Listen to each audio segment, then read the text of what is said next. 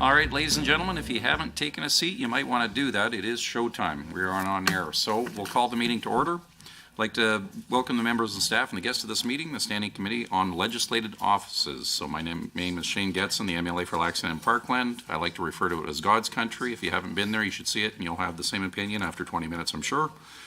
I'd like to ask all those members that are joining the committee at the table, introduce themselves for the record.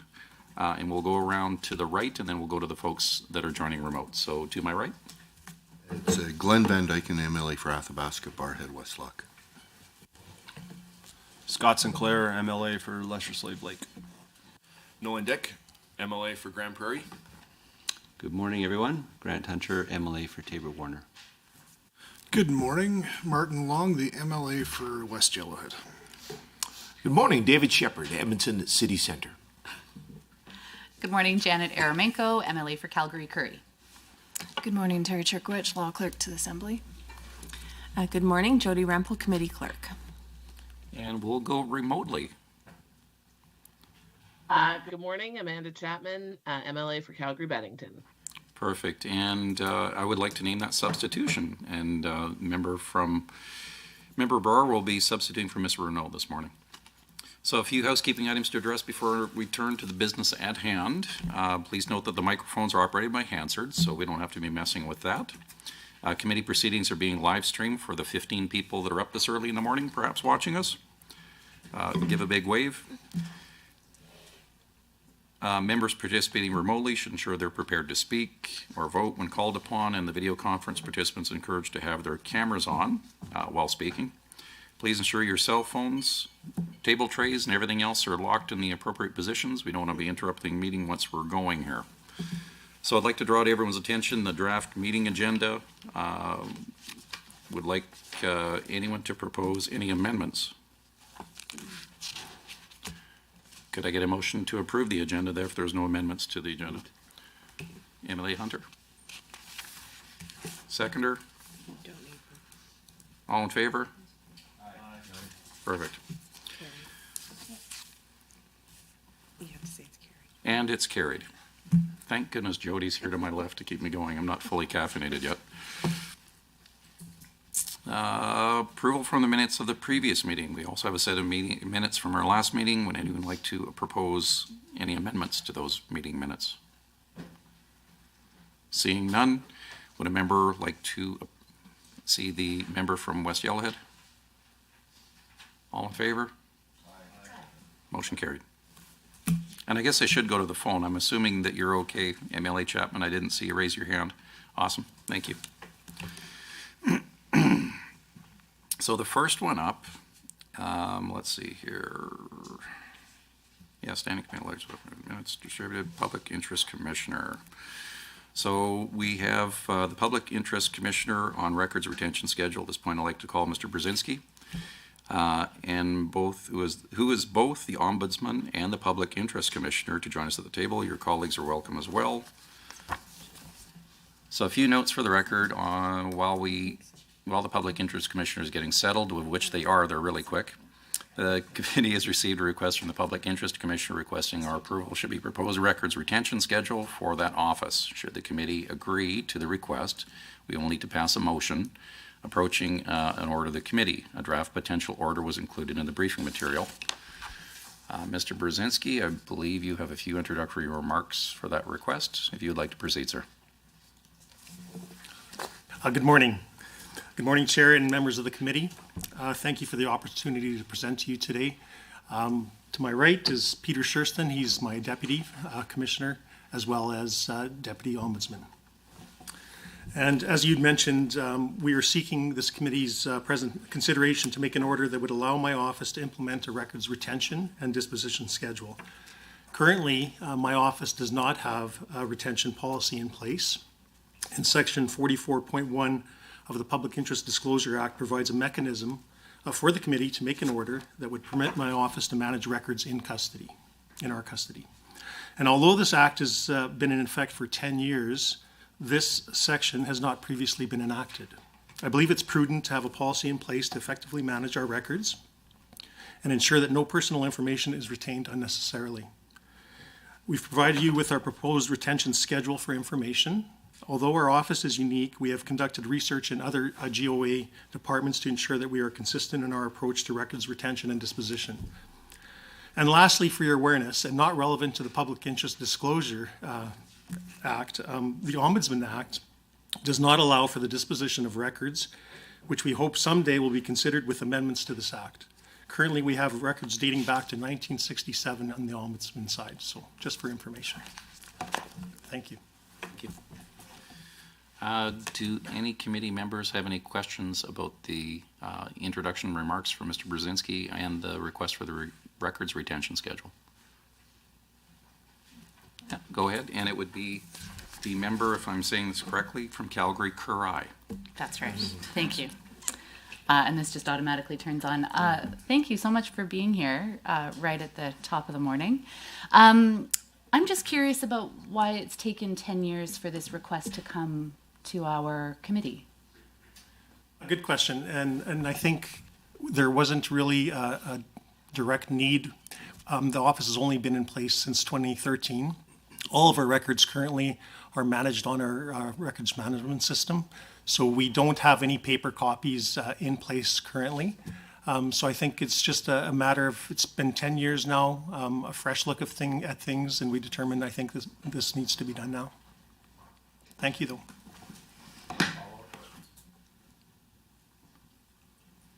No, any other questions from the table? Okay, I guess I would open up for discussion. Is there anyone who would like to either move a motion forward for the approval of the request or contradictory? I'd like to move a motion.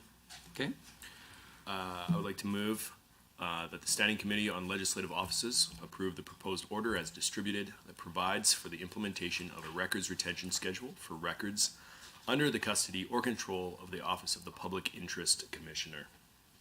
perfect. All in favor of the motion? Aye. And to the person online, the MLA?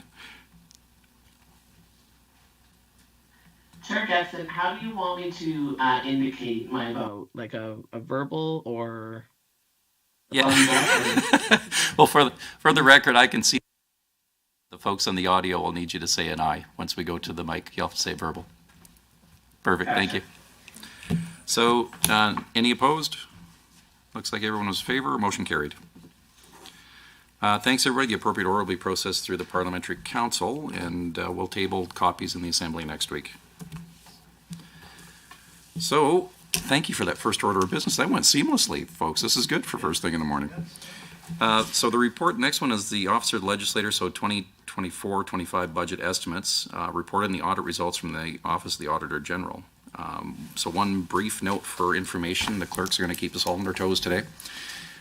Before we start doing the heavy lifting. So the Auditor General is responsible for conducting the audits of the other offices of the legislature, and the copies of these audits results are included in the annual report from the officers. However, it is this committee that is responsible for arranging the annual audit of the offices of the Auditor General. We currently have a contract in place with the firm of St. Arnaud Consult Steeman to conduct the work, which includes the requirement of the annual audit exit meeting that is part of the standard audit process. So on November 27th, the Deputy Chair and I met with the Auditor General, senior staff and team from his office, as well as the audit team from St. Arnaud Pinsett Stanman, and I'm pleased to confirm that the 2022-2023 audit was completed without any issues that were identified. Of course, the Auditor General has included a copy of the final audit documents for the office in his annual report. Should the members have any questions, they can be raised with the Auditor General later today when his office appears before the committee. And the vernacular for that report was very vanilla, using the accounting terms, so nothing on awry. It was very straightforward. Deputy Chair and I had grilled them for about an hour back and forth, and it was absolutely benign. So great results from that. So for the remainder of the day, this committee will be reviewing the annual reports, business plans, 2024-25 budget submissions on the officers of the Legislative Assembly. As we review the budget submissions, I'd like to remind everyone again that these budgets are for the independent officers of the legislature. This committee fulfills a budgetary oversight role, but we must be careful not to infringe on the independence of the officers. So again, they're separate from us. Our oversight is what was required here. These independent officers are responsible for the administrative decisions, making in respect of resources and staff. In practical terms, this means that while we approve the total dollar amounts for each office, an amount that may or may not be of difference has been requested, we don't adjust the line items. So in other words, we don't go through and change their budgetary items. We're asking about their budgetary items and getting a sense and a level of comfort of if the requests are reasonable to the committee. Each officer will have up to 20 minutes of presentation time, followed by questions from committee members. Once we've completed the review process, the committee will need to make a decision on budget submissions from each office and officer. Please ensure you have all the information you need to vote on the budget estimates for each office. We have a full day ahead. I'll encourage everybody to stay caffeinated, make sure you use the time effectively, and we can all get out of this one alive in a timely manner and get home to the people we really want to be with today. So the first up is the Officer of the Ombudsman and Public Interest Commissioner, and you have 10 minutes. I'm just kidding. It's from 9 until 10:15 is what we have slotted. So once again, Kevin Brzezinski and his colleagues representing both the offices of the Ombudsman and Public Interest Commissioner. Mr. Brzezinski and colleagues are here to present the budgets for two offices, the Ombudsman. Okay, we're just going to save a lot of time. You're up. Let's do that. All right. Thank you, Mr. Chair, and thank you again to all the committee members for giving us the opportunity to speak to you today about the offices of the Ombudsman and Public Interest Commissioner. This is the first year of my appointment and my first opportunity to present to this committee. I already introduced Peter, and to my left is Gladys Gagnon. She's our Director of Corporate Services. I will be presenting each office's annual reports. Peter will provide an overview of the 24-25 business plans, and Gladys will speak to each office's budget for the upcoming fiscal year. Sorry, the slides aren't appearing yet. Is there a way we can just get the slides on? We were going to test you and see Yeah. what your numbers. Good catch. Yeah. They probably weren't expecting my remarks to be so brief and expeditious to get this thing going.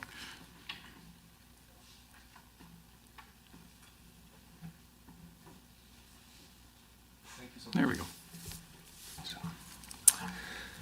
We've provided you with copies of our annual reports, budget estimates, and business plans, and a copy of our presentation, which I'm hopeful will also be of benefit to you. This is our current year's organizational chart, which shows a total of 40 positions for both offices combined. We have 33 positions, which are the Ombudsman Office, and 7 positions, which are the Public Interest Commissioner's Office. 13 of the Ombudsman positions provide services to both offices. It's important to note that while our two offices operate independently, they share administrative services. These services include executive management, finance, human resources, administration, IT, communications, and our legal services.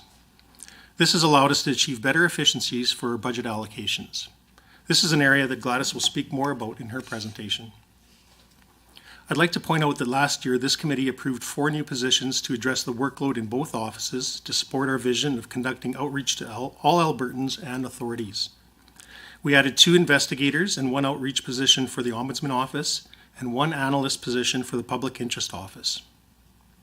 We will continue to assess the effectiveness of our teams moving forward.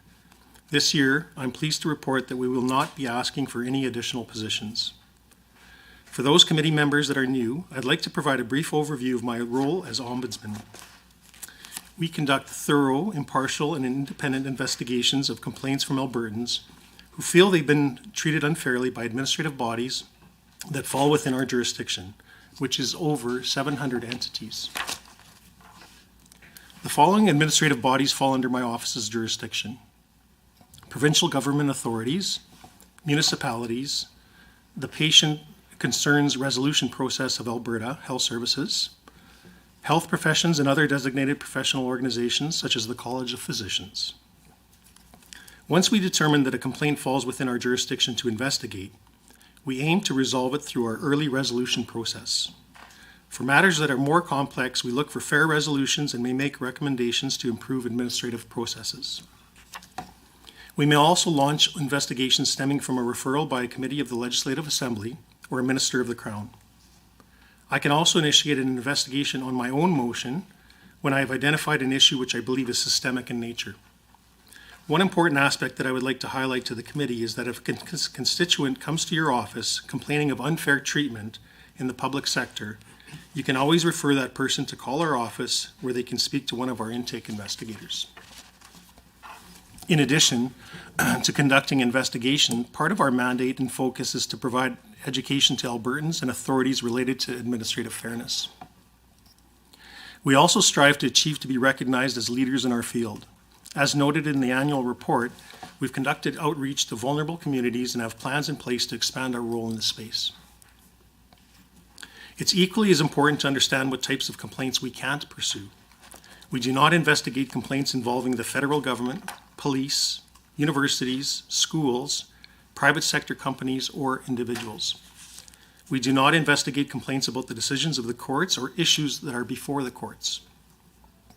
And unlike the Public Interest Commissioner, the Ombudsman does not investigate complaints about MLAs. We are neither advocates for complainants, nor do we represent government departments or professional organizations. If a complaint is non-jurisdictional, we always provide the citizen with as much information as possible to ensure that they get the help that they need. Now I'd like to speak about our numbers. We saw a slight 1% increase in the total number of cases we received by fiscal year end. This slide also breaks down the cases by inquiries and complaints. As noted in the previous slide, last year we opened a total of 1,462 written cases. This slide provides a breakdown of the various sectors involved in those cases that were jurisdictional to our office. The authorities that we received the highest number of written complaints about are Alberta Works, Corrections, WCB, Children's Services Programs, Maintenance Enforcement, and AISH. And there are a variety of reasons why people feel that they were treated unfairly. Some examples are benefits were denied or terminated, a lack of communication from the authority, delays in decision-making, and relative to children's services, complaints about the apprehension of children. The timeline to close written complaints has remained consistent with previous years, as we continue to focus on early resolution as a key driver to ensure efficient, timely, and thorough investigations. Years ago, the standard practice was to conduct full investigations which can take a year or more to conclude.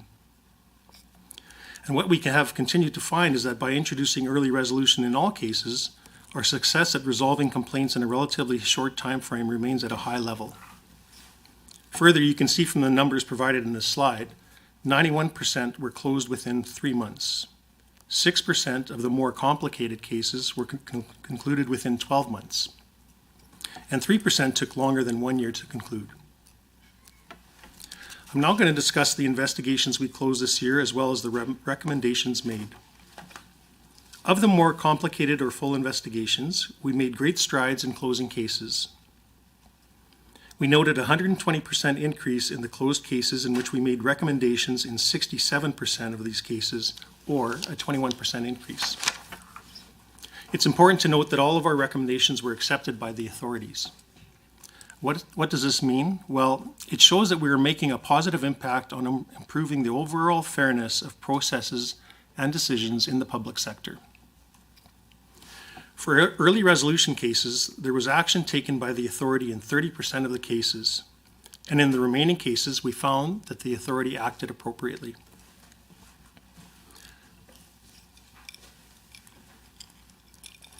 I would now like to briefly highlight a few cases investigated by my office last year and the resulting outcomes.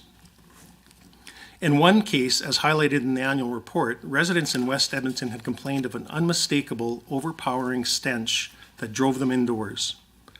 Residents complained of headaches, migraines, and feeling sick to their stomach because of the smell. The origin of the smell came from a composting facility.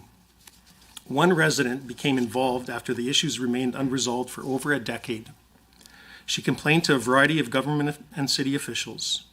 She also collected over 2,000 signatures for a petition to stop the offensive odors.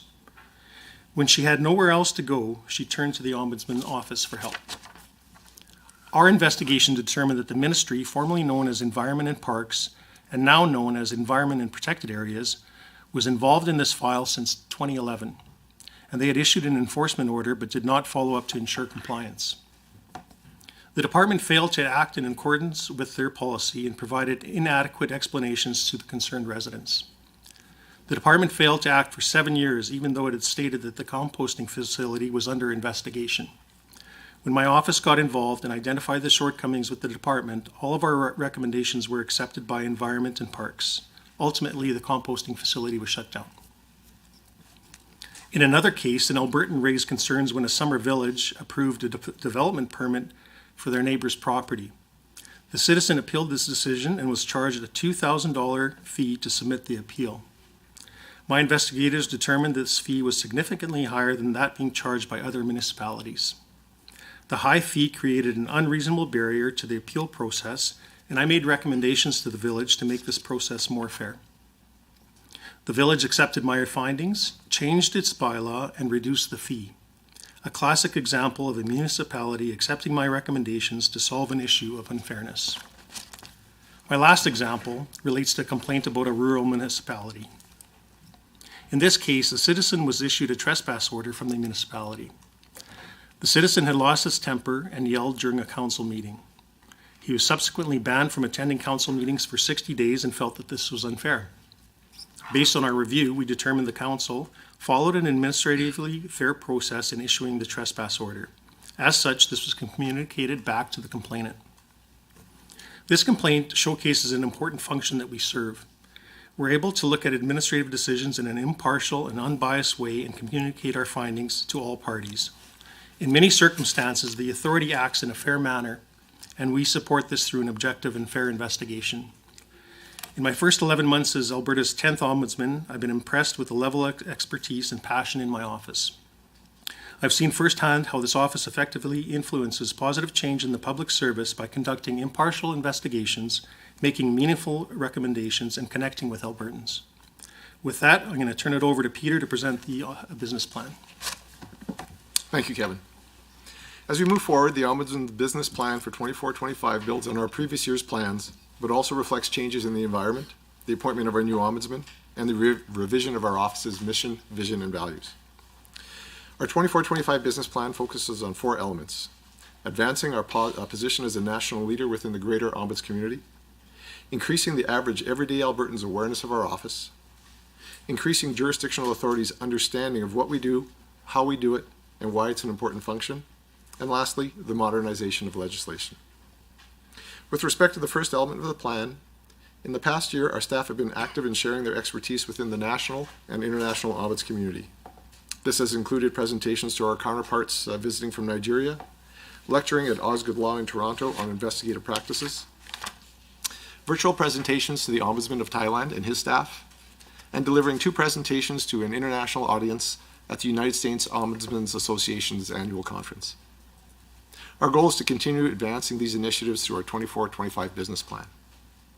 With regard to our second key priority, simply put, our office can't help people if they don't know about us.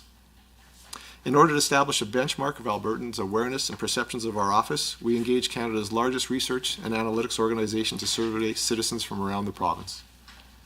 The results were both enlightening and also disappointing, but it should be noted that they are similar to the same research that was conducted by our counterparts in British Columbia and Ontario. Our 24-25 business plan is focused on moving the needle to increase the public's awareness of how we can help. Last year, the committee provided our office with increased funding that resulted in the hiring of an experienced outreach and engagement lead.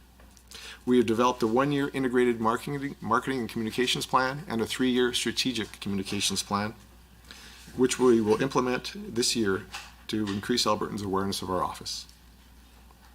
Through demographic research, we have identified vulnerable Albertans and newcomers for targeted engagement initiatives. We will track the progress through metrics such as web traffic, social media impressions, and information gathered during our intake process. As Gladys will explain, some of the additional budget allocation we are seeking for 24-25 will be earmarked for specific outreach initiatives. While historically we've done a good job ensuring that jurisdictional authorities are aware of our office, we're now focused on increasing their understanding of our office. This means interacting with those agencies, boards, commissions, departments, and municipalities proactively outside of the investigative process. Finally, given that the Ombudsman Act has not undergone a fulsome review since it came into force in 1967, we continue to pursue changes to our governing legislation that will modernize elements of the Act that will better serve Albertans. One small yet significant change would be to ensure that there is a periodic review of the Ombudsman Act by one of the standing committees, such as is found in the Public Interest Disclosure Act. We are actively engaged with the legal team from Justice and are hopeful that legislative amendments may be forthcoming in the spring session. I'll now turn it over to Gladys for an overview of our proposed budget. Thank you, Peter. Good morning. Thank you for the opportunity to provide an overview of the Alberta Ombudsman's forecast and what Budget 2024-25 means to providing equitable treatment for all. For the current fiscal year, ending March 31st, 2024, as shown in the slide, we are forecasting to spend approximately $4.3 million in expenses, which is 96% of the 23-24 budget, meaning that we plan to lapse 4% or $180,527, saving Albertans some money. The savings are primarily due to vacancy and timing of hiring of an investigator and the outreach staff later in the year while budgeting for full year of 23-24. This slide shows our requested estimate compared to budget 23-24. As done in years past, the development of the 24-25 estimate considers factors including current economic conditions, our business plan, and future goals, keeping in mind the need for fiscal prudence. Our estimate for 24-25 remains relatively flat, with a minor increase mostly in salaries, wages, and benefits to account for merit increases of 4% for non-management and 3% for management. Budget 24-25 presents an opportunity to continue the momentum of the findings from the Leger survey presented in the last budget.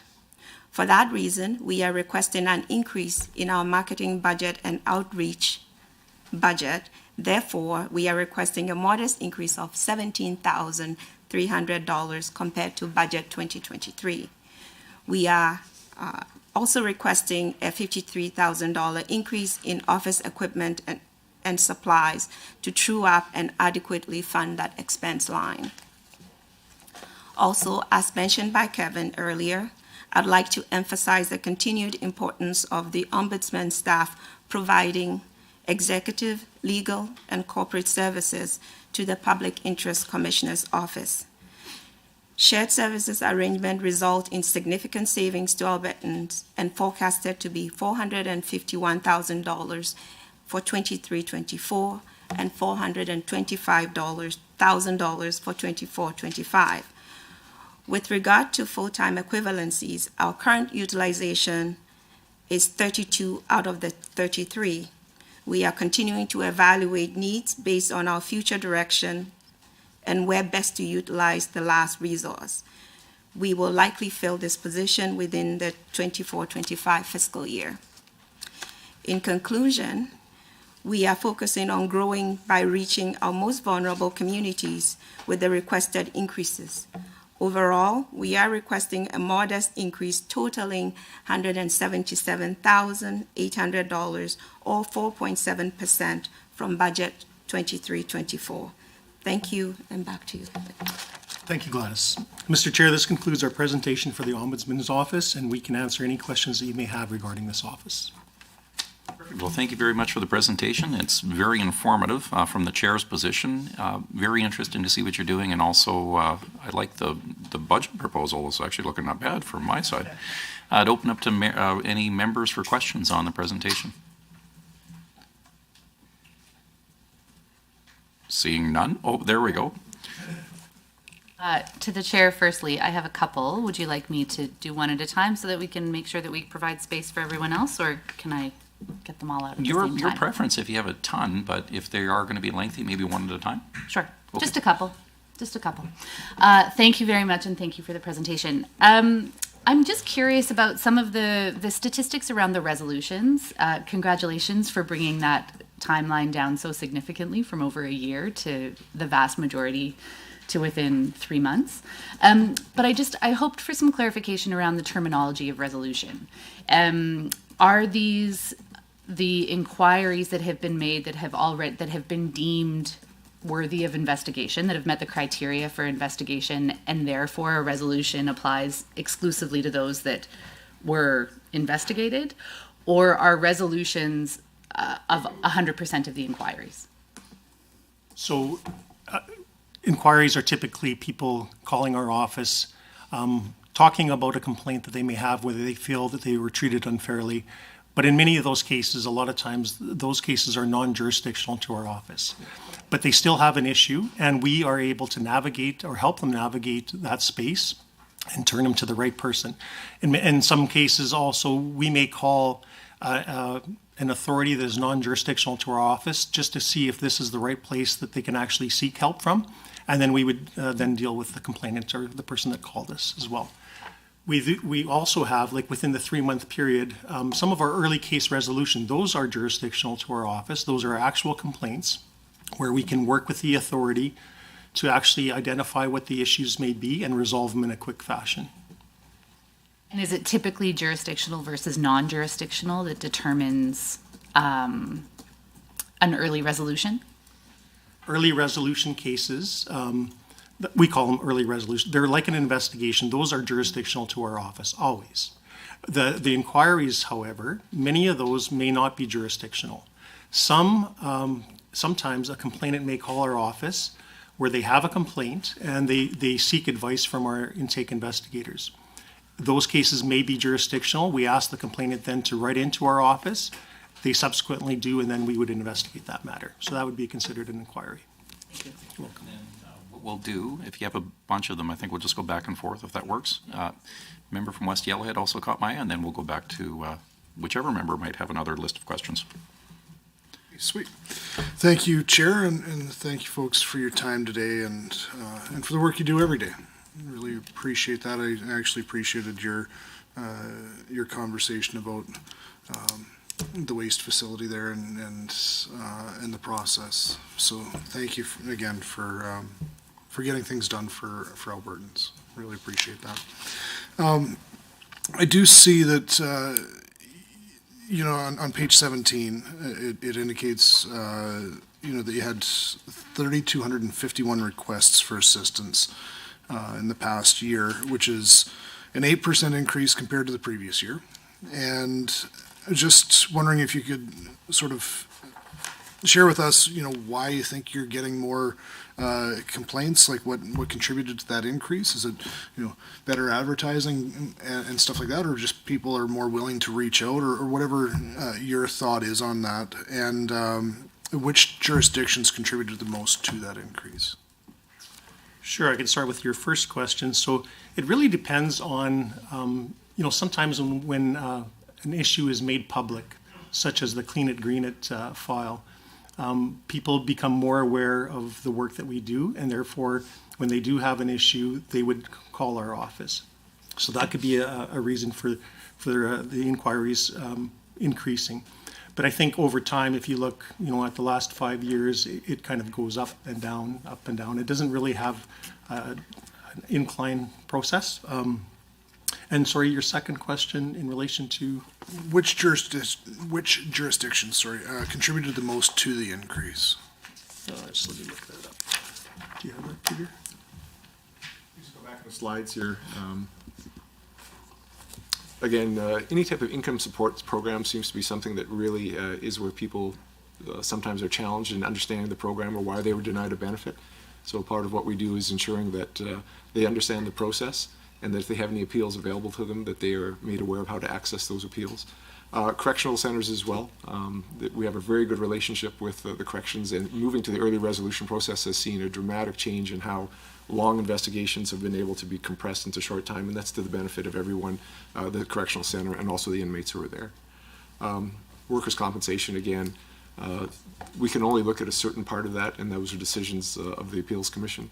And that's, again, one of our more frequent types of complaints that we receive. And member from Calgary Curry. Now I have a question on the downstream side of things. You'd mentioned that there was an increase of 21% of recommendations made in the last fiscal, and that 100% of the recommendations were accepted. I'm curious about whether it is your office's responsibility to monitor the implementation of said recommendations, and as I suppose a bit of a part B, what is the relationship between your office and, let's say, the Office of the Auditor General to monitor those recommendations, to monitor the implementation, and even perhaps then pursue further performance audits where required? Thank you. So yes, we do monitor. When we make recommendations, in many cases, we'll keep our case file open until the recommendations are implemented. So we do have a diary date where we go back to the authority and we have constant communication to determine whether or not our recommendations have been implemented. In terms of our relationship with the Auditor General, it's a little different. You know, our files are kind of separate from the Auditor General. If there is a file that comes forward on both offices, the Public Interest Commissioner or the Ombudsman side, where we think it's necessary to make a referral to the Auditor General or to give the Auditor General a heads up, that is possible. Most of our investigations are done privately and confidentially, so we have to be careful with that as well. Okay, thank you. You're welcome. Follow up there? Nope, that's all for me. Okay. Thank you. West Yellowhead? So your report mentions that the Ombudsman closed 247 early resolution cases in the past year. So I was wondering if you can discuss the process of early resolution with us and why it's so important. Sure. It's just a less formalized investigation. So we'll get a complaint that's jurisdictional to our office. If it was a full investigation, a formal investigation, we would create internal correspondence. It would go through a level of our investigator to our manager to our director at times, me at times, sending out a notice to the ministry. The ministry would formally have to respond to the questions that we may have in a formal fashion. That's in a full investigation, which can take several months, over a year at times. Early resolution cuts kind of the red tape in our office, and it's allowed our investigators to look at an issue, to communicate informally with the authority and the complainant to determine whether there could be a resolution. So if we do find unfairness, like for example, the authority didn't provide adequate reasons why they made a decision to the complainant, we can just simply talk to the authority and recommend perhaps that they can write a letter to the complainant outlining why they made their decision, and it's concluded in a short amount of time. So it's just an efficient way to actually complete investigations. Can I follow up, please? Yeah, that's awesome. So appreciate that. So just sort of combine this next portion into two-part, if that's all right. So it's in sector by sector breakdown, 60% of the early resolution cases are provincial government. So out of the total provincial government cases, how many are solved through that early resolution? And then the back half of that is, what would make a case unsuitable for that early resolution process? So closed early resolution cases by sector, so the provincial government, we had 149 cases that we completed via early resolution.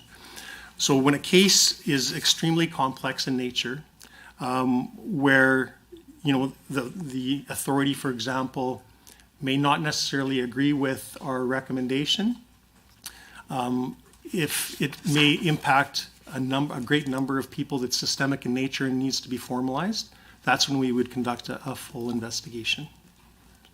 You're welcome. Any other questions? MLA from Grand Prairie? Once again, MLA for Nolan Dick from Grand Prairie. Thank you so very much for coming. Really appreciate it. Just referencing just your annual report here. Just following up on another question, the report notes that you closed 33 full investigations across all sectors, which was a significant increase from prior years.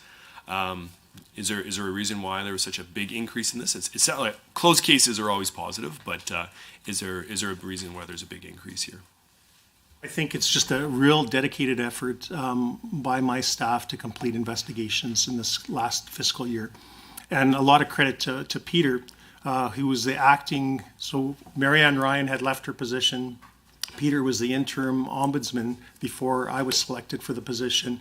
And I think there were a number of investigations that were maybe a little stale that needed to be completed. And I think just a dedicated effort by our staff to complete a lot of these investigations. So kudos to them. Is there a follow-up, or I have a different question, if I may. back to this side? Is there anything?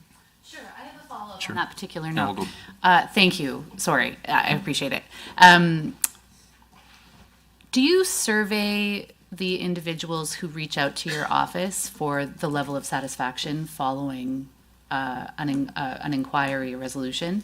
I'm just curious. I worry sometimes that when we see significant jumps in the way that a case has been filed expeditiously and has been dealt with in a very timely manner, that sometimes that compromises the outcome. Sometimes that compromises the level of satisfaction for the interested parties. I'm curious if you survey those folks on a regular basis, or if you have any sense about whether or not there has been changes to the actual outcome or satisfaction of the people who engage. I can answer and then Peter can weigh in, but we don't have a formal process where we survey our folks who deal with our office. We did do a survey to talk about awareness of our office, and that was through Leger. But we do get that informal feedback when we do speak to the complainants, and at the conclusion of an investigation, whether it be early resolution or a full investigation, we get the direct feedback from people. And not always are they satisfied with the outcome, because sometimes the authority did act appropriately. And unfortunately, we just have to be unbiased and impartial and ensure that we just communicate what the findings are. Is there anything else? The only thing I would add is within the ombuds community, there has been research on this, and there's a very tight correlation between whether they got the decision they wanted and their satisfaction. So even though there was a very fair process that was involved, some people are just simply unsatisfied. And one of the sayings we have is disagreement with a decision does not render it unfair. And some people, we have to distinguish between life's unfair and the decision was unfair. Because sometimes people have been dealt a really tough situation, but there's nothing in legislation or in policy or in regulations that would permit them to get the decision that they want. So that's one of the challenges we face. But again, we do have people who have said to us, okay, I get it now why I didn't get this benefit. Thanks for looking into it. And I understand better now. Because a lot of times, one of the main things we have is adequate reasons, and making sure that the person understands why they were denied a benefit or denied a license or whatever it might be that they're seeking through an administrative process. MLA Dick? Excellent. On your business plan, big fan of goals. I have a couple myself, but I noticed that you discuss just advancing. I always screw up the word ombudsman's practices, not only here in Canada, but it looks like across the world. Where are you guys at with your goal of doing that? I'm assuming it's a fairly recent goal, but where are you guys at in that goal? The big question is, what's in it for me in the sense of why did we talk about our Nigerian or our Thai counterparts or other ones? What we find is when we do these type of national or international things, there's something that gives you the ability to see, are we where we need to be? Are we behind the curve? Or are we leading the way? So interacting with these different conferences where we speak, we not only benefit from getting our name out there, but we also benefit from having the opportunity to meet with others. So for example, recently I was at a conference where two of us were able to present. But during one of the sidebar conversations, I met with my colleagues from Michigan and Minnesota to speak about a case management system, which is a large investment for our office. So getting out there and getting to have firsthand accounts of people who are doing the same work that we do, assessing the same systems that we were looking at was very important. In terms of leading the way, like I say, we've done conferences, we've spoken to our colleagues. It's something that we continue to drive. We've had two of our investigators speak at Osgoode Hall Law on investigative practices within the ombuds community. So we're getting out there, and that's one of the things we're very proud of. If I can just add one comment as well. I also am part of the Canadian Council of Parliamentary Ombudsmen, so I meet with all my colleagues across the country And we meet yearly and we meet online as well. And I can tell you that the processes and the work that's done in my office is certainly one of the leaders in the country, I would have to say. Excellent. That's excellent. I have one follow-up, if that's okay, Chair. Well, we'll throw it back over to the other side. You had two in a row. Let's not get greedy. Do we have any other questions? I guess the early bird, you got this one. Early bird gets a worm. Yeah. Just following up on this too, you talked about the potential of AI coming into your office and looking into that. Can you explain a little bit more of the challenges, the benefits of that? I see it potentially making big strides, but I don't want to make assumptions for your guys' office. Two things. We are aware of automated decision-making that already takes place in some government decisions, but there's a difference between automated and artificial intelligence. So with the artificial intelligence side, it will change over time as machine learning adapts to other things along the way. So there's two things we're looking at. We want to look at internally. Are there systems that we could use internally that will benefit us in assisting in investigations? But we also want to look externally is what government departments or municipalities may be moving to AI decision platforms, and what is the fairness of that? How do we assess the fairness of a decision that was never made by a person? So that'll be something that as we move forward that we'll be conducting assessments. Thank you. Perfect. And Emily from just north of me, I should know it offhand. I would just want to say it right. Athabasca, Barhead, Westlock. Yeah, good morning, Glenn Van Dyken. I'm going to go into a little bit dive into the budget estimate and try and get an understanding on the request and possibly some history on the spending that has gone on. One of the questions I do have is with regards to office equipment and supplies and in essentially total supplies and services overall. And I've been digging into Hansard from last year's committee meeting just to try and see if there was any explanation as to why the 2022-23 actuals were quite a bit more than the estimate for budget for 23-24. We were at 112, just about $113,000 in spending on office equipment and supplies in 22-23, and then a budget of $45,000 came forward. Now there's an expenditure for $87,000. So it seems like quite a bit of bouncing around there. You talked about adequately funding that expense item, that line item. And so now we've got a projection for an estimate of $98,000. One of the things that concerns me a little bit, and I don't know how you move money around within the office between salaries and supplies and that kind of thing, is the tendency to possibly overspend in an item because the money's available. And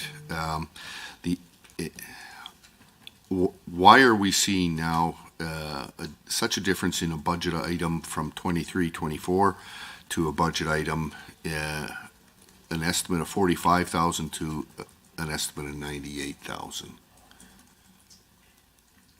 So thank you for the question. In comparing years past, up to 3 years ago, from 2020 to 2021, we see that expense line item actually much higher than what was budgeted for. In 2021, it was $106,000. In 2021-22, it was $82,000, and 22-23 is what you see here. So I believe that that line was not adequately funded in years past. This is just to true it up, to catch it up to where it's supposed to be, without explaining variances of the actual spend versus what was budgeted for. In regards to moving monies around, if you notice, our salaries, wages, and benefits are the biggest chunk of the entire budget. And it's about 90%. So there isn't too much room to move things around because you do have staff that currently work in the offices. And you certainly cannot fire anyone, so definitely those stay a bit stagnant. However, when it comes to the supplies and services, you do have opportunity to move things around. If you notice, we do not have a capital line here, but there are instances where we incur capital expenses, and in that instance, we move monies from wherever we find an opportunity to that line. So for instance, as you see on this line, you would have seen that we spent 98,000 there. However, there is also way below somewhere, at least in the submissions that we gave you, there was a $20,000 spent for capital, which bumps it up to what was spent last year as well. So it is comparable. So you're correct, there's a that was my next question, essentially, the capital investment for $20,000. Is that going to be a change in the accounting process going forward? I see there's nothing budgeted for this year, but that was my question, is the capital investment, was that supplies, was that office equipment, how does that cover off? So typically, our budget requests do not come with different votes. We do not typically come forward for a capital vote. We do come for an operating expense vote. However, this year, with the approval of the staffing that was done in budget 2023, there was supposed to be 4 staff added. We realized we didn't have the adequate space. We have offices both in Calgary and in Edmonton. However, in Edmonton, we didn't have adequate space for the person that we hired, so we created a cubicle, and that's what created that capital line. Are there any other questions? All right, well, thank you very much for your presentation, and for you folks, unfortunately, you don't get to go away. It's a 2-for-1. We're just going to skip and change gears now over to the Office of Public Interest. So you're up again, sir. Thank you, Mr. Chair, and all the committee members. I'll now present the Public Interest Commissioner's annual report. Well, if I may pause for one moment, Member Brar has caught my eye. Member Brar, can I get you to read your name into the record so you can participate in the next portion here? Sorry, say that again? Yeah, if I can just get you to turn your monitor on and then introduce yourself, and then we can read you into the record so you can participate in the rest of the meeting. Sure. My name is Gurinder Brar, MLA for Calgary Northeast, and I am substituting MLA Marie Renault. Okay, perfect. And Member Brar, when you're speaking, if you wouldn't mind, just turn your video monitor on so we know it's not your cat. Oh, sure. Just give me a second. No problem. And we'll just save that, no worries at all, when you come back. Kevin, if you want to proceed, please. Yeah, thank you. The Public Interest Disclosure Act, which is more commonly referred to as the Whistleblower Protection Act, came into effect in 2013. As noted earlier, the Whistleblower Protection Act is completely separate legislation, and my work as the Public Interest Commissioner is different from my work as the Ombudsman. For those of you who are new to the committee, the purpose of the Whistleblower Protection Act is to create a safe avenue for public servants to speak out about wrongdoings or reprisals. Protection from reprisal is a cornerstone of the whistleblower legislation.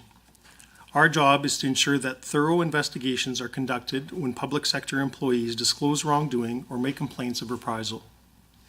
Our larger aim is to promote a culture within the public sector that encourages employees and management to report wrongdoings in the workplace. By doing this, we can help to ensure public confidence is maintained in all aspects of the public sector in Alberta. Under the Act, a wrongdoing can be contraventions of provincial or federal laws, acts or omissions creating a danger to life, health, or safety of individuals or to the environment, gross mismanagement of public funds or public assets, gross mismanagement of the delivery of a public service, or gross mismanagement of employees through conduct of a systemic nature that includes a problem in an organization's culture relating to bullying, harassment, or intimidation. A reprisal refers to any measure taken by an employer that adversely affects the complainant's employment or working conditions. It's important to clarify the Public Interest Commissioner's jurisdiction and to whom the Whistleblower Protection Act applies. Under the Act, it applies to provincial government departments, offices of the legislature, public entities including the health and education sectors, MLAs and their offices, ministers and their offices, the Premier and the Premier's office. This slide shows we received a total of 145 cases, which is similar to the previous year's cases of 147. Of the 145 cases, 63 were complaints or disclosures alleging wrongdoing, and 11 were complaints of reprisal. The other statistic provided on this slide notes that we received 71 inquiries where assistance was provided. This includes requests for assistance with policy development and advice regarding the Act. We always try to ensure our complainant has the information they need to better understand any protections afforded them under the Act and advance their complaint forward. As noted in the previous slide, last year we had a total of 145 cases generated, and this slide gives you the breakdown of the various sectors those cases relate to, as well as the number of cases which were non-jurisdictional. Of note, roughly 1/3 of all complaints originated from school divisions and post-secondary institutions. One trend that we are seeing is disclosures related to the gross mismanagement of employees. 59% of the disclosures we received related to this wrongdoing. These investigations are quite time-consuming, and it usually results in multiple interviews being conducted to determine if allegations are systemic in nature. I'd now like to provide a few examples of the type of cases that we investigated last year. A whistleblower came to my office concerned for the health and safety of persons incarcerated at the Edmonton Remand Centre. They reported that medical staff were failing to provide emergency medical care to patients who were in distress or in emergent situations, and patients with abnormal vital signs were not being properly monitored. It was reported that 2 inmates had died as a result of the inadequate care they received. Of note, Alberta Health Services provides medical services to the Edmonton Remand Centre. After preliminary inquiries, my office commenced an investigation to determine whether medical staff at the correctional centre created a substantial and specific danger to the life, health, or safety of individuals, a wrongdoing as described by the Act. The investigation examined the medical records and treatment history of 7 individuals. An expert nursing consultant was also retained to review medical records of the patients and provide an opinion whether the standard of care was met. We looked at this complaint from a systemic lens rather than focusing on each individual case. What we learned is that medical staff did not provide treatment that met the requisite standard of care. My office made a number of recommendations to AHS, all of which were accepted again. This case is an example of the effectiveness of the Act, where a courageous whistleblower comes forward with serious concerns. We investigate the concerns and determine that wrongdoing occurred. The authority, AHS in this case, takes our recommendations seriously and makes positive improvements in their service. In another case, our office made 5 findings of reprisal against a senior administrative official. Findings of reprisal are uncommon, and this was the first of its kind in Canada under the public interest disclosure legislation. In 2021, the previous commissioner received a disclosure of wrongdoing alleging that a senior administrative official in the education sector was grossly mismanaging employees. Following the investigation, the former commissioner concluded the evidence did not support a finding of wrongdoing. The involvement of this office in the matter could have ended there, but unfortunately it did not. The senior official who was the subject of the original complaint filed complaints of unprofessional conduct against 5 individuals involved in the investigation. The senior officials sought advice from their union before making the complaints. All 5 individuals subsequently filed complaints of reprisal to our office. Our office found that the senior official adversely affected the working conditions of the 5 individuals by subjecting them to scrutiny and investigation of their regulator. One complainant felt, in her words, absolutely hysterical over being investigated for unprofessional conduct simply because they participated in an interview for the 2021 investigation. Once a finding of reprisal is made by my office, a report of my findings is sent to the Labor Relations Board to determine if a remedy is appropriate, and if so, to apply the appropriate remedy. The finding of reprisal supports one of the foundations of any whistleblower legislation, and that is to protect employees who participate in an investigation, either as a whistleblower or as a witness, from retaliation. While I've provided a few examples of the types of cases we concluded in the reporting year, it's also important to highlight some of the investigations our office is currently undertaking. In 4 separate cases, we're determining whether a reprisal was taken against an employee for either making a disclosure of wrongdoing or participating in an investigation of my office. We're also looking to determine whether employees of a public entity within the education sector have been grossly mismanaged. If the act or omissions of employees created a danger to the life, health, or safety of individuals, and whether the acts or omissions of a public entity resulted in a substantial and significant danger to the environment or the gross mismanagement of the delivery of a public service. And with that, I'm going to turn it over to Peter to talk about our business plan. Thank you, Kevin. 2023 is a milestone year for Alberta's Public Interest Commissioner, as it marks the 10-year anniversary of our office's existence. During that time, there have been changes to the Public Interest Disclosure Act, as well as how our office investigates allegations of wrongdoing or reprisal. As we continue to evolve, our office has identified 4 key priorities for our 24-25 business plan. They are an increase in the public sector's understanding of the Commissioner's office, the continuing development of designated officer competencies, ensuring timely, thorough, and procedurally fair investigations, and finally, supporting the development of best practices and standards within the context of the public interest disclosure in Canada. In 2021, the Standing Committee on Resource Stewardship completed a review of the Public Interest Disclosure Act, and they made several recommendations to amend the Act. One specific recommendation was that the Public Interest Commissioner conduct a survey of public sector employees to assess various elements of employee awareness and perceptions related to the Act. In this current year, we're conducting such a survey. With regard to our first key priority, our staff will use the findings of the aforementioned survey to identify knowledge gaps and address those gaps through targeted awareness initiatives focused on public sector employees. We want people to know about the office and what we can do for them. Our office recognizes the key role that designated officers play within each authority under the Public Interest Disclosure Act.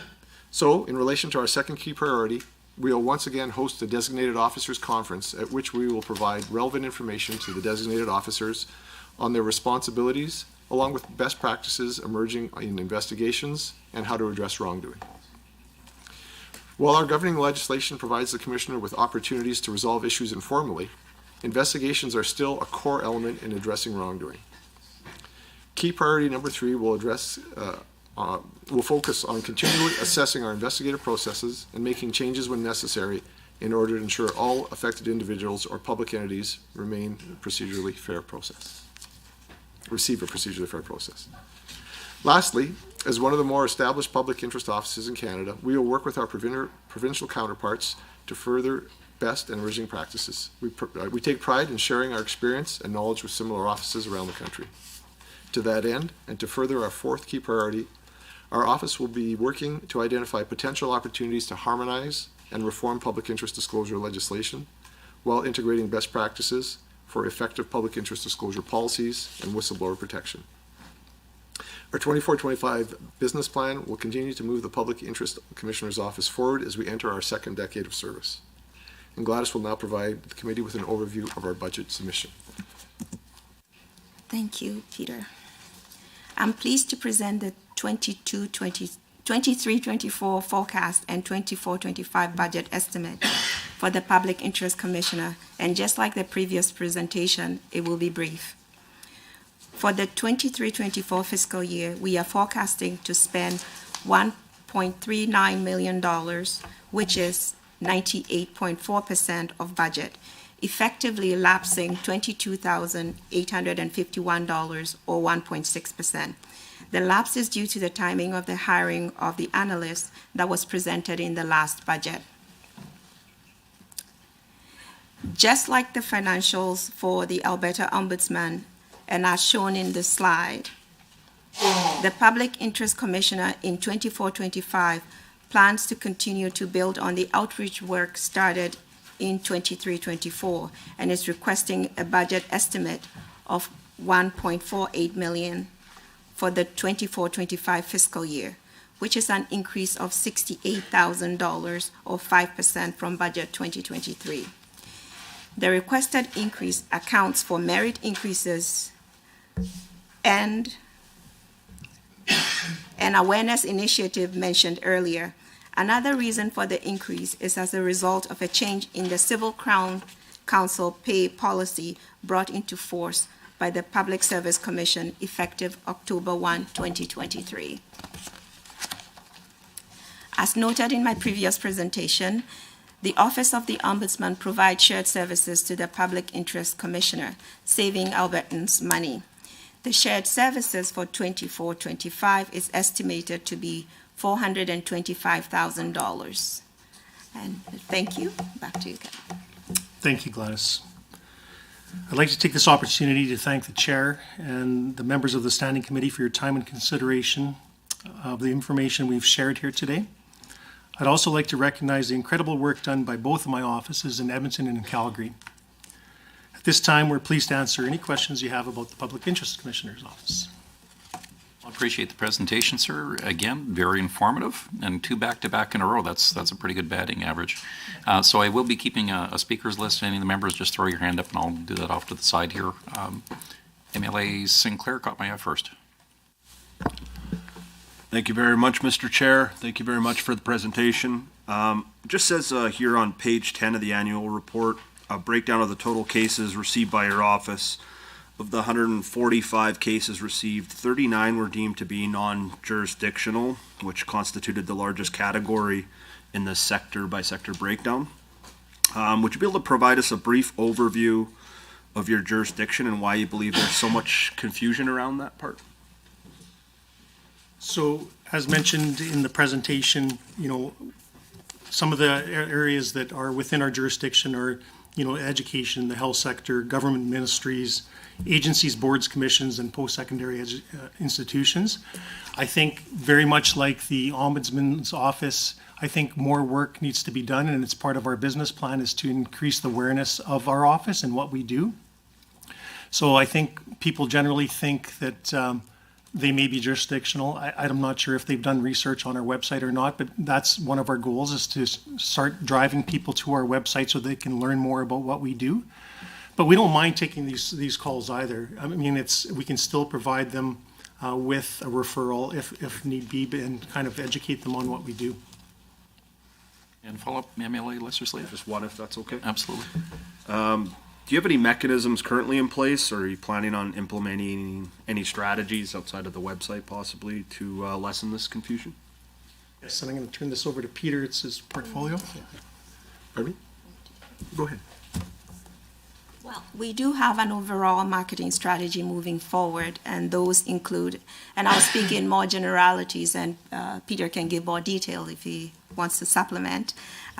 We want to have an enhanced, meaningful contact with authorities, which includes places like the ATA, EUMA. So overall strategy of both offices is what we are trying to do. We do have staff-led outreach training that happens on a regular basis. Last year, I believe there were about 23 of them, and for the Public Interest Commissioner, there were 5 of them as well. And at this point, for the Public Interest Commissioner's office, we have already had 7 for year to date. So there are also trade shows. We also want to have meaningful contact with the public, which includes our social media presence, establishing partners with organizations that will be meaningful to the public as well. We are also executing some advertising plan, and it's in motion as we speak, to implement outdoor, online, and digital advertising. So it's a multi-pronged approach that we are taking to budgeting, to advertising at this point. Thank you very much. Back to, there we go. MLA from Calgary Curry. Thank you. I'm curious about the recourse that many public servants have, of course, within their union. Can you speak to where complaints fall outside of their traditional kind of labor recourses? So part of the Act permits the Commissioner to make decisions to see if there's other mechanisms that are more appropriate to the resolution. So what we find sometimes is individuals will make complaints to every place that they think is possible. So through their union, through the Public Interest Commissioner, perhaps to the Auditor General, suggesting that there's a performance issue within a program. So the Commissioner is always going to be assessing whether or not the use of the Act is the appropriate one. When we do that, but there are certain things that wouldn't fall under a collective bargaining agreement. For example, someone as a whistleblower may come forward and say, I'll just use a rough example, that publicly funded government services, equipment is being used for personal benefit. So for example, I won't get into too deep an example, but we just want to make sure that the appropriate mechanism for our office is being used appropriately. And that's part of our jurisdictional analysis. And then after that, whether or not to see if a wrongdoing as defined in the Act is actually what has been reported. And just to build on that, so as mentioned, the gross mismanagement of employees is a huge driver of our work right now. And so in many cases, sometimes it's just an individual grievance that takes place, and we just refer that person back to their human resources people, rather than investigating under my Act. Thank you. Follow-up as well? Not a follow-up, it's an unrelated question if Okay. folks on the other side Anyone else have from the other side? Emily Hunter. Thank you, Mr. Chair. I just have one quick question. I had to step out before when they were talking about the ombudsman side, but it does refer to also their PIC budget as well. But can I ask, and if you rule that over, that's fine. But the question is the accrued vacation pay paid out every year, or is there year-over-year accrual, or is it just each year it's accrued? I would turn it back to, since you have two departments, I would defer back to you if you wish to answer any from the previous one. We've kind of closed. If it hedges there, I would leave it to you, your discretion. And if you don't, we're totally fine with that too. The chair would weigh in that. So the accrual is an untimed payment that is supposed to be paid at some point in time. So that portion is not actually paid out. However, vacation payout, we do try to stick to having only 2 years of vacation for each employee. So we strive to, when someone has accumulated a lot more, if we do have the resources, we do try to pay those out. And that is with the approval of the commissioner, if we have the room to pay those out. And that's when cash actually goes out. But for the accrual component, it's a non-cash, so it sits below the line on the budget. MLA Tabor Warner, follow-up? Not on that, so Okay. I do have a couple of questions on the MLA budget. Calgary Curry. Is there anyone online, if you want to catch the chair's attention, I can see the monitor from my position, and just raise your hand, either virtually or turn your monitor on and throw a hand up. MLA Calgary Curry, you had a follow-up or a separate question? Yeah, thank you. I can appreciate that, of course, we have thousands of contract providers who provide service and support, and whether it be capital or operational, to government and to our various departments and jurisdictions. I would imagine that they are not included within this piece of legislation, but I wonder about P3s in particular, where perhaps the relationship between contract providers and government is a little more closely intertwined. Can you speak to the kind of floor by which people are no longer able to access your office, and where that line for public service begins and stops? So I can answer this and you can help me, Peter. So I think that contractors are not employees technically under our Act, but they can still, we still do accept complaints from citizens who may have observed wrongdoing. They don't necessarily get the protections under PETA or our Act. Is there anything else? So again, the Standing Committee on Resource Stewardship did a full assessment as required every 5 years under the Act in 2021. The report has gone forward, but it hasn't been acted on yet. So we're waiting for that to come forward, hopefully in a recent time. There is the provisions within the regulation to have prescribed service providers listed. To date, no prescribed service providers have been listed, but the recommendation of the Standing Committee was that there be some inclusions that would expand. What that will look like, again, will depend on what motions are brought forward by yourselves and what's passed. So there is provisions within the Act that could include contractors, but to date, that has not been enacted. Thank you for the orientation to the act. I've got some homework to do. Thank you. Very knowledgeable. Thank you. Did you have a follow-up, or? No, that's all from me. Okay, Thank you. and MLA Tabor Warner. Thank you, sir. Looking at your budget, I noticed that one of the line items with had a substantial increase. It was the employee expenses. The budgeted amount allocated to this category increased by 56% compared to last year, and is over 100% higher than the forecast from last year. Given the fact that you're forecast to spend less or well under budget in this category for 2023-24, why does it require such a large increase? So for the Public Interest Commissioner, there are only 7 employees on there. So there isn't really much room. However, last year, there was a vacancy at the beginning of the year. So in 22-23, there was some slight vacancies, so there was a drop. With the forecast, we are forecasting to spend, we are fully staffed, so we are forecasted to spend the entire amount there. With respect to the budget, it is only for merit increases. There is no additional staff employed there. However, the Public Service Commission did put in something for legal counsel, which increased their band quite a bit. So that accounts for that for the budget as well, for the estimate going forward. What percentage is for the legal counsel of that 56%?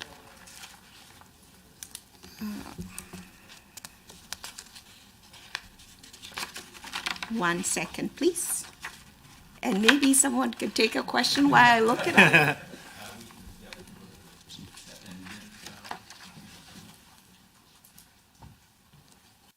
Worst case scenario, we can all go grab a coffee, if that works too. It's okay if you want to actually submit that to the committee later, at a later date, that's fine. I do have one more question though, Mr. Chair. Sure, if no other members have one, then yes, absolutely, MLA Tabor Warner. This is also in regards to the budget. It's on the travel item, 60% increase, 61% increase compared to budget 2023. Can you give us a little more understanding about why that significant increase? So with respect to budget, we do have an additional employee. We are also planning to do outreach more to educate the public. So there is room for that increase in the estimate. However, as we forecasted this year, we are not planning to do as many traveling as we would have loved to. But next year, for sure, we will be including that and we'll be traveling a lot more, as we mentioned with the marketing budget. Is this is this an outlier from years past? I mean, I know that COVID actually kind of messed everything up and the way people traveled and so forth. Was this kind of a budget item because you didn't know what COVID was going to provide, or how does this, a 61% increase in that line item seems high? With respect to estimate versus forecast, I know the percentage looks very high, but if you look at the dollar amount, it is $3,650. And if one were supposed to go to Calgary or go to all these different places with the number of employees that we have, there is a chance of utilizing that amount fairly easily. The only reason it sticks out is because of the proportionate increase, and it's looking like it's a huge amount. But based on what we plan to do, we plan to spend that extra $3,650 as well. That's all I have. MLA Van Dyken. Just one further question on the budget. Technology services, another item that bounces around a little bit year to year, comparing actuals of 22, 23, going from 25,000 that year to 41,000 estimated spend this year, and then a budget estimate of 54,000, which I guess that increases over budget estimate of 23, 24 by about 20%, I guess, but up probably about that much again in estimate to 24, 25. What do we foresee with technology services? Is this increased fees from providers? What's causing this to jump around like it does? So for the budget 23-24, we wanted to do a case software management upgrade. So that was included in the budget, so you would see a jump. Additionally, there were renegotiations of contracts at that time. So we do see that increase happening, and we intend to spend for the case management software. We intend to complete that by the end of this year. The hope is to finish that at the end of this fiscal. And then going forward, our contracts are all negotiated at this point. With respect to the estimate, that increase, we do want to have some innovative processes, having AI on top of, and Power BI, just so we can report and report more effectively. So there is allotment to have AI, and we are exploring that at this point. That's it. Any other questions? Going once, twice? Sold. Thank you, Mr. Brzezinski, to you and your staff for all your time this morning, answering their questions, and the go back and forth is greatly appreciated. Again, as we go through this quickly through your budget, knowing the services that you do, the committee will meet, and once we have a chance to discuss the budgets, then we'll obviously advise you officially in writing, so expect a letter at a later time. And once again, thank you for your time and the work that you do. Thank you, appreciate it. Thank you. Thank you. So Office and Information Commissioner is up next, but we do have a chance to take bio breaks and all those things and refresh our beverages. So the next part will start at 10:15, but if we take a 10-minute break, that would be just perfect. So we'll be back here at 10:02.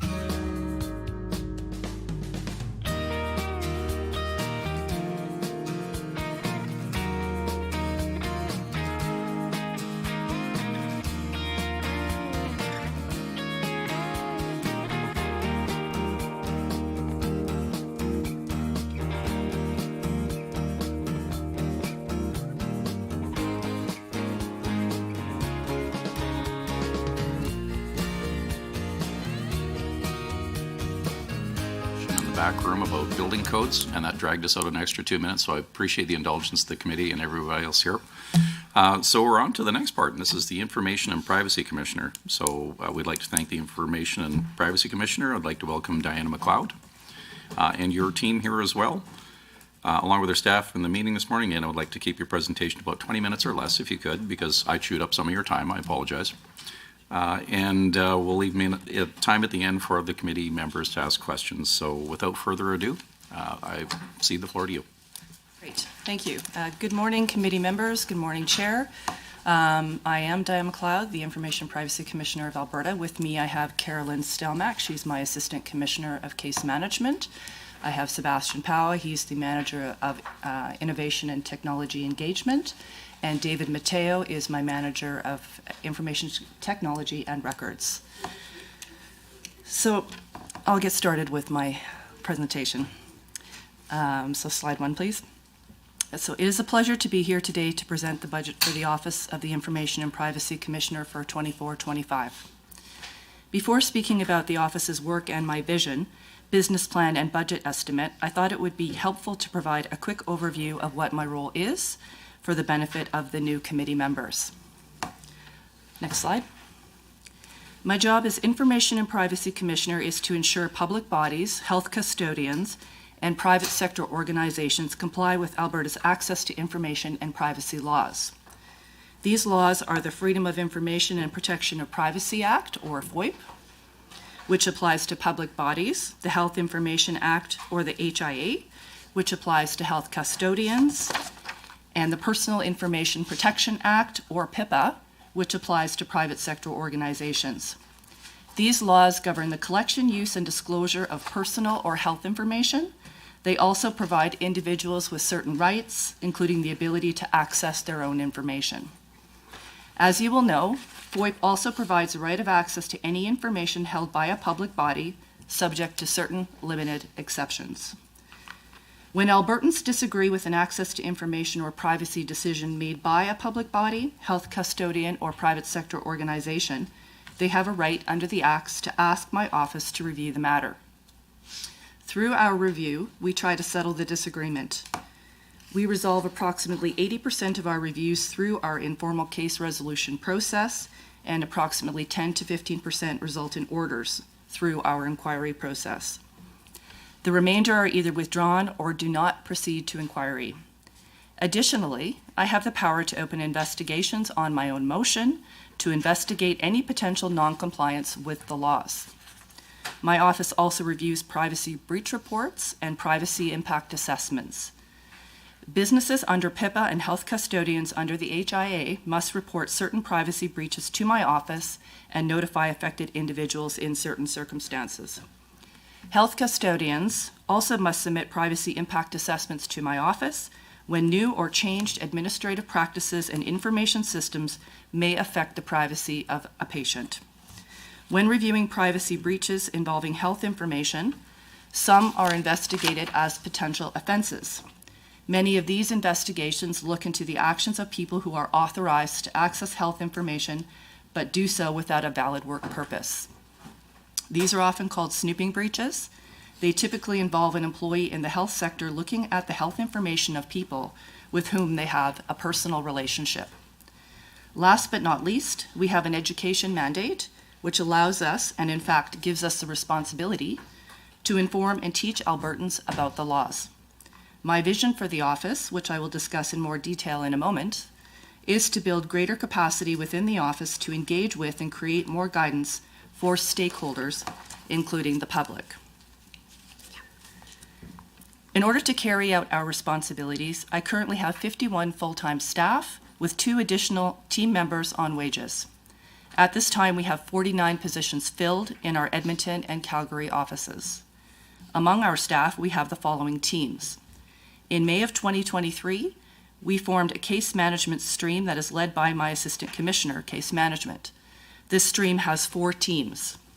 The intake and adjudication support teams are the front line of the office, responsible for the flow of files from open to close.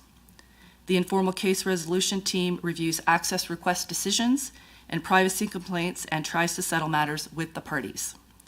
The compliance support team reviews privacy impact assessments and breach reports submitted by bodies subject to the acts. In a separate stream, we have the adjudication team. This team conducts formal inquiries when matters are not settled by the informal case resolution team. As you will hear later, both our informal case resolution and inquiry processes are experiencing significant backlogs, which we are working to address. We have a legal team which assists me with certain types of decisions and represents the office during judicial reviews or other court matters. In 2023, we formed a new investigation team. This team conducts formal investigations initiated by the Commissioner, including offense investigations. We also created an engagement team in 2023. This team is responsible for the development and implementation of the office's engagement strategy. It also comments on legislative schemes and programs. I will now move on to last year's work. In 2022-23, we opened 4,389 cases, about the same amount as the year before. We were successful in closing 4,013 cases, which is similar to prior years. Starting with 22-23 annual report, my first as Commissioner, I am reporting on cases carried over from year to year. This is to provide a fuller picture of the office's caseload, which provides a better representation of our backlog. At the end of 22-23, we carried over 3,534 case files into 23-24, meaning that the office had a total of 7,923 cases to work on in 23-24. If our closure rate remains similar to 22-23, we will continue to have a significant backlog. You will see in my business plan for 24-27 that I have established a plan to address this backlog, which involves a combination of resources, process redesign, and technology. I will now move on to the statement of operations from 22-23. The office returned $30,898 of the 22-23 approved budget to the Legislative Assembly. Salaries, wages, and employee benefits make up between 80 and 85% of the OIPC's operating expenses budget. In 22-23, staff received 2 pay increases amounting to either 4.25% or 5.25%, which is in line with Government of Alberta public service increases. Also in 22-23, the cost of staff benefits rose 1% from 21% to 22%. Next slide.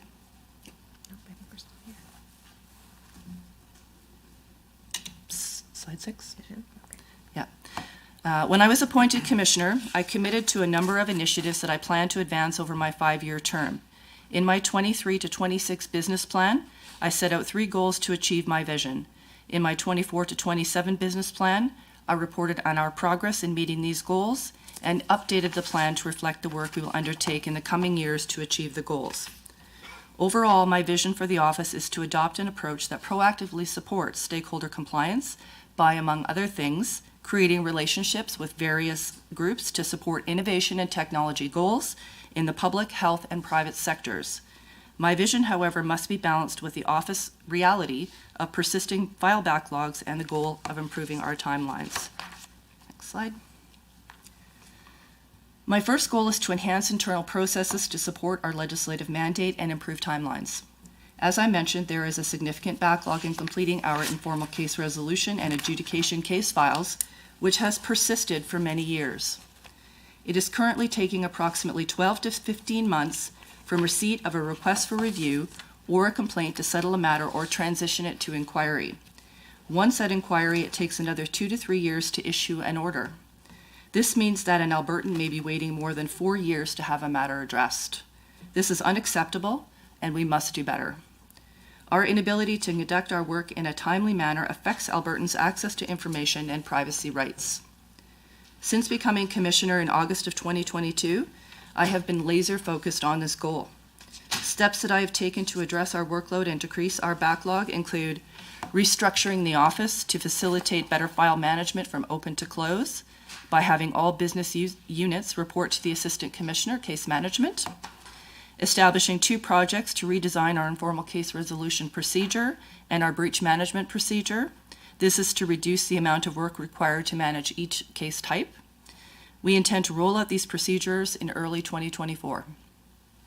We hired 2 FTEs to help address the volume of cases we are opening each year, and 3 contractors to help us with our existing caseload. We are looking to use technology to reduce the workload of our intake team through our online forms portal project. This will free up more resources to assist our informal case resolution and compliance support teams with their file work. We are also looking to use technology to automate certain functions within our office, such as requests for time extension decisions, of which we have seen a dramatic increase over the past 10 years.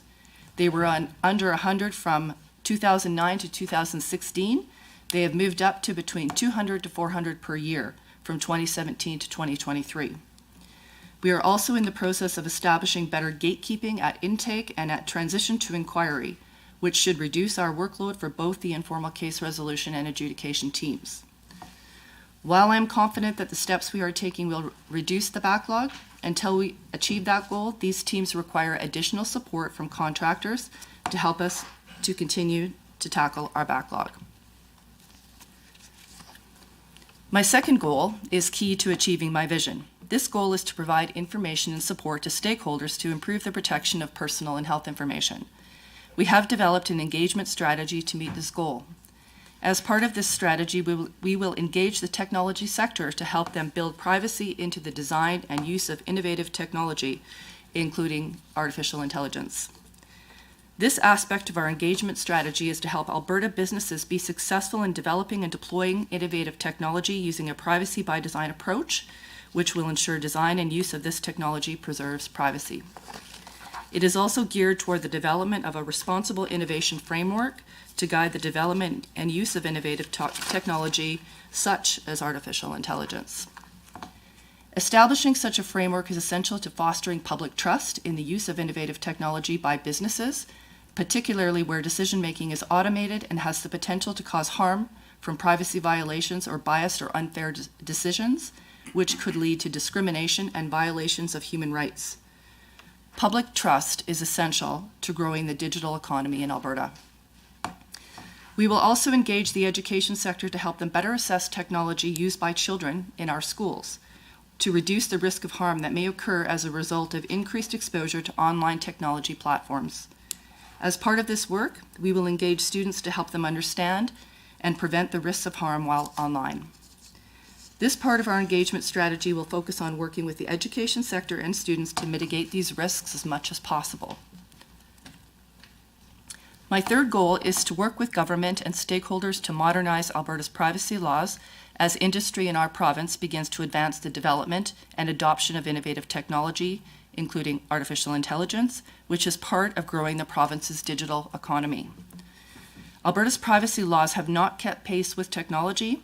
Reform is needed to protect the public, including children, from the harms that could occur from the use of innovative technologies and to guide responsible innovation. In my 2024 to 27 business plan, I highlighted that these laws must work together in order to facilitate innovation across the sectors and adequately protect privacy and access rights of Albertans. To that end, the final aspect of our engagement strategy is to work with government and relevant stakeholders to design privacy and access to information legislation that will facilitate innovation while adequately protecting the privacy and access rights of Albertans. Given that the PIPA review is underway, we have started this work as part of formulating our recommendations to amend PIPA. While doing so, we are keeping in mind the broader changes that need to occur across Alberta's privacy law landscape to facilitate responsible innovation in all sectors. Our engagement strategy is forward-looking, in recognition that there is a gap in legislation to guide the design and use of innovative technology. These technologies, including artificial intelligence, are already in development in the province. The health sector appears to be a primary focus for the use of this technology to deal with the pressures in this sector. As indicated, without responsible innovation, there is potential to cause harm to the public, and the necessary changes to legislation may be years away. Overall, our engagement strategy is designed to immediately support developers and businesses in adopting privacy best practices in the design and use of innovative technology in order to mitigate these risks of harm. This work will position developers and businesses to responsibly design and use innovative technology as the legislative landscape catches up. This will better protect Albertans in the short and longer terms. As you will see in my 24 to 27 business plan, there are 4 deliverables associated with my engagement plan and a multi-phased approach to meeting each one. Meeting these deliverables will require focused resources. In my 23-24 budget, I received 1 FTE. This FTE has already started work on engaging the technology sector. I will require another FTE in order to deliver on the engagement strategy. Now to the budget estimate. I have structured my budget to reflect the minimum amount that I believe we will need for this year to carry out operations and achieve the goals in my 24 to 27 business plan. My budget estimate for 24-25 is $8,992,295, which represents a 5.4% increase compared with the current fiscal year. The increase consists of increases to various line items, such as increased contracted IT service costs, staff salary increases initiated by the Public Service Commission, and the increased cost to staff benefits. An increase for 1 new FTE to help us deliver on our engagement strategy, and contractors to help us continue to address our backlog. I have not requested any additional FTEs to tackle our backlogs because I am confident that our plan will reduce and hopefully eliminate our backlog within the next few years. As I indicated, part of this plan is to use technology to reduce our case management workload, including adding additional website workflow forms and using other forms of technology, including AI, to automate certain tasks. I also intend to use technology to deliver on part of our engagement strategy. Specifically, I am seeking budget to develop an app to improve privacy management by small and medium enterprises. This will position them to participate responsibly in the digital economy by having privacy management programs that will increase privacy protection for Albertans as the digital economy grows. We also have planned some additional IT projects to better support our operations. This includes transitioning to Microsoft Teams, implementing our secure file management system, and expanding our Azure platform for Exchange. Pardon me, getting tongue-tied here. Our budget request for all our 24-25 IT projects is $170,000. I acknowledge that this is a considerable increase over last year's budget. However, it is important to know that approximately $100,000 will be one-time cost to acquire and implement the new technology. In addition, we anticipate seeing cost reductions in our operations as we phase out old technology. This will balance out some of the operational costs going forward. For example, we will see a cost savings of $25,000 in 24-25 when we move to Microsoft Teams, which will eliminate our need for desk phones and flip phones used by our staff. In terms of other cost savings, we were able to reduce our finance and HR budget. With that, I thank you for the opportunity to present to you today, and I look forward to your questions. Perfect. And did you want an introduction from us? I'm a little bit remiss. We did at the start of the meeting, but you can probably catch the names as we go. But I would turn that back to you if you would like to have us introduce our team as well. Sure, that would be nice. Thank you. Perfect. We'll just go to my right and we'll go around the room. Glenn Van Dyken, MLA for Athabasca, Barhead, Westlock. Scott Sinclair, MLA for Lesser Slave Lake. Nolan Dick, MLA for Grand Prairie, the most beautiful and best constituency in Alberta. All right, well, I guess I won't use that one. Grant Hunter, MLA for Table Warner. Martin Long, the MLA for West Yellowhead. David Shepard, Edmonton City Centre. I'll just note, however much other members may praise their constituencies, they all come to visit mine.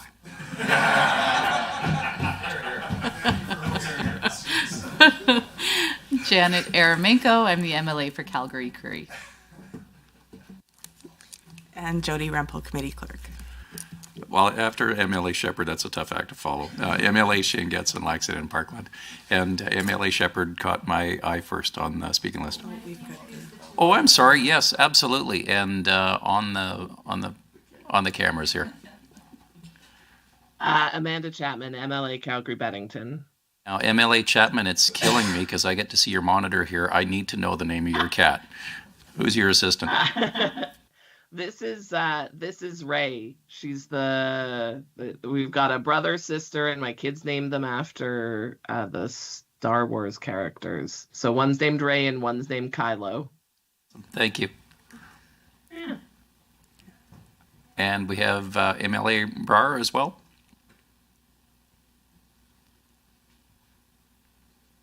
Oh, might have. There we go.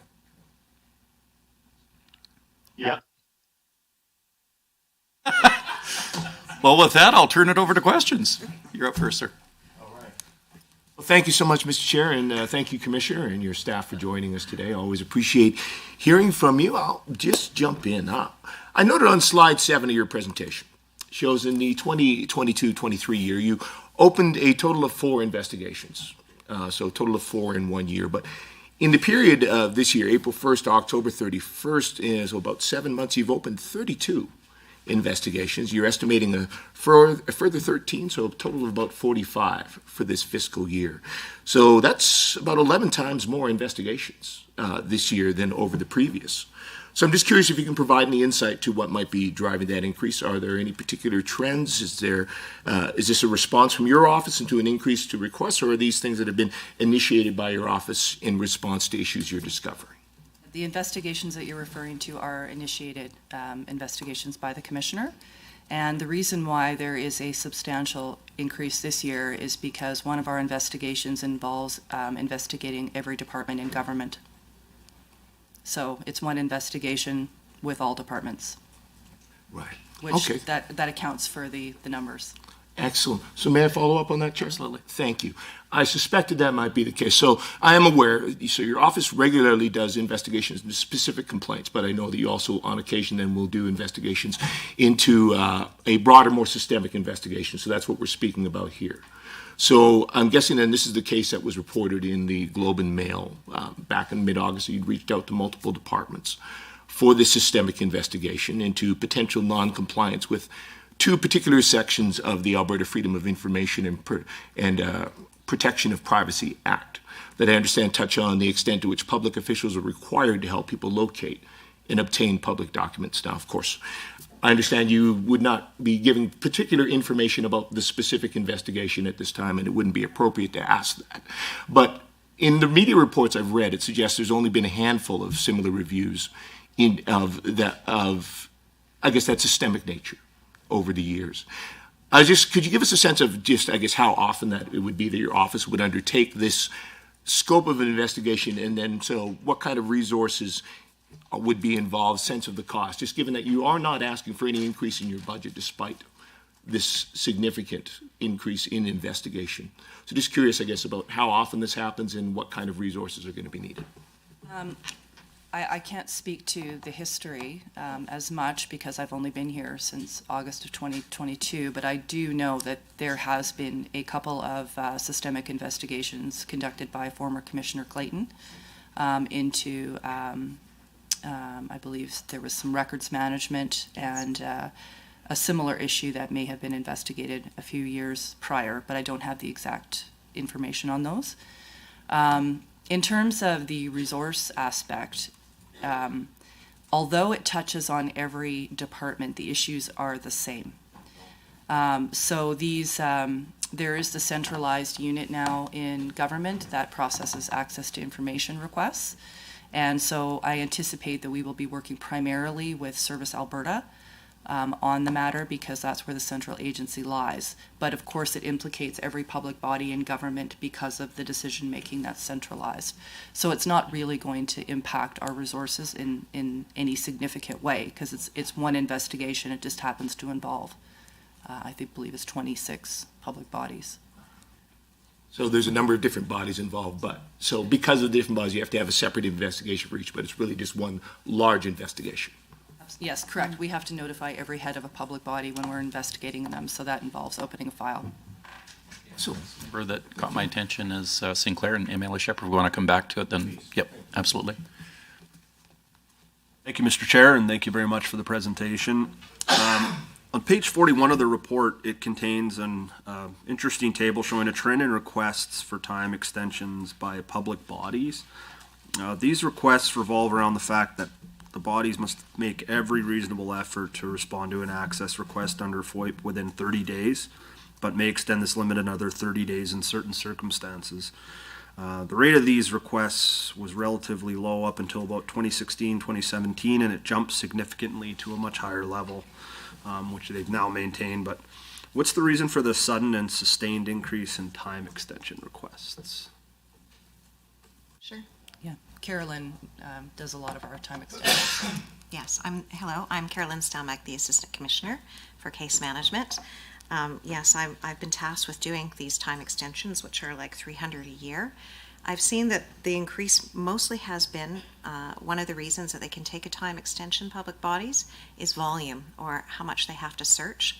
And so if I had to say, it was, they're coming to me saying that there's significant volume that they have to search or have to process. So it can be anything over 500 up to 50,000. So I'd say it's volume and complexity that's driving that number up. Yeah, and I would like to add to that, actually.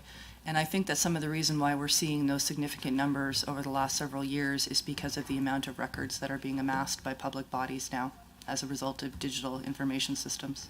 Yes, email also contributes greatly to that as well for the volume. Yeah. Thank you very much. And MLA Shepherd, back to you. Mr. Chair. So in regards to, you talk about modernizing privacy legislation.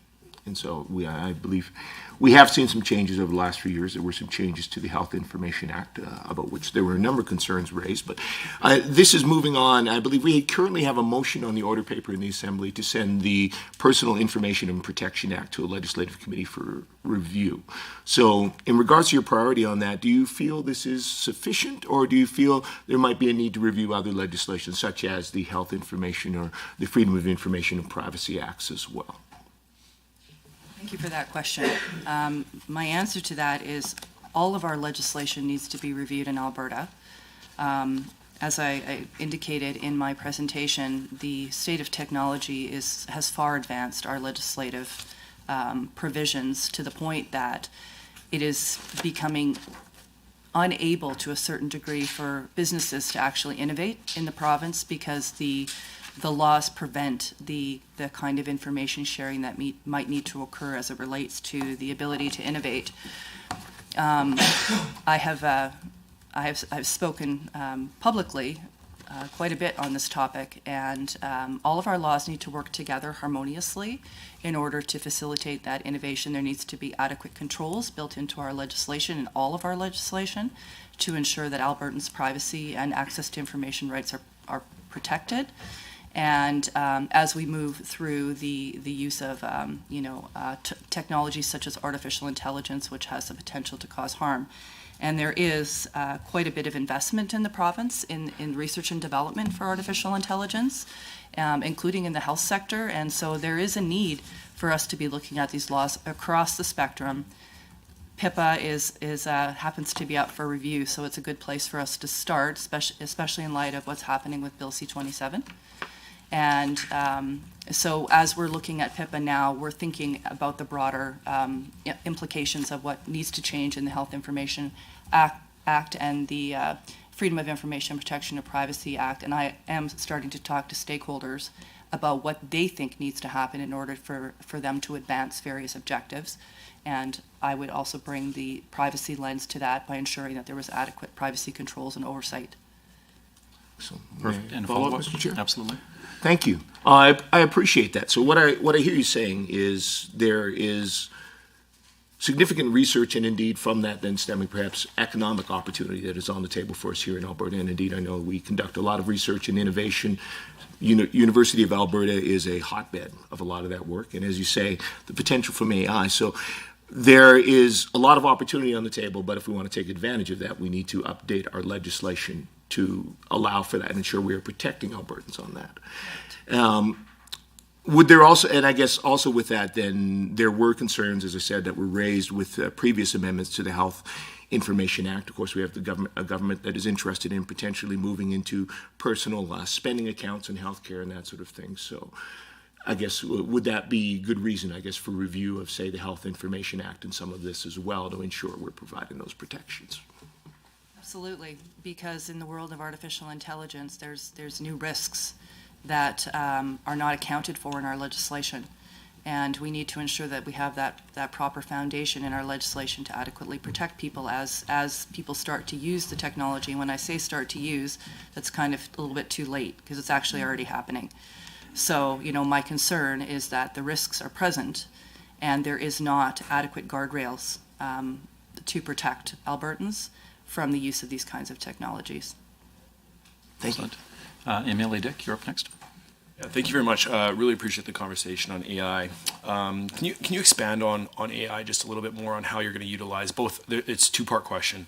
One is how are you planning on utilizing it internally in your office, as well as the added protections that you're seeing. I have some history with some technology sector. There is fairly stringent rules already in place across that are just kind of industry standards. So can you expand on that a little bit more on the direction that you're seeing where there's inadequate legislation for privacy in AI? Yeah, I'll take some of that. I'm gonna have Sebastian talk a little bit about the artificial intelligence piece of it in terms of how we're going to use it and some of our engagement plans. But I have been looking across the globe at the activity that's going on around artificial intelligence, and every jurisdiction is trying to figure out how to deal with artificial intelligence because it's new, it's novel, it's opaque. There's always the challenges of trying to figure out how decisions are made, how information is fed, if the system is biased as a result of the information that's fed into the system. And then any decisions that are made are unexplainable to a certain degree, and I heard the Ombudsman mention that as well because of the fairness aspect of it. So it's difficult to explain how decisions are made that may impact individuals. And artificial intelligence is used for decisions that could have a significant effect on a person's life, such as decisions about healthcare, decisions about insurance, decisions about education prospects. So there's all these kinds of things that are happening, and as I said, around the world, they're trying to develop legislation, both from a privacy perspective to ensure that there's adequate protections built into that legislation, but also from the processing perspective. So we're starting to see bills being introduced. In Canada is one of them. Our C27 has ADA in it, and then we have the UK just actually tabled one the other day.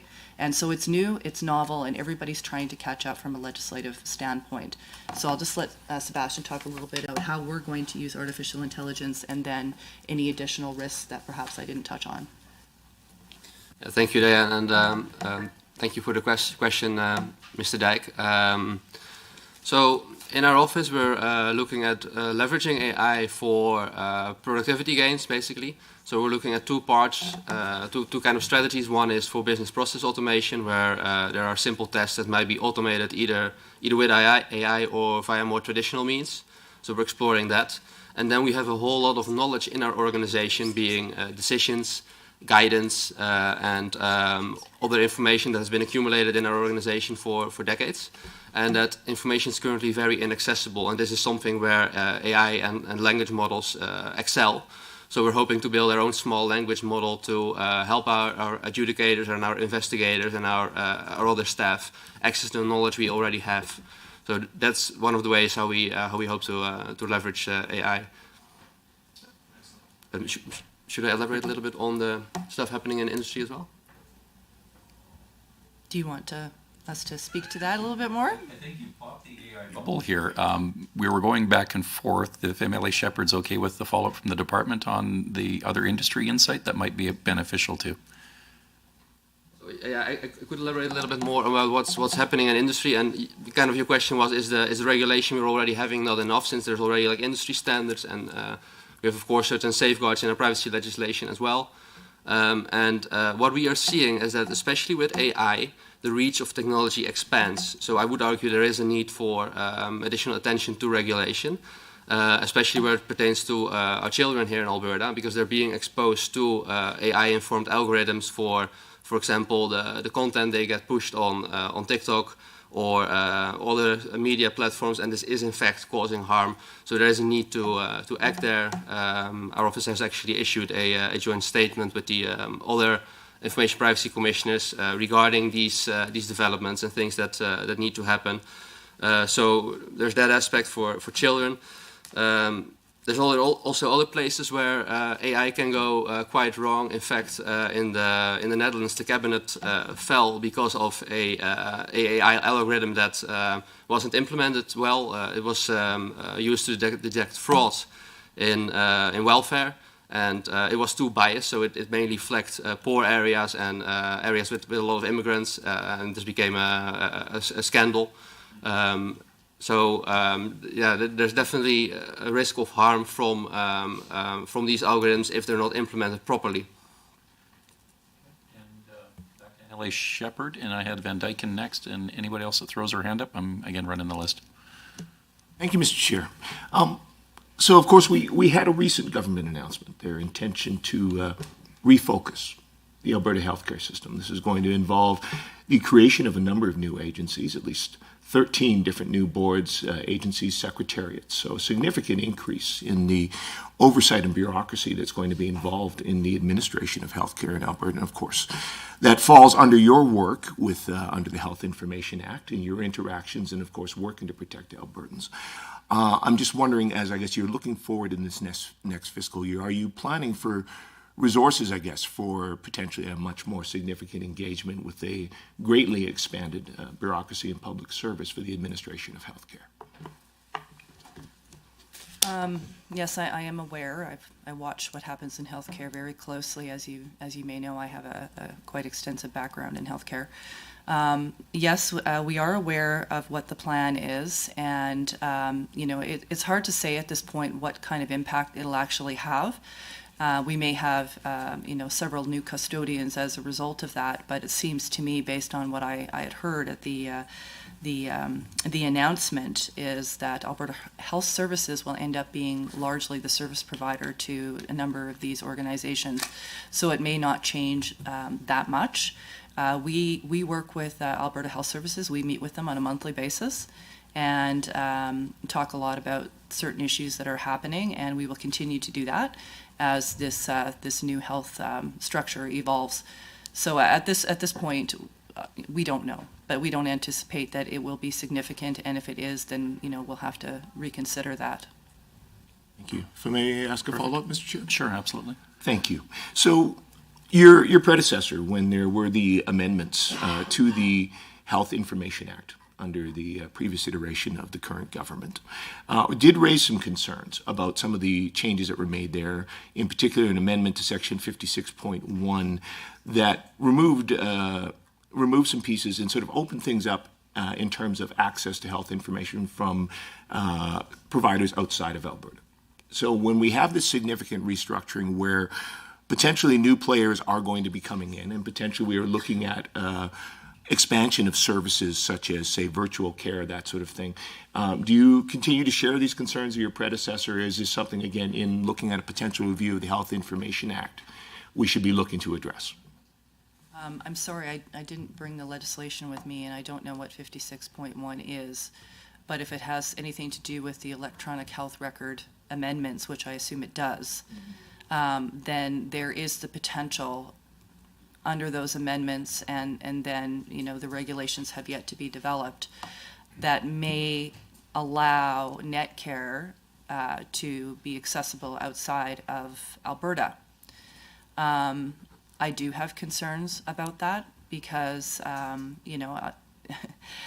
there would have to be a really good reason for that to happen, to the point that all of Albertans' information is now accessible to an outside agency. So, I have had some conversations with Alberta Health about this. I've expressed my concern about it. I've given them written comments about it. So, yes, I do share that concern. Thank you. Okay, and over to Van Dyken and Long, you were one on the list as well. Okay. Okay, thank you, Chair, and thank you for the presentation. I'm going to ask a couple questions with regards to the budget plan here and trying to get an understanding on the estimates, where we're going with that. In technology services projects, it's not capital. You alluded to a $100,000 one-time cost in this line item.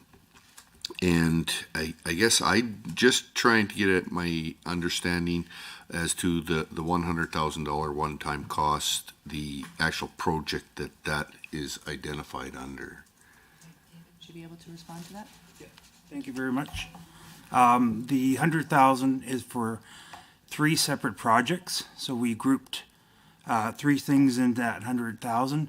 One is the external stakeholder element. My colleague Sebastian and other colleagues in the office are looking at the external engagement platform to communicate to the Albertans. That could potentially look like training materials, some FAQs, some online material, some videos. The second part of that project money would be looking, as Commissioner McLeod said earlier, we're looking at a privacy app. So we've set some money to start working with potentially a developer, in-house external developer, and working on designing that app. And then the third part of that $100,000 is, as my colleague next to me, Sebastian, talked about, is looking at AI technology. So that $100,000 is set aside to engage in that. Just maybe also provide some more information. Our technology services has gone up from our last year as well. Once we engage on these 3 projects, we increased technology services to have the infrastructure in place. So we have money set aside. Once we start looking at AI, I have to pull money set aside from, like, do we need more virtual machines in the environment? Do we need virtual machines in the cloud? So that money is absorbed in our technology services. So you'll see an increase on both sides of the fence, but I think the money that we've asked is realistic, and the 100,000 is going for those 3 projects. Yeah, if I may, I'm just going into last year's meeting, and there was estimated about approximately $80,000 will be a one-time cost to implement new technology, and I think it's the same line item. I could be wrong with that, and yet we have a new one-time cost of $100,000, and we still have a line item of $170,000, and so it seems like our technology services costs are continually rapidly increasing, and just if you could allude to the other $70,000 within that line item as to what that's projected for. I will continue speaking on that. Last year, the project line item was around $79,400, so we're roughing up to $80,000. A large part of that was our first 2 steps into the world of Microsoft Azure. So the office in the last 8 months have, we've created our own tenant, we've started our own Intune project, we've implemented Teams, and we're now working on implementing our team's unified communication strategy, where we're eliminating the use of landlines and using the digital world. The 170 additional, of course, the 100,000 is what I spoke to for, but the other 2 ones in the $80,000 of last year, we've also tried to continue working on web forms, and which we have started. We're looking at an online portal that we're working on now, and we have multiple forms in the office, so our goal was to get the first 2 forms out of the way and then continue on, because I believe that we have 8 forms, maybe 9 forms, that we want to have an online portal where Albertans can submit request and go through the process. We're designing it in a way where it's intuitive. safe. Of course, security, privacy, all that is also considered. So that project is ongoing now because we want to continue digitizing. What Commissioner McLeod said earlier, we're looking at ways to reducing some of our caseloads, and we're really trying to pivot technology to get that. The online stuff brings potentially more requests into the office, but we're also looking at digitizing it where there's a tie into our case management system where it can create the case, and then we're trying to reduce manual entry where if the case gets submitted properly, we verify it, we check it.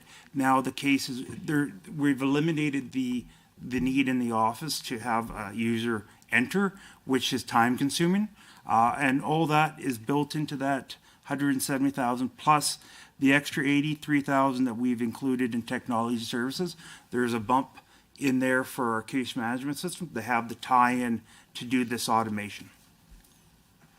Okay, and we had, did you want to, okay, so I had MLA Long and then back to MLA Shepherd. If you wanted to, sorry, Chair. It's either way. Yeah, You're I'm good with going back and forth. parliamentarians etiquette. You caught my eye first, but if we were doing that, that's perfect. That's well done, gentlemen. Thank you, Mr. Chair, and thank you to Mr. Long for that courtesy. Further talking, I guess, about you discussing, as you did, sort of the modernization of legislation so that we can take better advantage of the economic opportunities that are there for us with investigating advancing health technology. And of course, looking at that health technology, then largely we have that opportunity to adopt that for use within our healthcare system. So again, the former Commissioner, Ms. Clayton, had raised some concerns with another amendment that was made to the Health Information Act around eliminating the privacy impact assessment requirement for Alberta Health Services, and the Health Quality Council of Alberta. Now, she found that shocking and disappointing that that was proposed to be removed, and indeed removed when it passed. She said it was confounding. Of course, the PIAs are still required for industry and folks as they develop these products, would be my understanding, or would it be then when those products, if they are adopted and used then in our healthcare system, that's the point at which a PIA should take place? And if so, does that continue to be a concern that there's no requirement then for a privacy impact assessment for this new technology or new systems to be used in our public healthcare system? So in terms of the development of technology, depending on where it occurs, it primarily occurs in the private sector. And what we're seeing is that when they try to market to our healthcare custodians, that's where the requirement for the privacy impact assessment arises. So the custodians then have to submit a privacy impact assessment based on a system they really know nothing about and had no control over developing or creating. And what we're finding is that there's many of these systems are simply not compliant with the Health Information Act. So what we like to see and what we're intending on recommending as part of the PIPA review is a privacy impact assessment requirement for the foundational models before they get marketed to our healthcare system, so that they actually could comply with the Health Information Act at the point of use. So, you know, privacy impact assessments, and it's even broader. If we're talking about artificial intelligence, there's a larger framework that needs to be applied. Privacy impact assessments is one of them. We also have to have a certain amount of ethical review about the use of these kinds of technologies, and algorithmic impact assessments, which are starting to be developed. I believe it's being used at the Treasury Board of Canada. So there is more requirements to ensure that the laws will be complied with, and people are protected when these technologies are used. In my view, that should be centered at the point of development. Cognizant of time, because we do have the folks for 1 hour. Mickey Mouse is telling me we've got about 3 or 4 minutes left. If you're okay with that, MLA Shepherd, we'll let MLA Long get his question in, and if we have time, we'll flip it back. Thank you, MLA Shepherd and Chair. Thanks for being here. I just wanted to sort of go back to some of the concerns that you've stated about medical information sharing cross-border. And, I've had numerous conversations around this. Patients themselves begging for this to take place. community leaders begging for it to be taking place. And I have shared with them that it sort of opens up conversations about who owns medical records for first and foremost, but inevitably, I'm guessing I'm putting it to you, how do we get to a place where your office would be comfortable with medical sharing cross-border? Because currently, a situation in a few communities that we serve has patients that have to pay for paper copy of patient file, that have lengthy delays, have duplications of services, costing extra money and worse patient outcomes.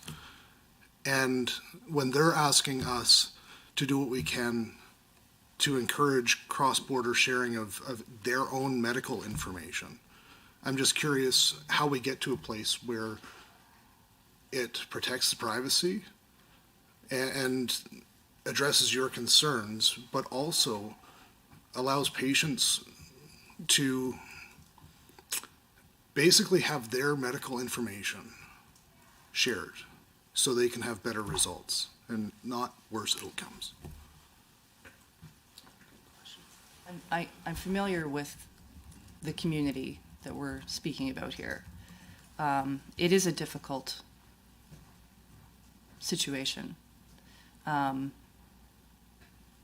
question back would be, have all Albertans been consulted about this? You know, I think we need to be thinking about all Albertans here, so that makes it difficult. The other part of that equation is loss of jurisdiction. So if we have information that's accessible in Saskatchewan, let's say, it is likely that I would have no jurisdiction over anything that happened there, keeping in mind that now we have healthcare providers in Saskatchewan that are accessing all of Albertans' health information. So that is a tricky situation. So can I just do a quick follow-up? If Well, we're over time, that's fine. But we're 1 minute over. I would Okay. put it back to Diane. Or I'm sorry, I apologize if I said that incorrectly, but I would put it back to you. It's your discretion if you want to go an extra 2 minutes or so over to deal with this I don't issue. have any problem answering the question, and, Okay. and if you want me to put it in writing, I would be happy to do that as well. if it's okay, do you take in-person appointments that I could have a discussion with you Yes. offline? Okay, Yeah. then I'm happy with that if that's okay. Okay, I know it's a difficult situation. I just like more of a professional Yes, it's an feedback important and- conversation to have. Thank you. Thank you for that, for navigating it. And again, we were to wrap up at 11 o'clock. We're 5 minutes over because we started a little bit early. I'm not sure if MLA Shepherd had one that he wanted to squeeze out within. We're good? Okay. Well, with that, thank you very much, Diana. And again, really appreciate all the efforts that you folks, your team does. What we'll be doing, obviously, is deliberating on the budget side of it. And we'll get back to you in writing. Great. So- Thank you very much, everyone. Appreciate it. Thank you.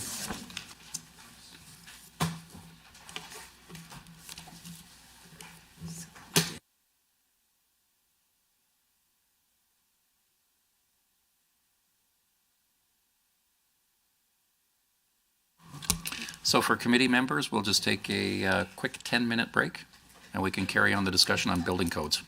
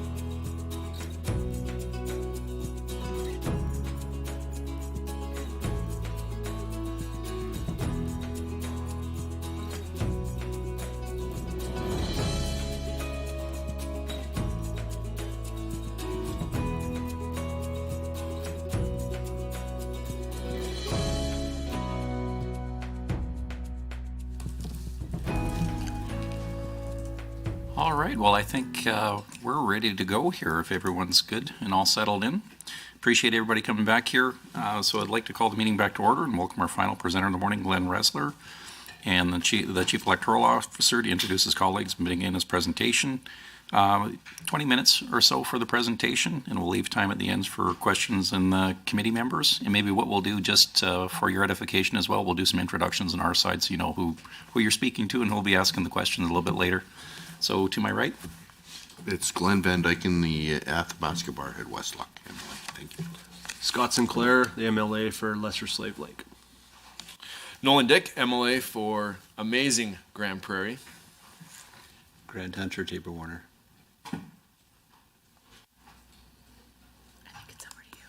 David Shepard, MLA, Edmonton City Centre. Hello, Janet Aramenko. I'm the MLA for Calgary Curry. Jody Rempel, Committee Clerk. And Shane Getson for Laxton and Parkland, known as God's Country. And earlier, MLA Shepard had noted out that everyone, no matter where they came from the province, they came to City Centre, and I was going to follow up with that, but I'm saving it for now, Shep.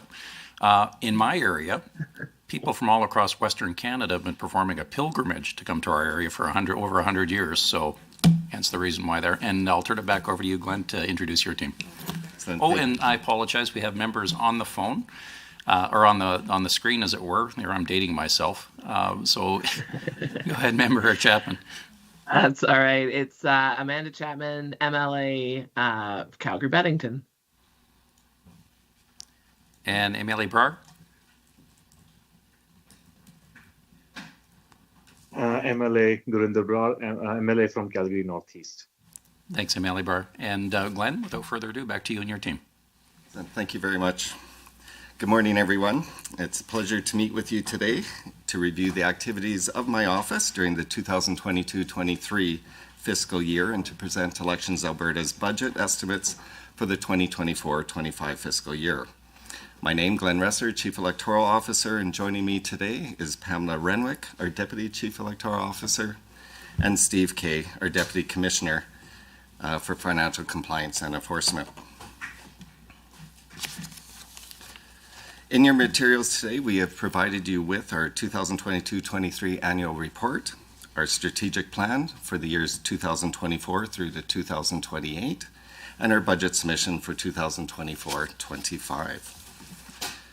I'd like to begin providing you with a few highlights from the annual report, and this report covers the year leading up to the election. So it does not, however, include any election activities. Those will be provided in a general election report, which will be published in spring 2024. The annual report does outline some of the significant trends that have occurred as we approach the general election. There is over $21.7 million in contributions that were received across all political entities, and this is coming from over 200,000 contributions. Regarding contributions, the chart on the left shows the number of over-contributors that we identified and resolved during our financial audit process, and those are compared to those that occurred in 2021. As you are aware, constituency associations are no longer legislatively required to file quarterly reports, and as a result of this change, we are now seeing an increase in the number of over-contributors or over-contributions needing to be resolved at year-end. We've seen an increase in the number of these from 24 in 2021-22 to 130 during this period. The elimination of this quarterly contribution reporting means that Elections Alberta is no longer to resolve these errors proactively, and this has resulted in an increase in referrals to the Election Commissioner to investigate receipted over-contributions. And there have been 57 such referrals that have been made this year alone. The table on the right breaks down the 560 political participants that were required to file financial statements in 2022. Those who were late paid an automatic $500 late filing fee, and electronic filing through our online financial system has enhanced compliance and reduced the number of late filers. From the table there, it shows only 6 entities that did not file on time. And in fact, there was no one that was reported to the Speaker for non-compliance, so all financial statements were received within the timeline, within the 30-day limit. The next slide breaks down the various third-party advertising contribution sources.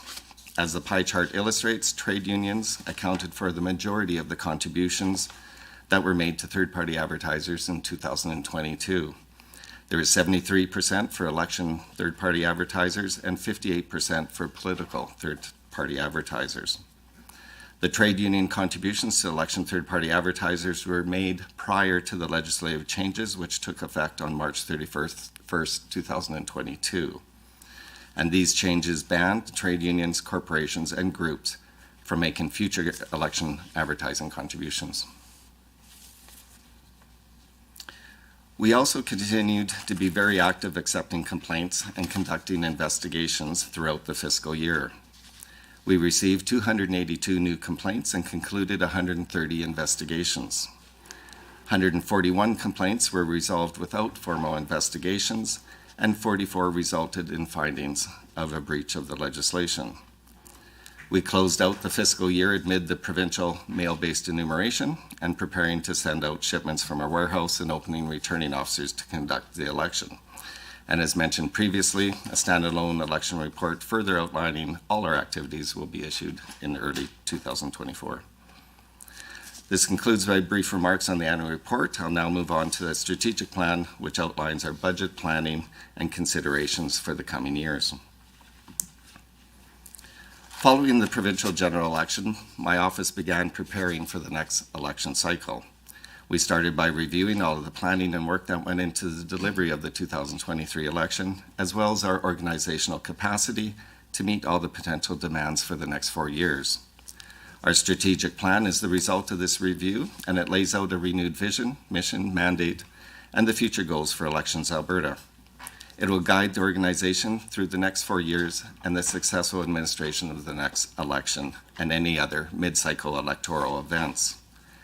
We will report on the success of our strategic plan and its goals in future annual reports.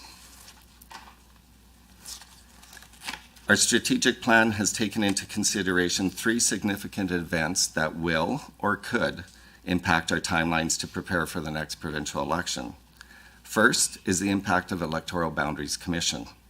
We anticipate that the Commission will be formed next fall and that our office will provide support to the Commission, particularly with Geographic Information System services. Based on the timelines outlined in the legislation, we are estimating the boundaries will be approved during the fall 2025 legislative session, or roughly 17 months prior to the election.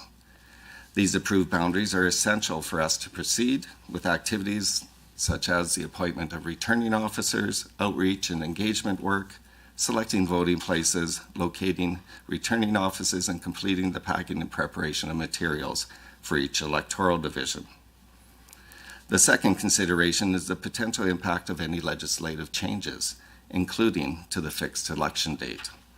Delivering the 2023 election during the wildfire activity was extremely challenging for my office and returning officers, and there has been discussion on whether the fixed election date needs to change. With electoral boundaries also needing to be redrawn, moving the election earlier in the calendar will further reduce the preparation time available to the office. Our request is that early notification of any changes to the date, whether earlier or later, be provided to provide us time to prepare for our office.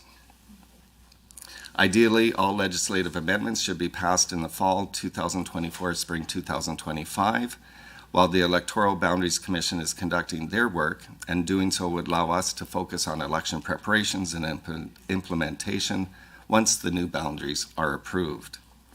The final consideration is the potential of a provincial referendum that could take place. A provincial referendum can be conducted in one of 3 ways: in conjunction with the local municipal elections in fall 2025, as a mail-based vote, or as a standalone event with the same services offered as those in a general election. The latter would require the opening of 87 returning offices, the special ballot voting, mobile voting, 5 days of advance voting with Vote Anywhere service, and Election Day voting. Our strategic plan offers a timeline for each of those options, with early preparation activities taking place now to position us to conduct any of the options within 1 year's notice. As you'll see in our budget, one area that we need to pursue quickly is appointing returning officers across the current electoral boundaries, as they are essential for all preparation activities. Currently, the legislation stipulates that all returning officers cease to exist 4 months following Election Day. So other than headquarters staff, Elections Alberta does not have any resources to conduct a provincial vote.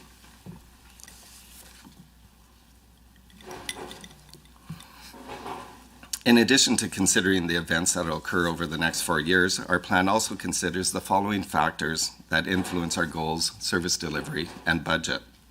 The first, population growth.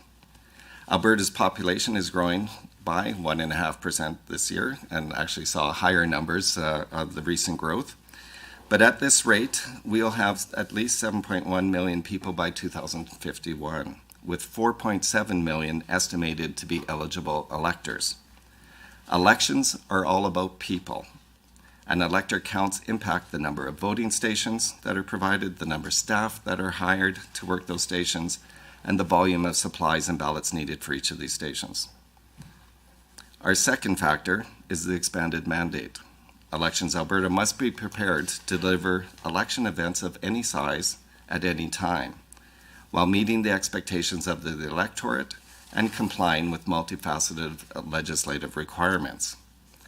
Since the development of Elections Alberta's previous 2020-24 business plan, Alberta's electoral legislation landscape has expanded. It now includes Senate elections, non-constitutional referendums, citizen initiatives, and recall. This requires a shift in Elections Alberta's operational default, away from the 4-year election cycle to a continual readiness model. The third factor is limited office and warehouse infrastructure.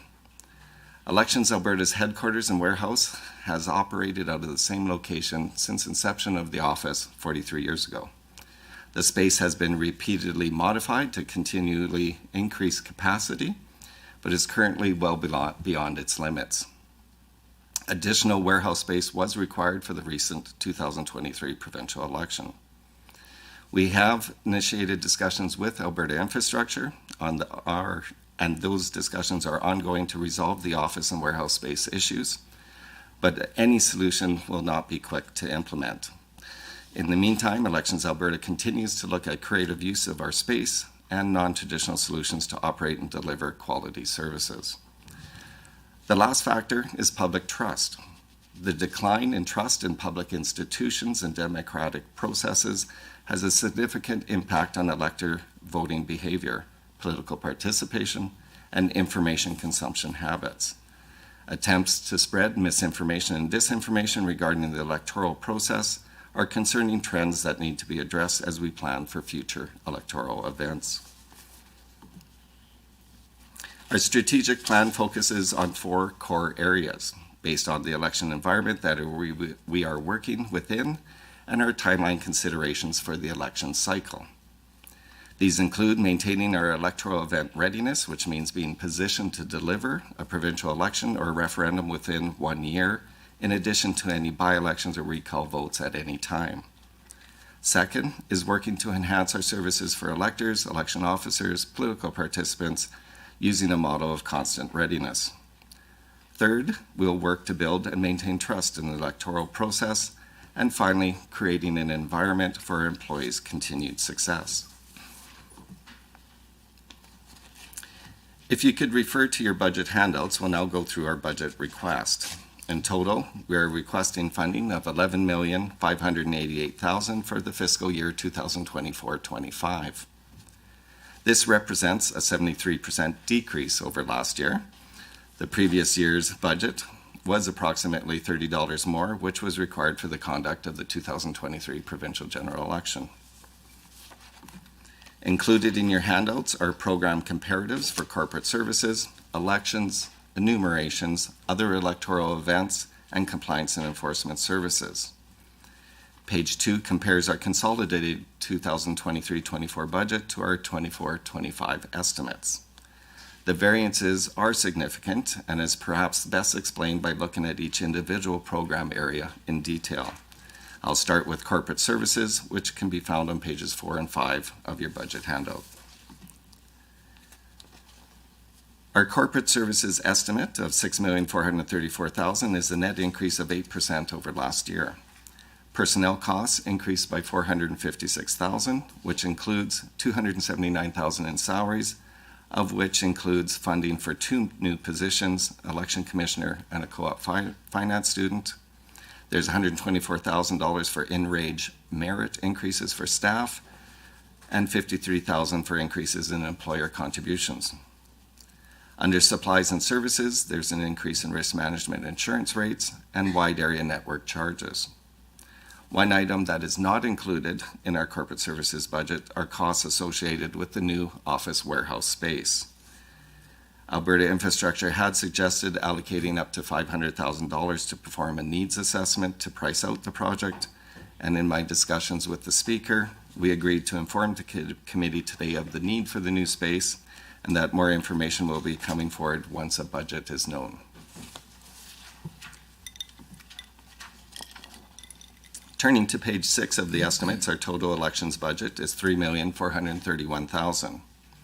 $826,000 of the budget is allocated for the conduct for up to 2 by-elections or recall votes. These funds are not expended if a by-election or recall vote does not incur. The remaining $2.6 million is allocated towards our continual readiness activities, which include maintaining additional core election staff at headquarters, retaining returning officers and returning officer liaisons, and providing them with the required training, equipment, software, and systems to perform readiness and engagement activities. It also includes $460,000 for capital development of our election management system. Turning to page 9 of the estimates, our total enumeration budget request is $557,000. This will fund ongoing register to vote activities, includes social media advertising and a mail out to targeted households that are new or have moved. We'll conduct this by using data available from Canada Post. The budget includes $30,000 for advertising, $277,000 for postage, $250,000 for printing, bundling, and mailing services for approximately 500,000 households annually. Turning to page 11 of the handout, we have our budget for other electoral events, and this program area includes $471,000 covering recall petitions, citizen initiative petitions, and referenda. The bulk of this budget, or $438,000, is allocated for election readiness and should a provincial referendum take place. We have allocated costs targeting recruitment and onboarding of returning officers, and this consists of recruitment advertising, shipping supplies, monthly mobility charges, and honorariums. Also, $161,000 of this amount is to start stocking the warehouse with supplies that have long lead times, such as ballot boxes, voting screens, and ballot paper. Care is being taken to only purchase items that can be used in the 2027 provincial election should a referendum not take place. Given that a referendum is not a certainty and that there are 3 different methods for its conduct, this budget request only focuses on minimal readiness activities. Should a referendum be announced, we will return to this committee with a supplemental budget request based on the timing and method of conduct. Also within this program area, there's $33,000 for the review of any recall petitions or citizen initiatives. If no petitions are applied for or submitted, these funds will not be expended. Finally, on page 13 of the handout, we have our budget for compliance and enforcement.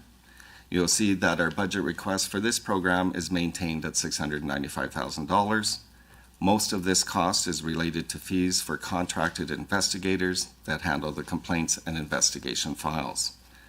To summarize, our total budget estimate for 2024-25 fiscal year for Elections Alberta is $11,588,000.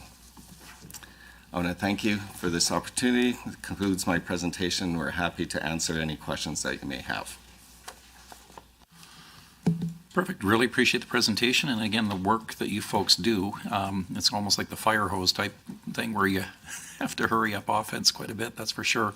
So we'll open up to the floor, but MLA Sinclair, he threw his hand up first. And anybody else wants to get added to the speakers list? Thank you. Over to you, MLA Sinclair. Thank you, Mr. Chair. Thank you very much for the presentation. I noticed that in goal number 1 in the business plan revolves around electoral event readiness, and one of the objectives being to support the development of new boundaries for the 2027 election. I'm just curious if you can go into detail what the process is for developing these boundaries. I'm in one of the most remote areas with the highest population of percentage-wise of Indigenous people. So we also have, as many people know, a devastating fire in my region in 2011 that burned basically half of our town of Slave Lake. So I'm just curious if you could go into some details on. I'm just concerned about this for obvious reasons, if you don't mind. Thank you. Thank you. Electoral Boundary Commission is created by the Legislative Assembly, so it isn't legislation that we administer directly. We provide support to the Commission itself. So when, under the legislation, members are appointed, and the Speaker, so from both sides of the House, members will be appointed. And once they're appointed, we provide the administrative support to them. They usually have their meetings in our office, and we provide the mapping services to them. But it is up to the Commission to determine the manner in which they will engage Albertans. So normally, they will go across the province and hold town hall meetings, in a sense, to engage Albertans on that. Parameters will be provided to the committee in the legislation as far as the number of electoral divisions, what they're looking at as far as population figures. Anything? Yeah, there is 2 requirements in the legislation. There's an interim report, so normally there's an engagement process with Albertans to determine some preliminary boundaries. An interim report comes out, and then after that there's a second consultation that occurs, so people can see kind of what they were thinking for boundaries and provide feedback on those. And then the final report is tabled in the legislature. There's some discussion, and ultimately it's up to the legislature to pass. The current Electoral Boundaries Commission does talk about kind of how you create the electoral divisions. It does outline the numbers. So right now it indicates the 87. And there is a population figure that electoral divisions need to hit. And you're allowed up to 4 electoral divisions that do not go up to that number. And I believe right now we have 2, of which one of yours is that, to consider that these huge geographic areas that don't have the high populations, but that's clearly a significant impact on representing that area. Thank you very much for the answer. Yeah, I do. Just specifically on the wildfires, if that's okay. We had obviously the election was affected by wildfires by everybody in Alberta, but specifically some of the members even in this room and our ridings. Could you speak maybe on maybe some amendments or details that could be recommended on making it so that the access during wildfire season is assured, especially specifically for some of the remote areas, or in the case of a wildfire in remote areas? Thank you. And by access, what are you referring to? Well, we had, like specifically in Slave Lake, we had some concerns about getting to some of these areas and then having to go through a very quick process and trying to go through the emergency management committee at the time. And I was just I wasn't even elected previous, so I wasn't an incumbent, but trying to find avenues to get answers for people on their concerns when they're, they're out of their homes lots of times with very little notice, and trying to get the information and the communication for people affected by wildfires, to me, could definitely use, I would say, I don't know about increased resources, but definitely examined. I don't know if any of my colleagues have anything to add on that, but thank you. Thank you, Mr. Chair.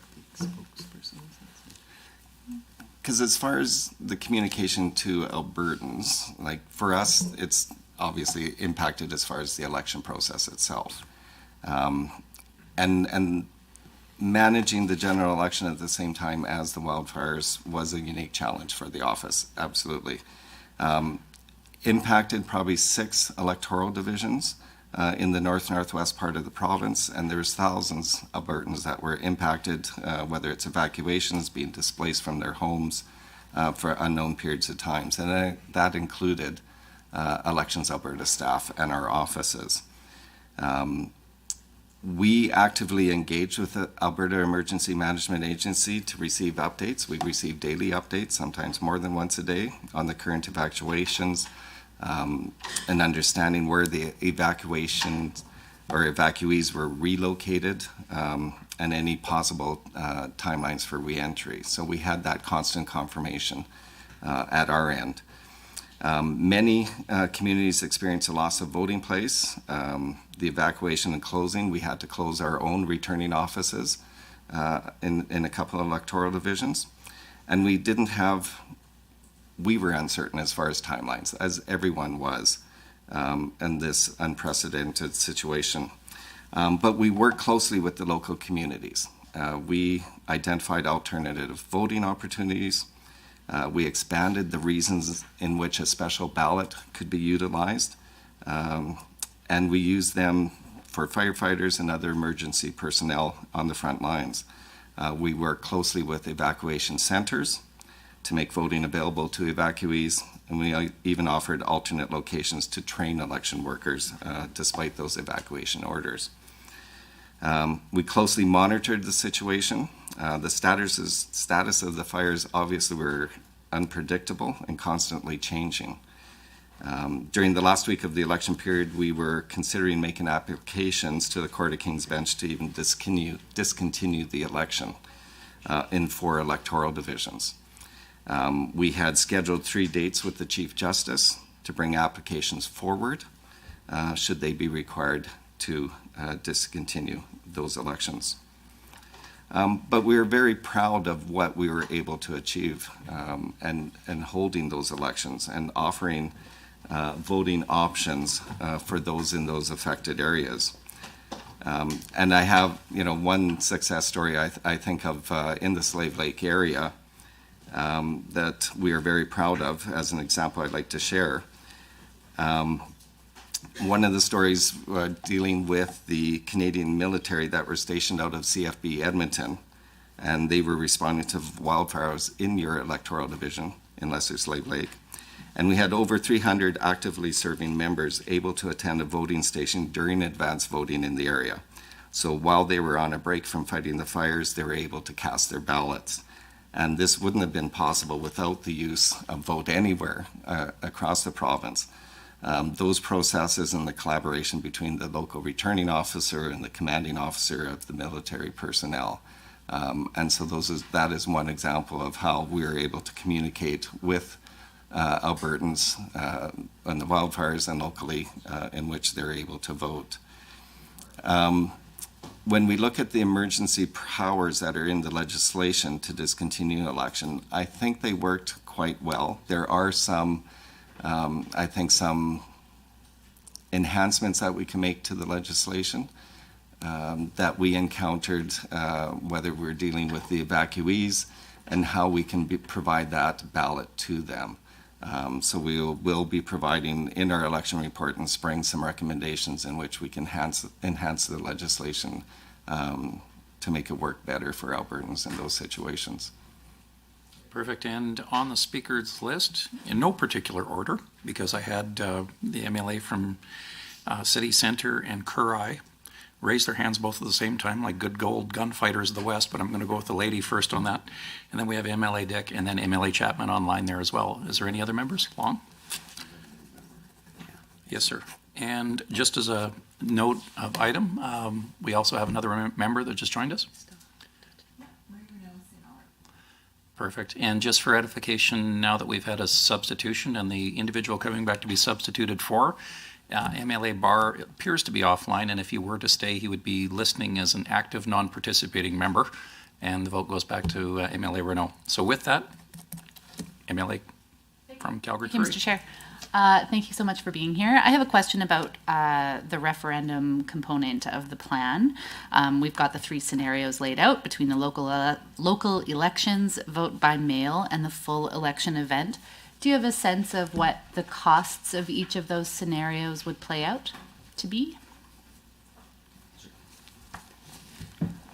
So we did have a referendum in 2021 with a local election, so we do have some actuals we can look at for that.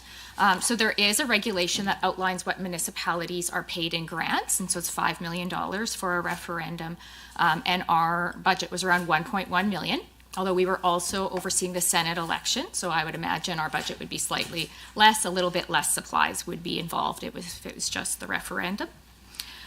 For vote by mail has never been offered fully in Alberta. There is a provision for there to be a regulation to offer it fully vote by mail, which would mean every Albertan or elector would receive a package to vote, mail it in.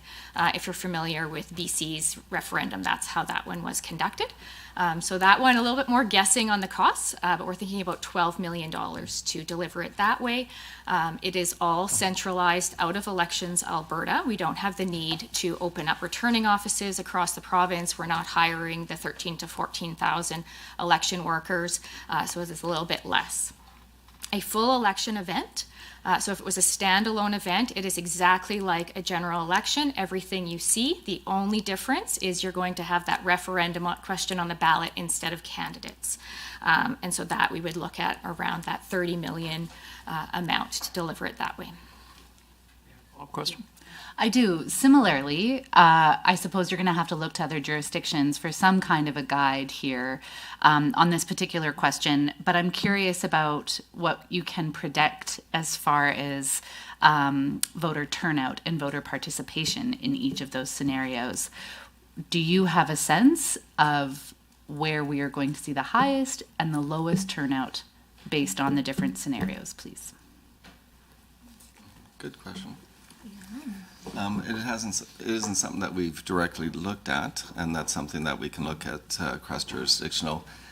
You have the extremes, Prince Edward Island, which has performed a referendum, but their voting participation rates are quite high. They're in the 80%. I'm not sure on BC, because BC would be the comparable for us. Similar population, similar legislation. But that's something that we could look into and provide to the committee. Please. Yeah. Thank you. Thank you. Next up is MLA Dick. Excellent. Thank you very much.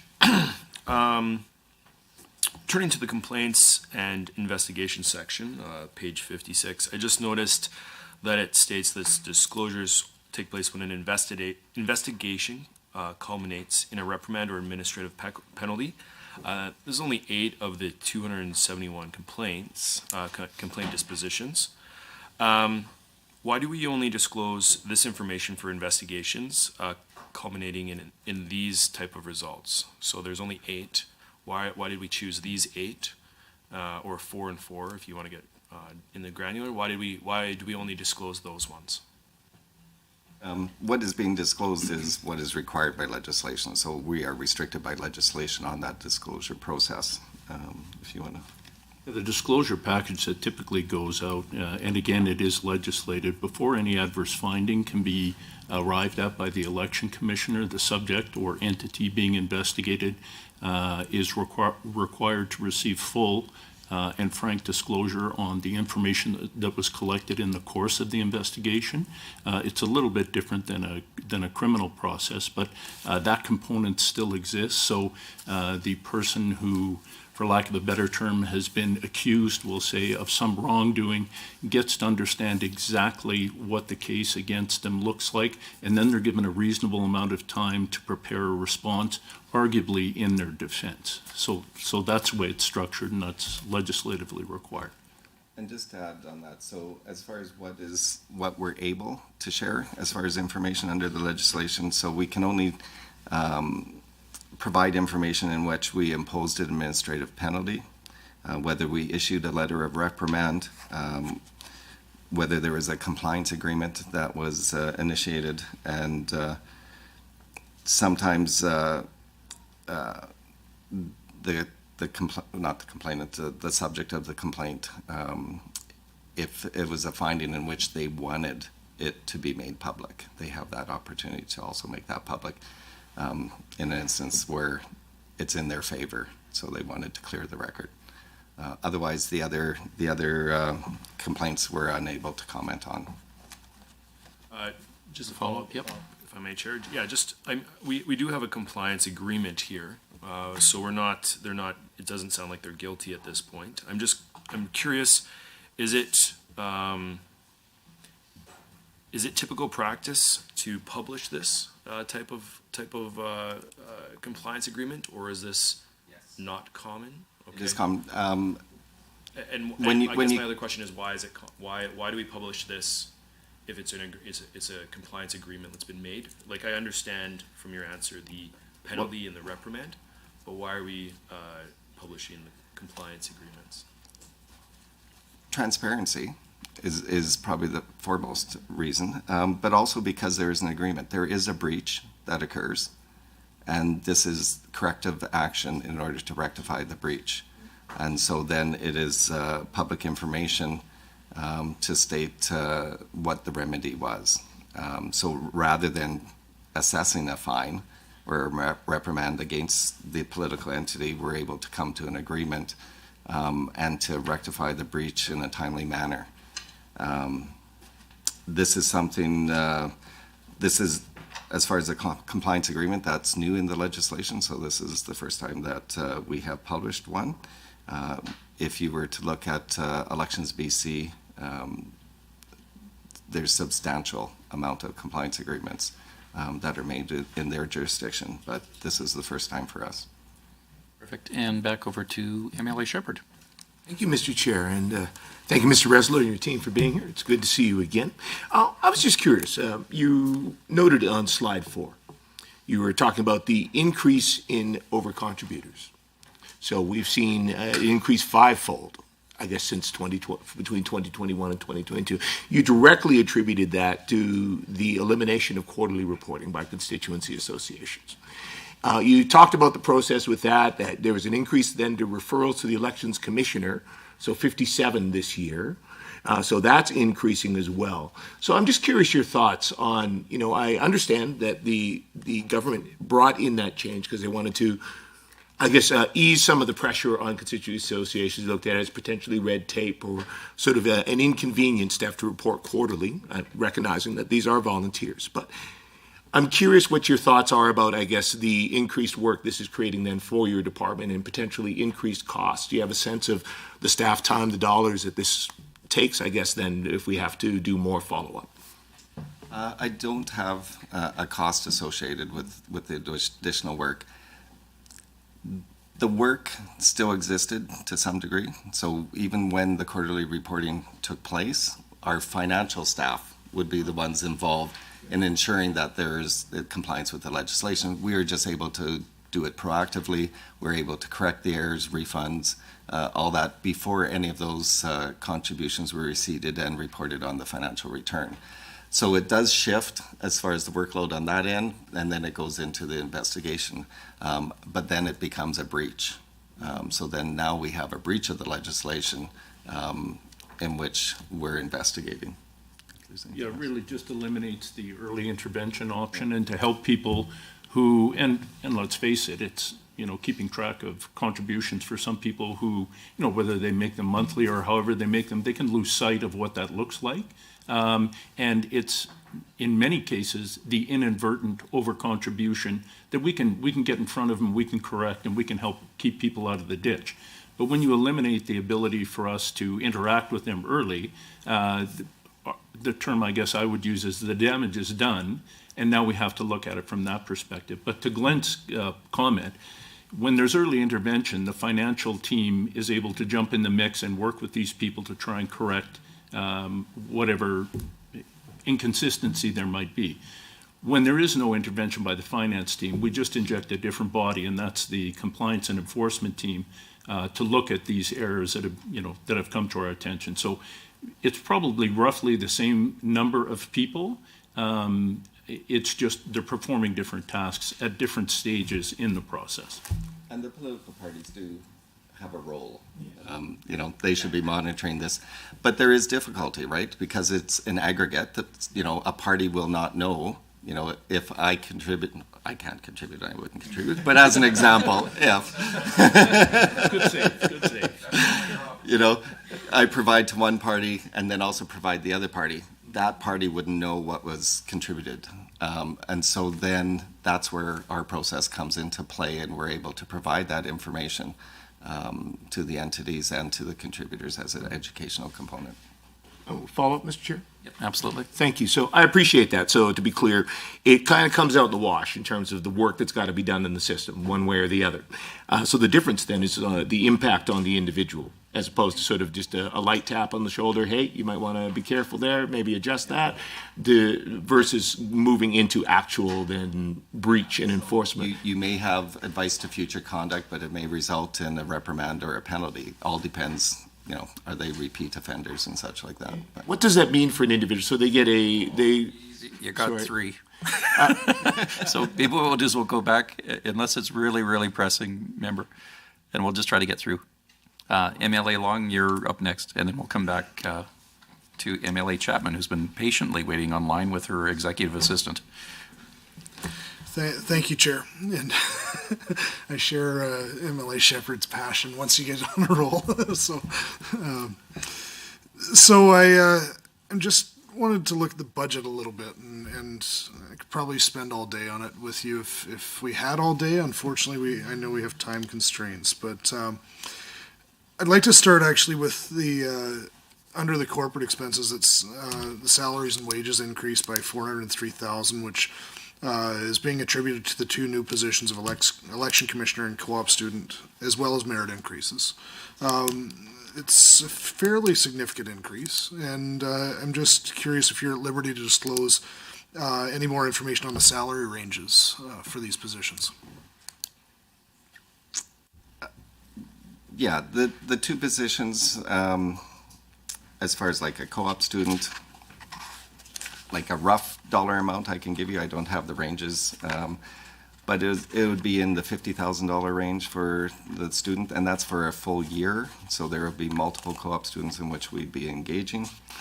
When we look at the election commissioner, we are budgeting as a part-time position. We're looking at approximately $154,000, but we still have classification in that to do on that position. But that's what we're looking for that. And there's other positions in which there have been some changes, so there may have been reclassifications and such. So there are little increments within the core staff on that too. So, merit's $124,000. You have over $200,000 in the 2 positions. And then there's other ones in which there are some adjustments or reclassifications. So, sorry, you just sort of caught me on the election commissioner, a part-time position at 154. Like, what's part-time then? Is that half-time? Is that 30 hours per week? Just what's your idea around that, please? Well, yeah. What we're looking at, it'll depend on whether it's an in-house position, whether it's outsourced as to a law firm, that type of thing, which is done in other jurisdictions. Elections Manitoba is an example with that. Obviously, if it's brought in-house, it's going to be a lower cost, and that's what we'd be looking at as far as posting that. So it depends on the situation, depends on what we're able to attract once it's advertised in that. Part of the reason we pulled the position right now, it's in the acting position right now, is for us to engage as far as how many hours, what is a realistic You know, is it 2 days a week? Is it 3 days a week? That type of thing. There will be periods depending on the electoral cycle. If we're in an event, they're going to be working full time, just like our investigators. So the amount as far as salary for that role will change on an annual basis, whether there's municipal elections, general elections, that type of thing. Perfect. And MLA Chapman, you're up, ma'am. Thank you. So I was, reading in your report about the public trust is the issue, and so I just wanted to ask you, because I know that during the most recent election, I was definitely hearing some complaints about social media posts with voter information, right? So the things such as saying voters are required to bring ID to be able to vote. And I mean, of course, that there's 4 criteria that people can meet to be able to require to vote. So I'm just wondering if you can speak a little bit to, what you're doing around your own capacity to prevent the spread of misinformation about those requirements to vote. And like I said, like I noticed it in this last one. I don't know if this has been an ongoing issue, but yeah, what you're doing going forward to make sure that your office is really just, putting out the best quality information on those processes. So there were concerns that you mentioned that were raised on Twitter. There's a couple messages, one requiring the registration to vote portion and the mandatory identification. The information that was provided was not incorrect. There were concerns as far as what was presented. It was a register to vote campaign. There are means in which we were allocating as far as what that campaign was. There's other alternates as far as attestations, voting that can be used. But those are pieces of identification that are on our list of identification.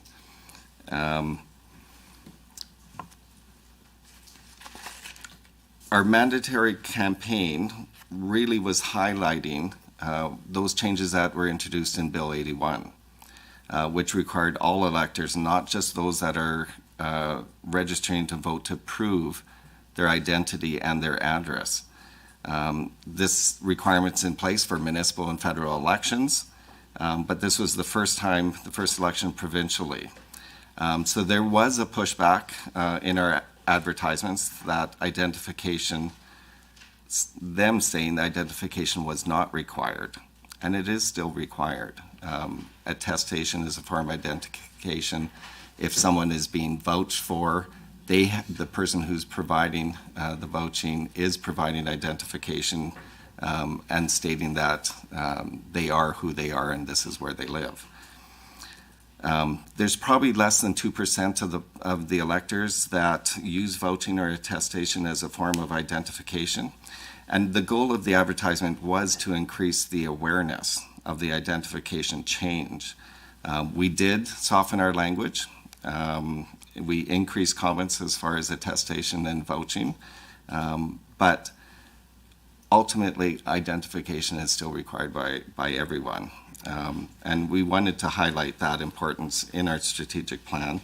Obviously, we have to ensure that our communications is appropriate and the understanding by the electorate. But you also have to look at the campaigns more in a holistic approach. Some advertisings, like those brochures, we had different brochures targeting rural Alberta versus the urban areas. And some of them, for many of our electors that experience barriers to voting and providing identification, we provide direct communications with those groups, with the facilities, with the operators that support them, because there are differences in which we engage with them and educate them. And that is that attestation process, and we want to help the facility operators to understand that process and the different forms of advertisement, communications, engagement that we do. So there is a broader advertising campaign than just targeting that one brochure in a sense. Perfect. And MLA Chapman, do you have a follow-up? I don't. Thank you so much. That was a fulsome answer. Okay, and on the speakers list, we have MLA Long and then back to MLA Shepherd. Thank you, Mr. Chair. I'd actually like to sort of dig into it, the enforcement side of things a little bit, if that's okay. You've made a couple of comments around public trust and the erosion of public trust around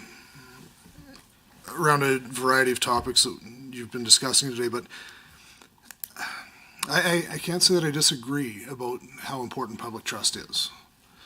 And I'm curious if your budget allocation being what it is each year, as opposed around enforcement, each year is the right approach, as opposed to having more funds actually attributed to election years specifically. And if by not having more funds attributed to election years specifically, if we are actually eroding public trust when they see clear violations of election rules.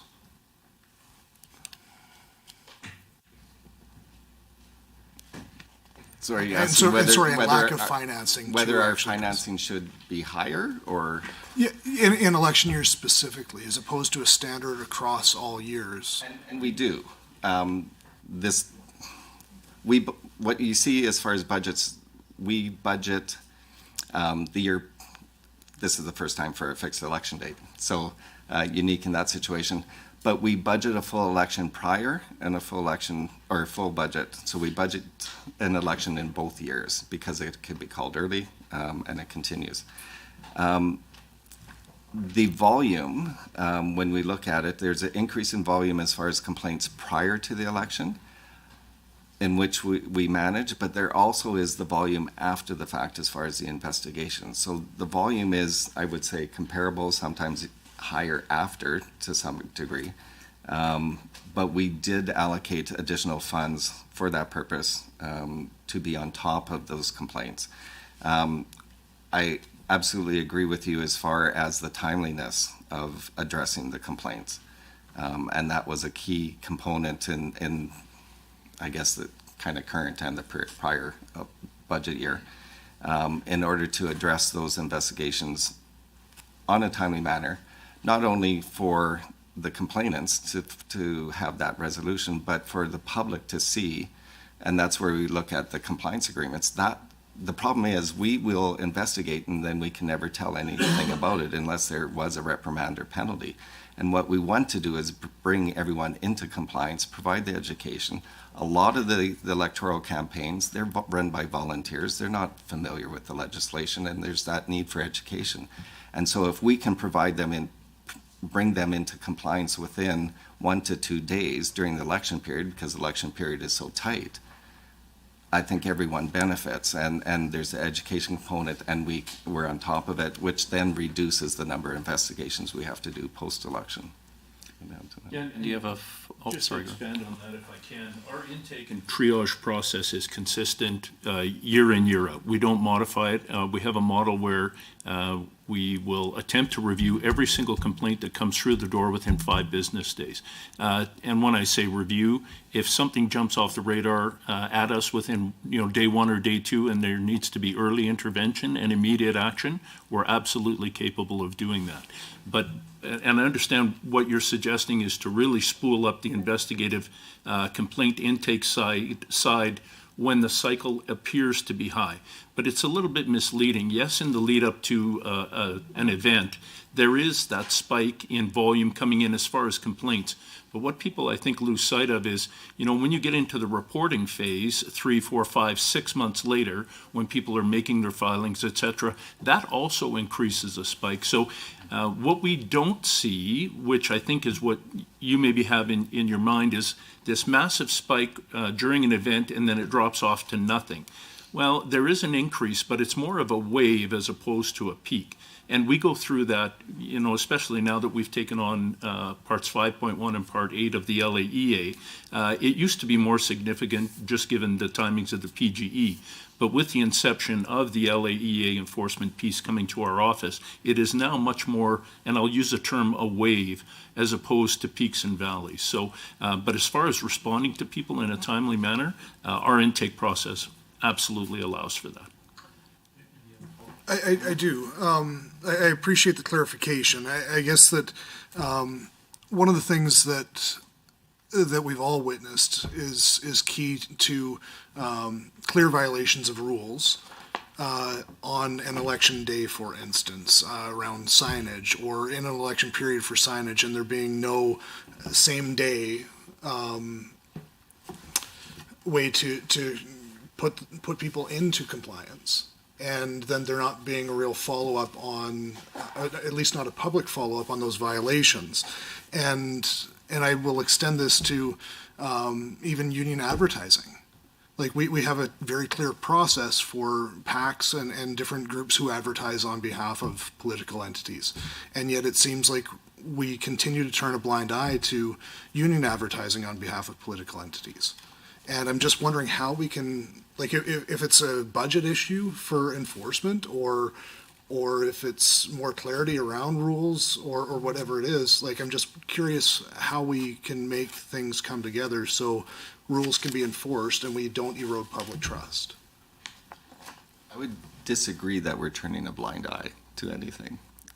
Any complaint in which we receive, we will follow up on. I have very few complaints that I would say that I received in which we didn't resolve in a timely manner during the election period, whether it was, and I actually think, like, and political entities, candidates in the campaigns and that, most of them, I would say, want to be in compliance. So their goal is to be in compliance. And they are very receptive when we make a phone call to say, you're not in compliance, and we're asking for information to ensure that it is correct as far as the information that we have. But they want to bring themselves into compliance, and we will have, in most instances, within 24 to 48 hours, brought into compliance. And I think that's been our experience. If there's specific complaints in which you're aware of that we can follow up, and I'd be more than happy to. But I'd say on the most part they are, and very few of them extended into investigations post-election. Yeah, the gap being probably in the reporting. You're not hearing about it, but we will pick up the phone and call someone. Typically, I would argue that maybe even within 12 hours, we'll have that conversation and compliance is achieved very, very quickly, because if it isn't, there's other repercussions. But if there's no breach, no administrative penalty or letter of reprimand, then it's hard to articulate the result, but they do occur. But we do bring, like, our investigators are contract investigators, and we do bring them on pretty much full-time during the election period, and we expanded as far as the number of them. We also have them attend candidate meetings where we think there's issues. We have them attending voting places in which there have been complaints. So they are within the local areas and moving about. And when we have complaints and signage, they're out there looking at it too. So we're looking at campaigns, contacting campaigns, that type of thing. So they are very active during the election period. And our returning officers were as well. Yeah. So like on every voting day, we were responding to concerns about signage on voting places immediately. That wasn't waiting, right? They were actively involved in that. So during the election period, we're definitely ramped up, and there's a lot more than just compliance involved in trying to ensure compliance across all political participants. Yeah, your supervisors at the voting places have the authority to remove signage from the voting place in compliance with the legislation. So it just might not have happened in certain areas. Or the complaint may not have been received by us. Maybe I'll talk to you offline about that. MLA. So back to MLA Shepherd. Thank you. Just to follow up then from my last question. So I just want to better understand what the impact is for an individual then. So if they are found in breach, what does that mean for them personally? Is it just then that there's an administrative penalty, it's reported online? Like, how does that impact for them differ, I guess, from being able to simply just resolve the issue before it got there? Well, as far as someone being found in breach, the legislation requires the commissioner to consider seven different factors before issuing any administrative penalty or letter of reprimand. I guess what it amounts to is that we are, and again, the term I'll use again is the damage has been done, and now we're conducting an investigation into an overcontribution. The option to return funds, cancel receipts, et cetera, it just becomes a different animal at that point. As opposed to, before a final calculation is made for the year's contribution limit, you can get in there and you can correct it. You can make sure someone is going to come in under the limit at the end of the year, as opposed to getting year-end stats where, hypothetically, someone's double the contribution limit. And it can be inadvertent, just a lack of attention to detail, but it occurs. So I guess that's the best way to try and describe how the process has changed. In all instances, we'll be correcting the breach.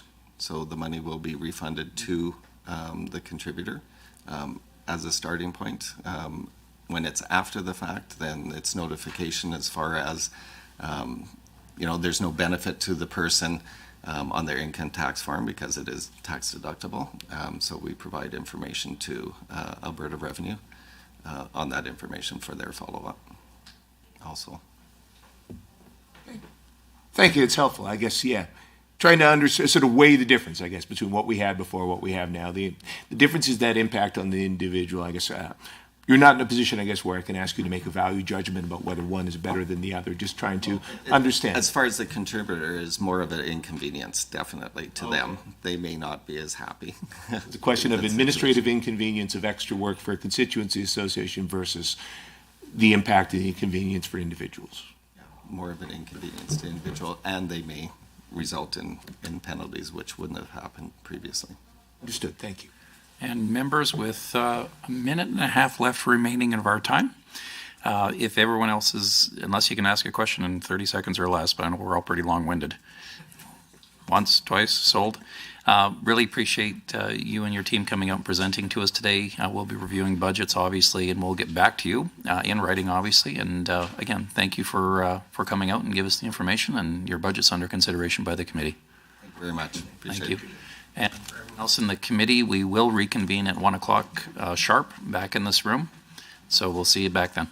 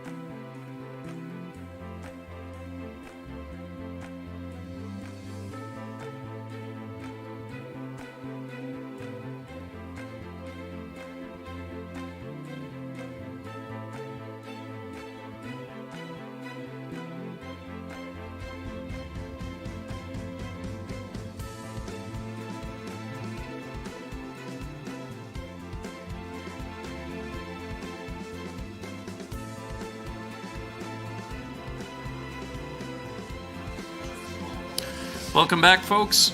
I hope everyone had a good break. We're going to be carrying on here right now, so what I would like to do is all committee members, introduce yourselves going around the table, starting with my right. It's Glenn Van Dyken, MLA for Athabasca, Barth, and Westlock. Scott Sinclair, MLA, Lesser Slave Lake. Nolan Dick from Grand Prairie, Alberta. Grant Hunter from Tabor Warner. Martin Long, the MLA for West Yellowhead. Marie Renault, St. Albert. David Shepherd, MLA for Edmonton City Centre. Janet Aramenko, MLA for Calgary Curry. Jody Rempel, Committee Clerk. And online. Amanda Chapman, MLA Calgary Bennington.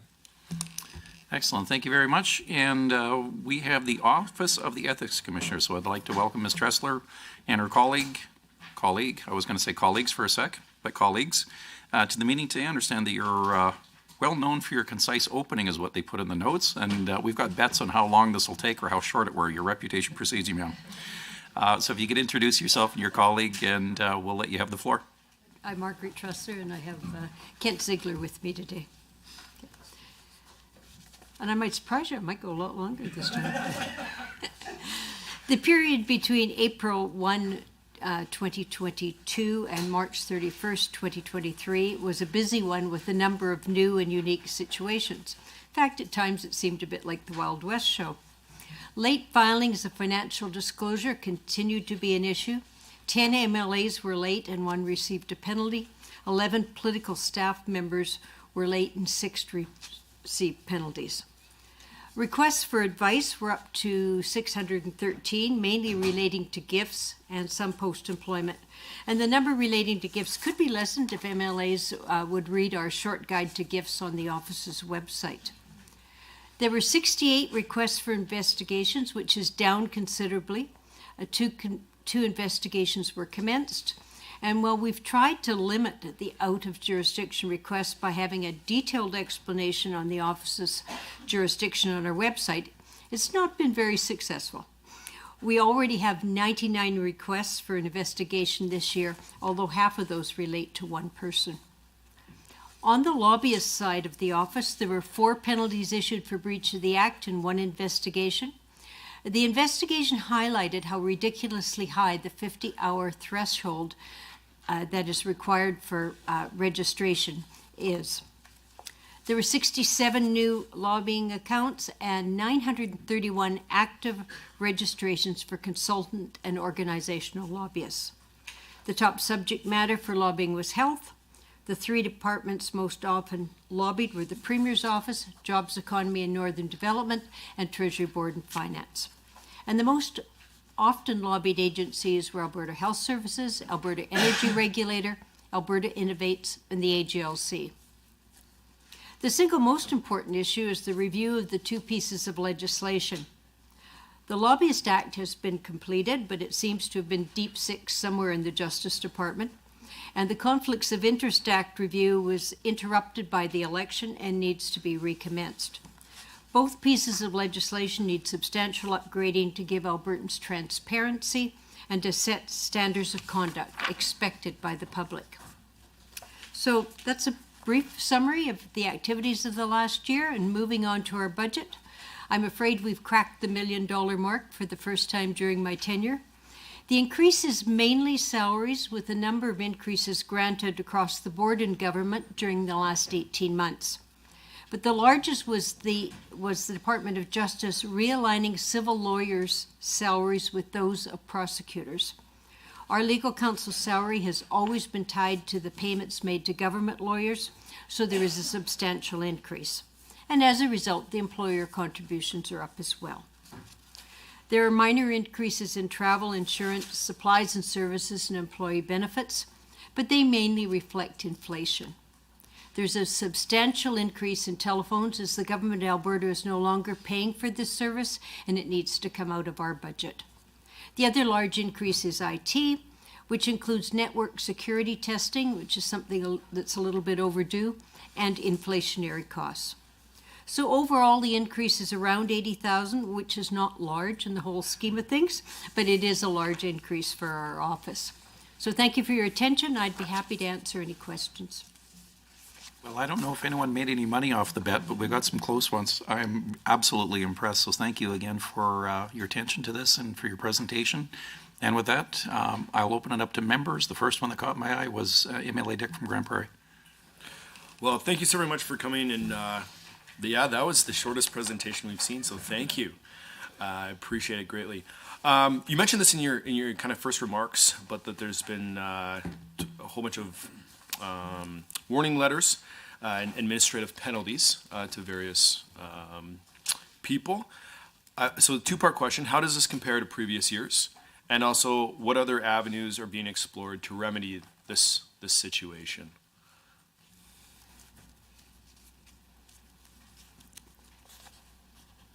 It was a bit higher than previous years, and again, it'll be high for this year that ends in March. So it's marginally higher. What do we do to remedy it? We do speak with the whips of each of the parties, and we give them a heads up as soon as we know someone's late. Now, the one thing we do, and maybe people are taking advantage of this, is if it's due in on noon on Tuesday, if you're late, you do get a warning letter that the penalty won't kick in till Thursday. And most cases are rectified, but occasionally there aren't. We had to file a couple of judgments this year. Gotcha. Thank you. Anything from MLA Renault? I'm not sure if you waved your hand. I feel like the auctioneer, but I'm not sure if you were trying to get my attention. No, I didn't wave my hand, but I'd be happy to ask. Oh, okay, sure. Unless, I didn't want to, I think my colleagues might have. No? Okay. Okay. I just wanted you to expand on your comments about the piece of legislation or the review that got deep-sixed in justice. In the Justice Ministry. I was wondering if you could expand on that. I'm assuming it was a review of legislation. It was reviewed a couple of years ago. Right. And nothing's happened since the report was sent to Justice. It's just sitting there. So And there are there's- lots of things that need changing in that act for proper transparency. Okay. Could you, are you able to maybe expand and give a bit of a high level of points that should be looked at in that legislation? Oh, there are all sorts of things. Sure. Our brief was 30, 40 pages long, but one of the outstanding ones is having a lobbyist registry, in the sense that it's a meeting registry where if they lobby anyone, they have to go in.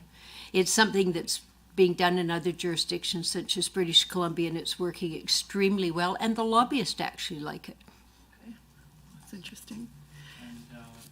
We'll go, if you want to come back, we've just been doing, for the members' edification, we've kind of been doing the first question and a secondary supplement, and then trying to go back and forth. MLA Sinclair. Thank you, Mr. Chair, and thank you for the presentation. Just have a page 10 of the annual report, details requests for investigation considered by your office, and that I noticed that the 68 requests submitted, 65 were deemed to not be within the jurisdiction of the Ethics Commissioner, and you stated on page 2 that the number of requests actually decreased because you provide a better description of your jurisdiction on your office's website. But I'm just curious, why do you think the confusion continues over the jurisdiction to that point, with over 95% of the requests still outside of your jurisdiction? I think it's partly a lack of understanding by the public of what the actual jurisdiction of the office is.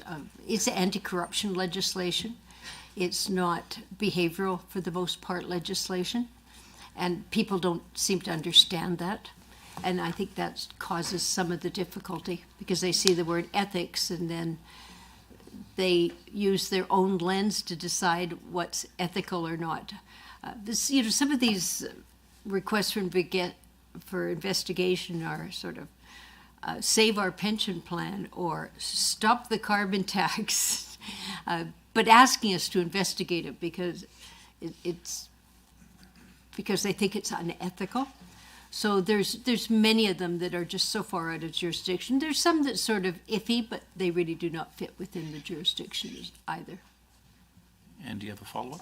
I do, if it's okay now, or do you want Absolutely. to kick it back to me? But just out of the when an investigation request comes in and it is deemed to be outside of your jurisdiction, could you explain, like, I'm fairly new to the role, but like, what's the process?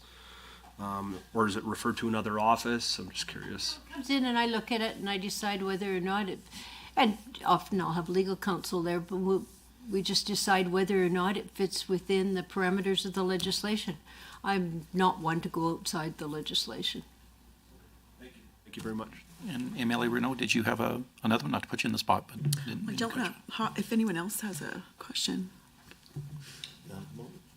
Okay. I'm happy to ask another question. Thank you very much for being here, by the way, which I didn't say earlier. One of the things we chatted about in an earlier meeting, that just the importance of having someone sort of guide or add, just as we're looking at changes that need to be made in the Conflict of Interest Act legislation, part of our position at an earlier meeting was that it would be wonderful to have someone with the experience being in the role and seeing sort of where the legislation lacks teeth or lacks information. I certainly appreciated the recommendations that came from your office about understanding sort of the roles of different areas of our jobs. Even, one example is maybe new people don't realize that often there are people with disabilities that go to AISH appeal hearings or are called, their office is called for assistance. Can you help me through this process? And that's not something that we should be doing, which I was, able to clarify with your office. I was wondering if you could expand on some of the pieces that are really important going forward for as legislators for us to look at with this particular piece of legislation. That was kind of a long-winded question. I apologize for that. Well, the fundamental problem with the Act is it's a hodgepodge of sections, and the numbering would defeat anyone who wanted to start with it. That's one of the biggest issues. But there's other areas where the wording's not clear, and that it just needs to be beefed up. There's some areas where things that are an absolute conflict of interest aren't covered, that need to be added. The post-employment provisions are almost incomprehensible, and that's why we get a lot of questions on post-employment, because they are not clear. And it's hard for the people who are going on to other areas when we've got this legislation that's not clear. One of the other things we've suggested, well, actually, I've suggested it 8 or 10 times since 2015, is that the code of conduct for the political staffers be amended. And that's part of our recommendations because it goes with it, so that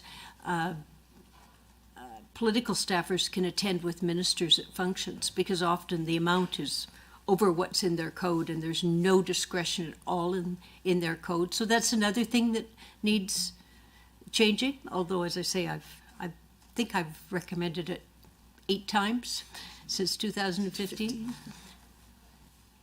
Thank you. Did you have a follow-up? Yeah, so I'm wondering if you could, you mentioned things that are not covered in the conflict of interest. I wonder if you could just give us a couple of examples. Well, some of the family relationships aren't covered that probably should be.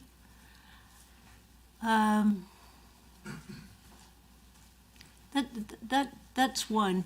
That's probably the major one that needs to be covered. We actually have a 35-page report prepared that we'll be presenting to the committee doing the review. Perfect. And back to MLA Dick.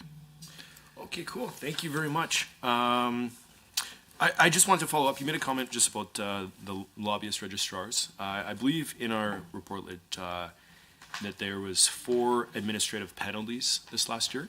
A couple years ago, 2021-22, there was 0. So is this in line with the typical number of penalties that you would have issued in previous years? And why do you believe the increase is currently there? Administrative penalties can be issued for a number of things. One of the major ones is offering gifts that's over and above the amount in the legislation. The second one is sometimes they're supposed to do particular steps during registration, and if they abandon it all, they have to go back and they have to say, we don't want to register. So there's some administrative penalties for people not complying. But those are the major ones. It's up a little bit, but that was mainly because of the gifts. Thank you. And the investigation was the first one we've ever done.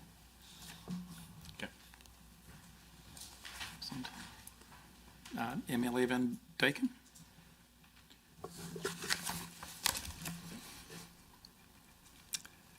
So in your business plan, goal number 1 involves the promotion and understanding of legislative obligations. I think you've spoken to that a little bit.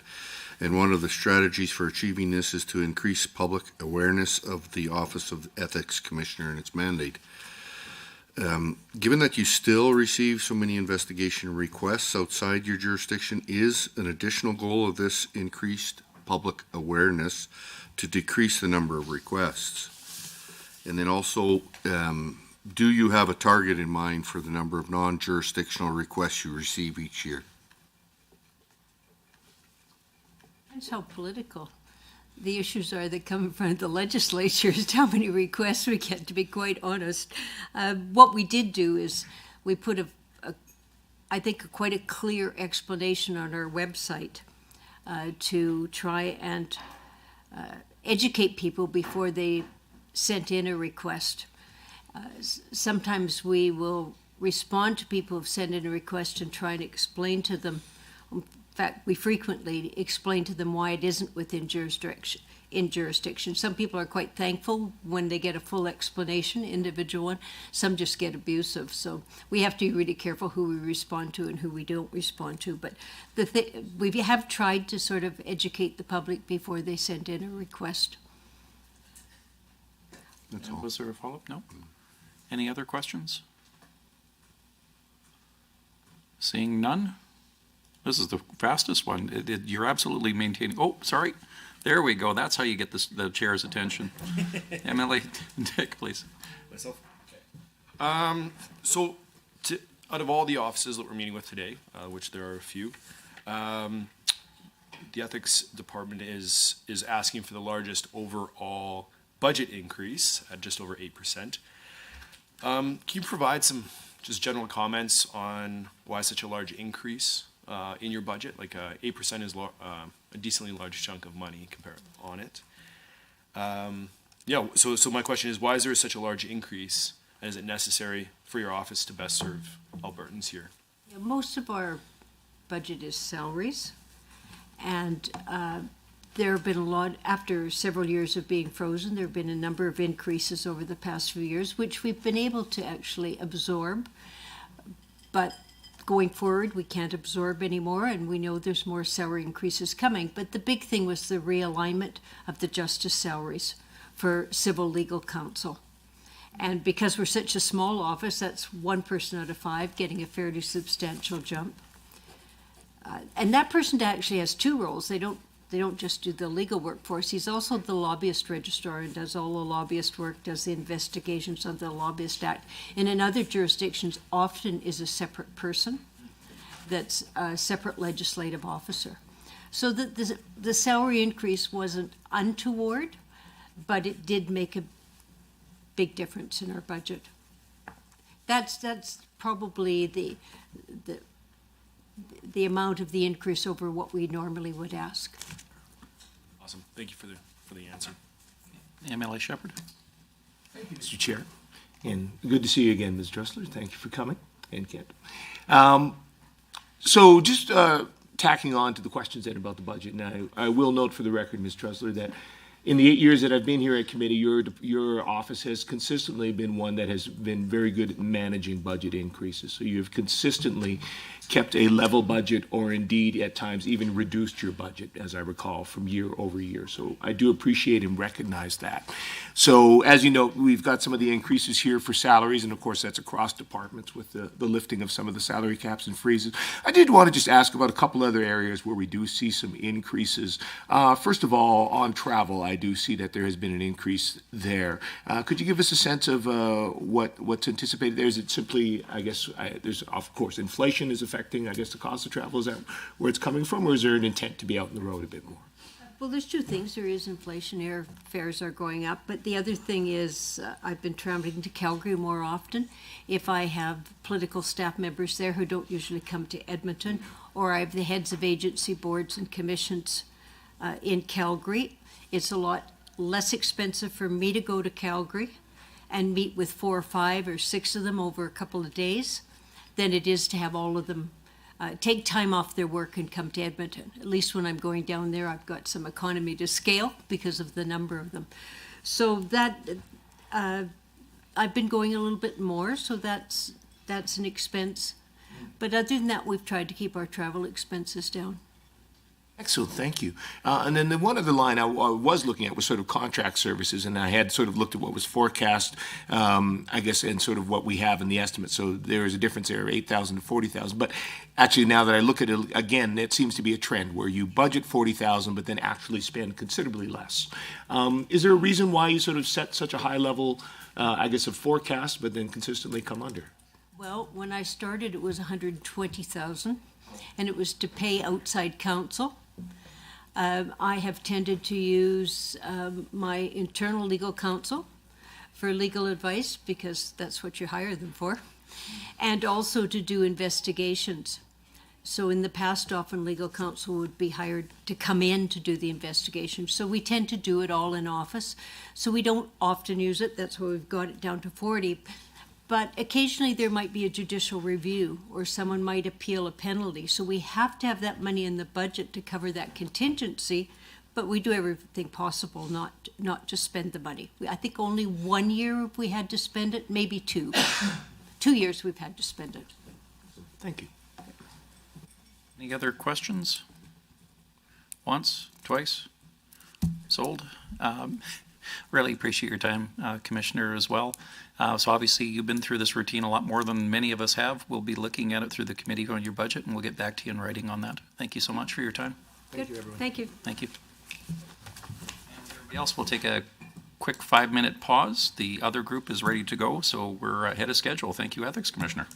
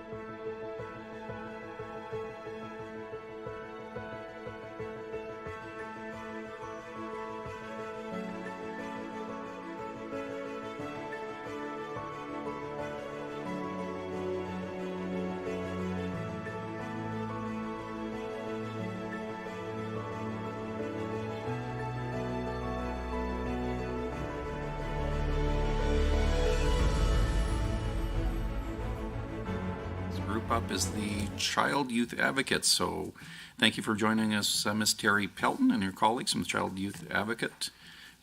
Thanks for coming here today. What we'll do is just some quick introductions so you know who will be asking you questions, and then we'll turn it back to you to do the same, and then I'll cede the floor to you. So to my right.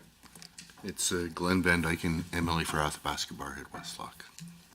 Scott Sinclair, MLA Lesser Slave Lake. Grant Hunter, MLA Tabor Warner. Marie Renaud, St. Albert. David Shepard, Edmonton City Centre. Good afternoon, Janet Aramenko. I'm the MLA for Calgary Currie. Jody Rampel, Committee Clerk. And MLA Shane Getson. And we just had one other gentleman here. We'll switch back to Nolan. MLA Nolan Dick for the amazing constituency of Grand Prairie. Here we go. And online.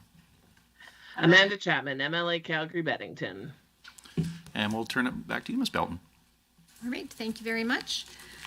Good afternoon, Chairperson Getson and committee members. Thank you for taking the time to meet with us this afternoon. Presenting with me today is Bolu Idiwu, our Director of Strategic Support.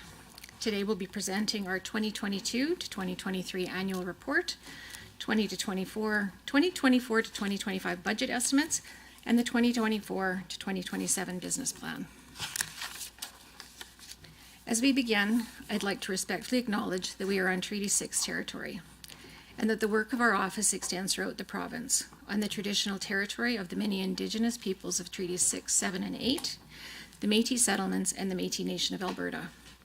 We're committed to reconciliation in our work and relationships with Indigenous young people, families, and communities. Over the past year, we continued taking measures to honor the Truth and Reconciliation Commission's calls to action, which included offering training and land-based learning opportunities to help our staff better understand Indigenous ways of knowing and the impacts of colonization and intergenerational trauma. Making 2 recommendations to government focused on improving case planning and connections for Indigenous young people, and beginning work on our ceremonial room. As elders have reminded us, reconciliation is a generational process, and we are currently sowing the seeds for future generations. Our role is to represent the rights, interests, and viewpoints of young people. We do this through providing advocacy and legal representation to children and youth, engaging with young people, community stakeholders, and decision makers, investigating the serious injuries and deaths of children and youth who meet the criteria for an investigative review, providing advice and recommendations to government on issues that affect young people. In carrying out our mandate, some of our staff work directly with young people, while others play an indirect role by providing the resources and infrastructure to support our work. We have 2 offices, one in Edmonton and one in Calgary.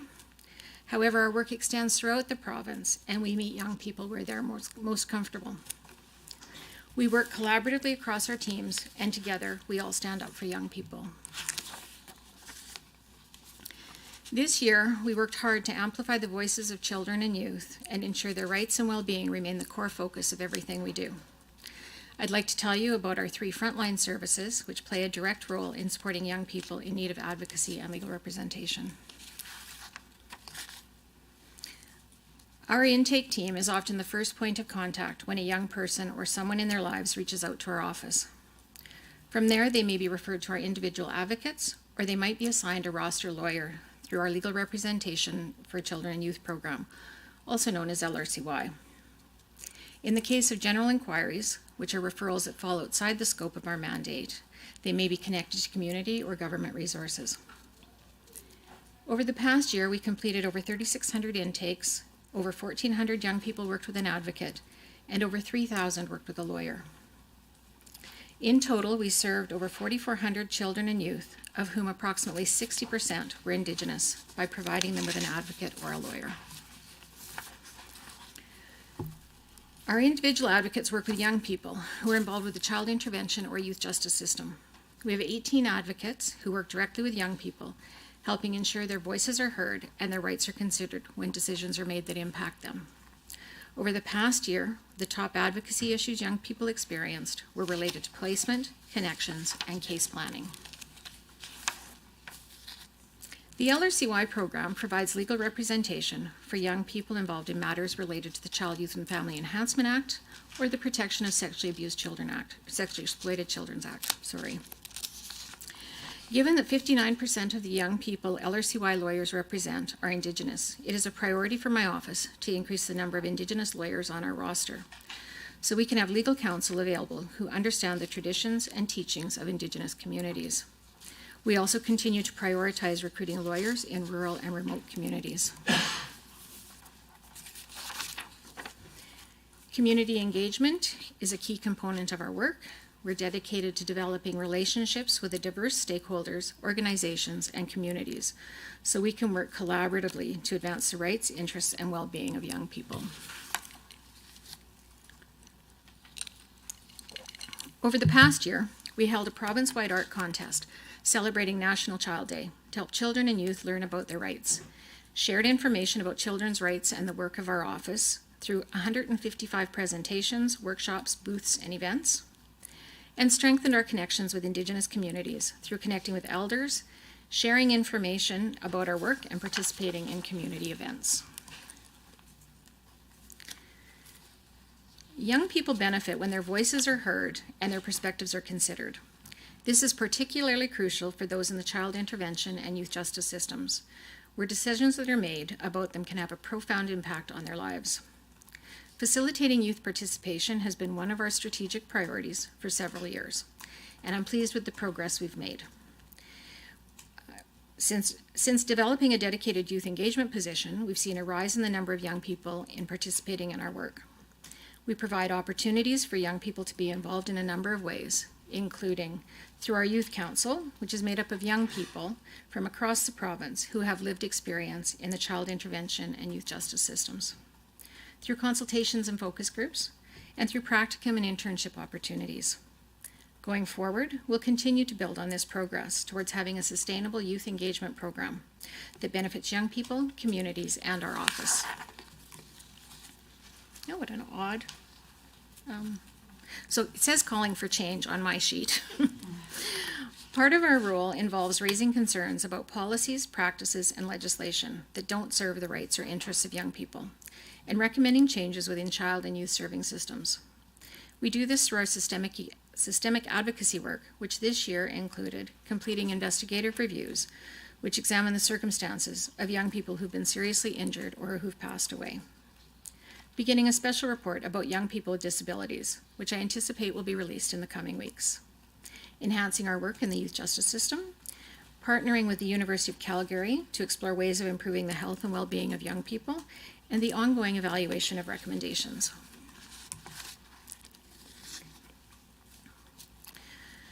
Reviewing the circumstances of young people who are seriously injured or who've passed away and were involved with child intervention or the youth justice system is a legislated requirement that I take very seriously.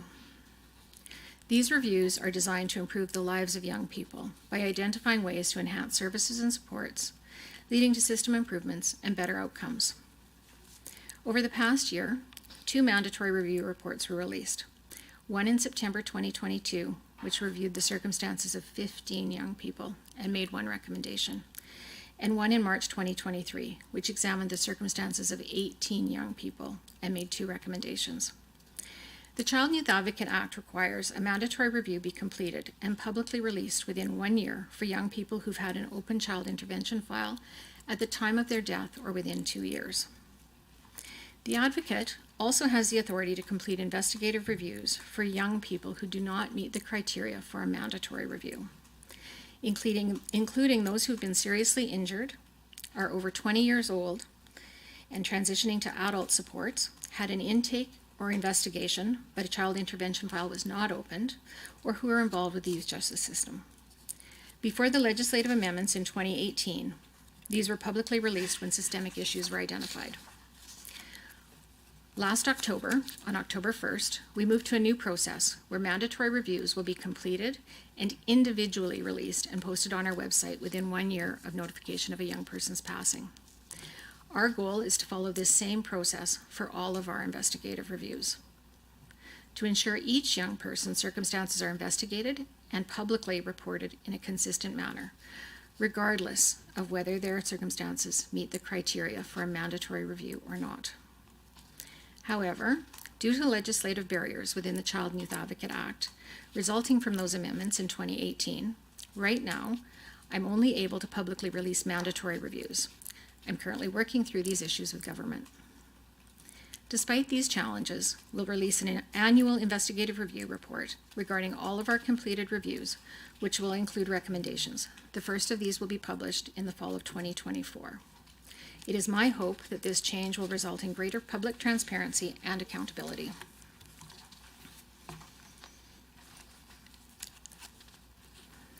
My slide looks a little bit different than yours. It is. I'm going to read a lot. I'm going to talk about it anyway. So, for the past several years, when appearing before this committee, we've been vocal about how the number of notifications of death and serious injury reviewed by my office are increasing. During the 2022-2023 fiscal year, 88 notifications were received, which is the highest number reported to the office since receiving our mandate to do investigations in 2012. 44 of these young people had open files with child intervention at the time of their passing or within 2 years and required a public report within 1 year of their death. This is a 29% increase over the previous year. These alarming numbers are continuing in 2024. As of November 30th, we've received 64 notifications of death or serious injury of young people since April 1st.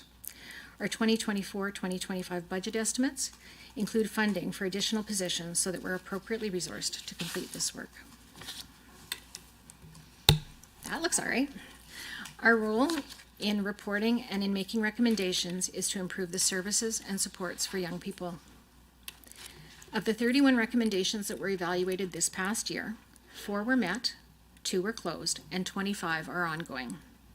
As in previous years, I anticipate that we'll have an opportunity to appear before this committee soon to review the annual report, at which time I'll provide more detail on our recommendations and the status of their progress.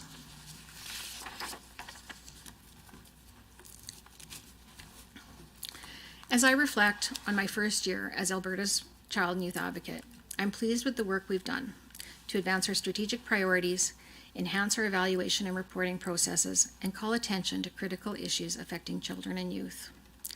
That said, there's always much more to be done. We're currently finalizing a special report on the experiences of young people with disabilities in the child intervention and youth justice systems, which I anticipate will be released in the coming weeks. This report will include a number of recommendations to government that I believe will help improve services and supports for these children and youth. Planning is underway for our 2024 Best Practices in Child Legal Representation Conference. This is a biannual national event that provides lawyers and other professionals the opportunity to develop their skills and knowledge so they can improve services to their young clients. We're also leading a national community of practice group related to the investigations of serious injury and death.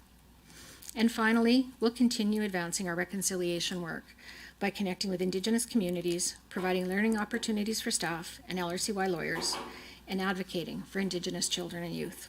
In 2022-2023, 2 of the 3 recommendations that were made were centered on case planning and connections for Indigenous young people, and will closely monitor the government's response to these recommendations.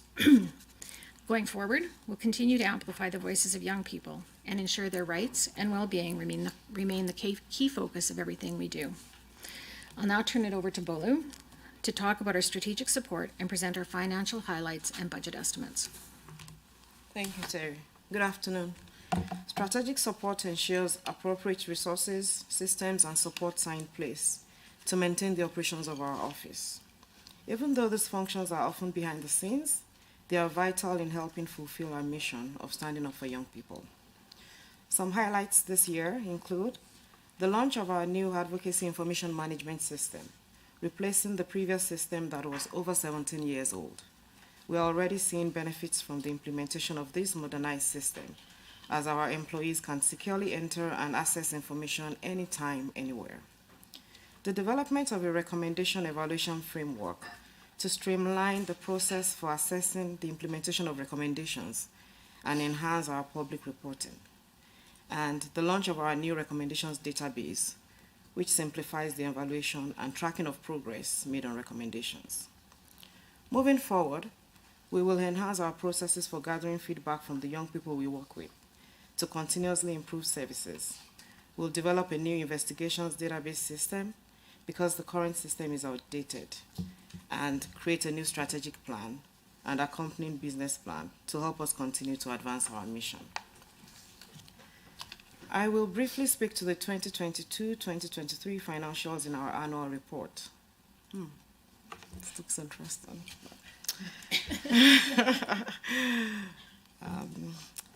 It's the same information in the annual report that you have and the budget estimates. The approved voted budget for our operating expenses was $15,059,000 and $200,000 for capital expenditures. Actual spending in both operating and capital expenditure categories was approximately $14,539,000, which is $720,000 or 5% below the approved amounts. This was primarily due to savings in travel costs and significant savings under the LRCY program from delayed court time. The over-expenditures in youth and community engagement and strategic supports were due to movement of staff from organizational restructuring. Terry will now introduce our 2024-2025 budget estimates for the committee's consideration. Well, that looks all right. Well, pretty good. Thank you, Bolu. We're requesting a budget of $16,913,000, which is an increase of 4.4% over our previous year's budget. These estimates include 3 additional full-time positions to help us meet our resourcing needs and investigations, given that we continue to see an alarming rise in the number of young people we're mandated to complete investigative reviews for, and to strengthen our capacity to do youth and community engagement work. Work is ongoing on our ceremonial room, and we've allocated $50,000 for its completion in the next fiscal year. Bola will discuss our budget estimates in more detail. Thank you, Terry. Salaries and estimates are estimated at $10,216,000, representing 60% of our budget. This is an increase of $492,000 from the previous year, a result of merit increases and additional positions. Prior to the 2020-2021 fiscal year, we had 83 full-time positions, which over the past several years has been reduced to 78. These estimates reflect salaries and benefits for 81 full-time positions, an increase of 3, as spoken to earlier by Terry. Fees and disbursements for our LRCY program continue to represent a significant amount, accounting for approximately 25% of our estimates. The overall budget for this program remains the same as the previous year. Last year, to align with the removal of salary freezes within the Alberta Public Service and the increase to the hourly rate of legal aid lawyers, we reinstated the lawyer fee reduction implemented in the 2021 fiscal year. This year, as of January 4, 2024, the travel reimbursement rates will be adjusted for LRCY lawyers to align with the increase announced for the Alberta Public Service. We haven't adjusted the travel reimbursement rates within the program since 2008. We believe that we can make these adjustments and maintain the same budget estimate for this program as we have in the last 2 fiscal years. Contracts and IT services represent about 9% of our budget. This is a 2% increase from the previous year, and it's due to inflation, recent contract renewals coming in at a higher rate, and the development of an investigations database. We continue to embrace virtual opportunities to connect, reduce production and printing costs for reports, and streamline file review processes. We are asking for a capital budget of $100,000 for the upcoming year. In the current year, we started work on our ceremonial space and hope it will be completed by the end of this fiscal year or early next fiscal. As earlier mentioned by Terry, we have allocated $50,000 for this project in the coming year. The remaining $50,000 is for various capital projects related to information management and technology. I will now turn it back to Terry for our closing comments. Thank you, Bolu. Chairperson Gatson and committee members. In conclusion, we're requesting you approve our 2024-2025 budget estimate of $16,913,000. In 2024, we'll be celebrating 35 years of advocating for the rights, interests, and well-being of children and youth. When our office opened, the primary focus was on providing individual advocacy services. Over time, it's grown to also include systemic advocacy, community engagement, investigations, and legal representation. I'm pleased to lead a team of passionate staff who are unwavering in their dedication to creating meaningful change for young people, their families, and communities across Alberta. Thank you again for inviting us to appear before the committee today. We're happy to respond to any questions. Thank you very much for your presentation, and from the bottom of my heart, thank you for what you do as a father of four. And I've said this in the House before, these type of files, you know, I might be 6'2", 230, but I'm not strong enough to deal with some of the things that you and your team deal with on a day-to-day basis. So God bless you for what you're doing and helping our youth when they need it most. With that, I'll turn it over to the floor, but I did have a few folks throw their hands up on the speaking list, in no particular order. So far, I have MLA Dick, Sinclair, Hunter, and I'm hoping someone from the left is also raising their hand, but I may be mistaken. Oh, there we go, right in front of me. Perfect. Thanks, Amanda. I'm sorry, you were right in front of me and I missed you. So with that, in keeping with the trend of going ladies first, we'll maybe take MLA Chapman. Oh, thank you so much. I have a couple questions, but I'll start with one, and I know you'll come back to me after finding some balance there. So I was hearing that number 88 notifications of death and serious injury, and I was looking at your report too, and it looked to me like 25%, I think I was reading it right, is happening in the 0 to 5 age group. And so I'm assuming that those are all kids who are in care, not in your independent living category, but in care, whether it be parental, kinship, foster, or group care. And I believe this is the highest number of deaths recorded since the office received their investigation mandate, which would have been about a decade ago. So I'm just kind of want to start by asking, what did the office do in response to these unprecedented numbers? Sure, I'd be happy to answer that. Well, those 0 to 5 years old weren't necessarily in the care of government. They might have been receiving services from child intervention, either through an enhancement agreement supporting the children to remain with their family. What we noticed primarily with the younger children is that they're often related to medical causes of death. So we have seen a high number of young people who've had cancer or other medical conditions that have required the support of government to help care for them at home. I'd have to look to find exactly what those numbers are. And just to clarify, so of the 88, the numbers get a little bit confusing for folks. I had some media requests this week and it was a little bit awkward.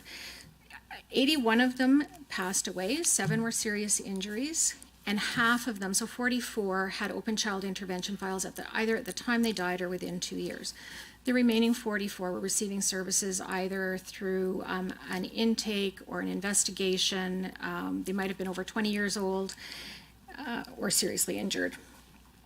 How do we manage this work? I have the group of the investigations team at my office is an experienced group of folks who really rely on each other to support each other. We're working really hard to get the ceremonial space completed because we're trying to have more Indigenous people support our work, and because of, I don't know if you noticed, but 76% of the investigations that we've been looking at recently are for Indigenous young people, which is really high compared to the 60% that we support through advocacy and an investigation, or advocacy and LRCY.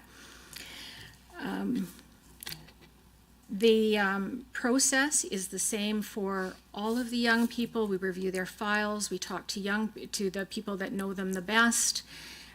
We talk to caseworkers and other stakeholders about what happened for them. We try to present their experiences in a balanced way so you know who those young people were, not just the tragedy that where their outcome was. And so I think that that's really important in the work that we do, is that balanced approach. Does that answer your question? And do you have a follow-up?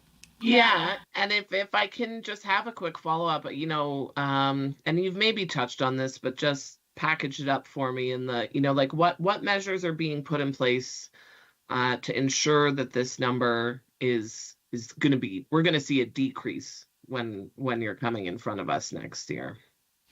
Well, MLA Chapman, Minister MLA Chapman, I wish I could guarantee that there would be a reduction, but one thing that we don't have control over as individuals is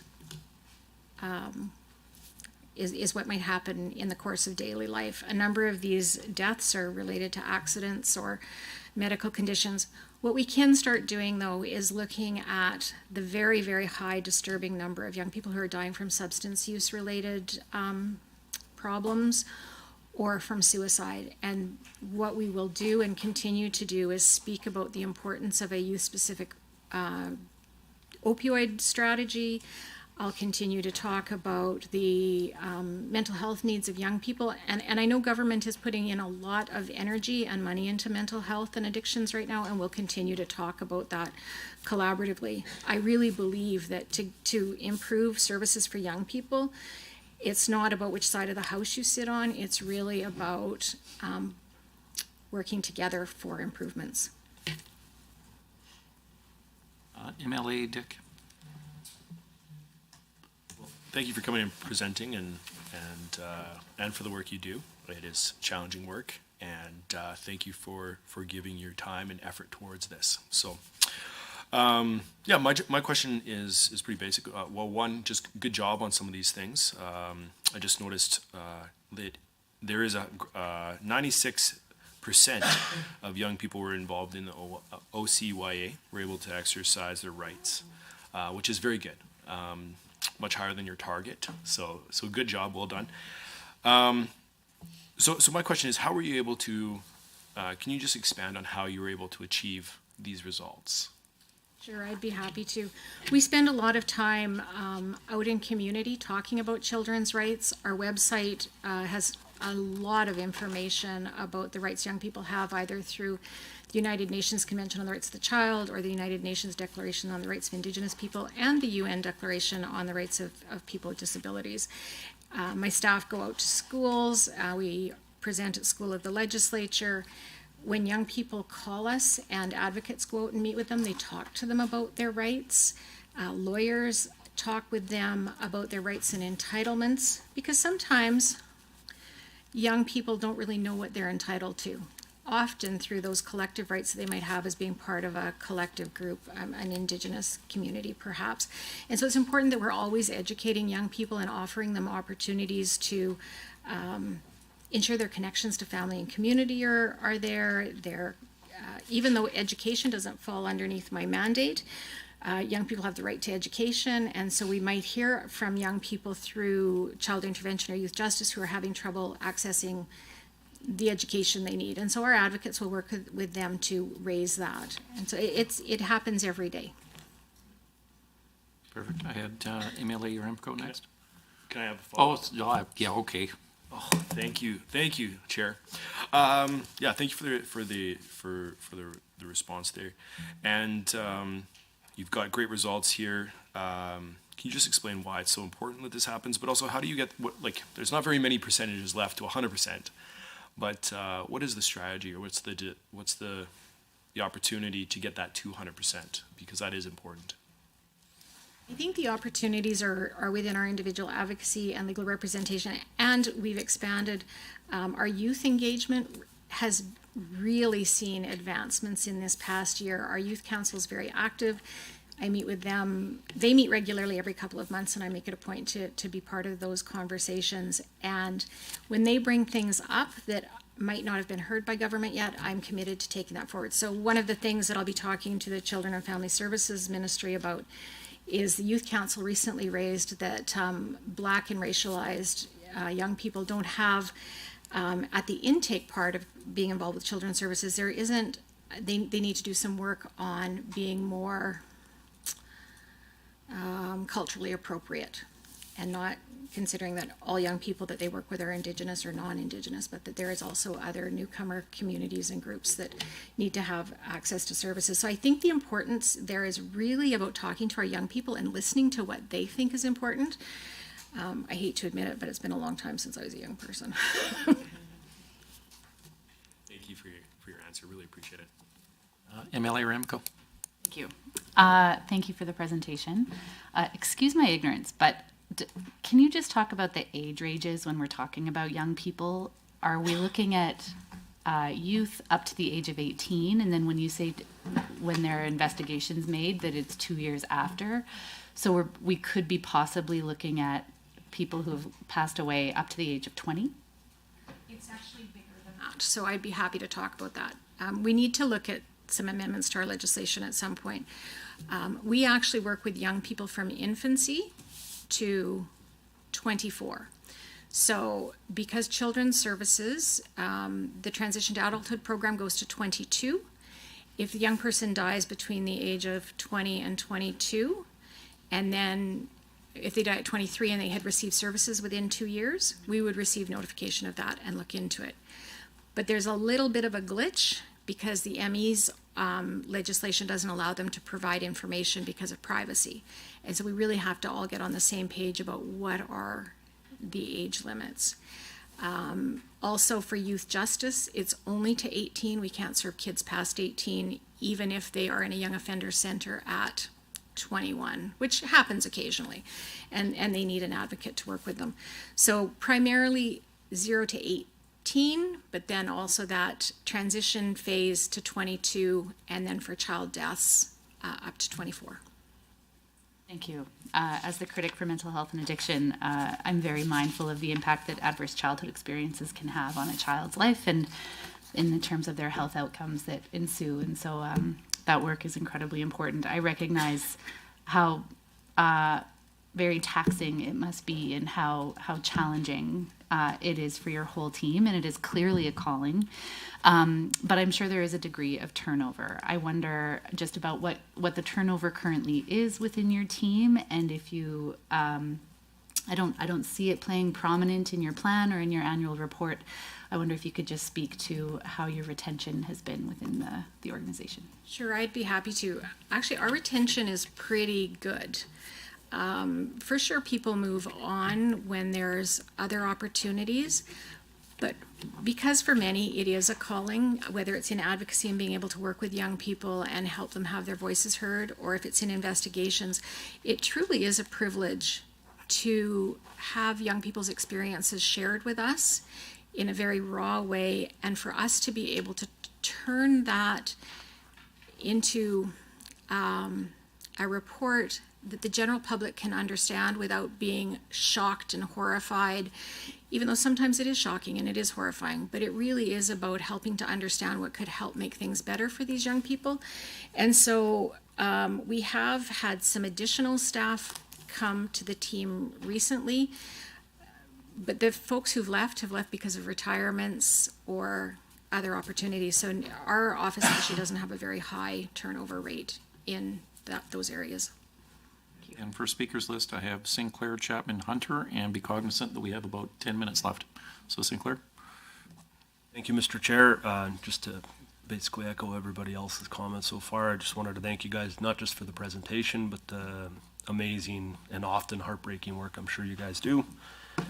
I just had a question, and I appreciate the land acknowledgement and the Indigenous community engagement that's already built within what you guys do, but just specifically, I just met with some tribal council of 5 First Nation groups yesterday, and this actually came up, but is there a strategic focus, or at least examining the idea of working with the First Nation groups on self-governance on children's services and what that transition looks like? If you don't mind speaking on that, if you can. Thank you. Sure, I would be happy to speak on that. I don't know if it's a strategic plan, but I'm certainly aware, and my staff are all aware of the federal legislation and support of Indigenous groups taking back their inherent rights to take care of their kids. What I've done is we have written to all of the chiefs and council across the province and offered to meet and talk about what we've learned after doing 35 years of advocacy.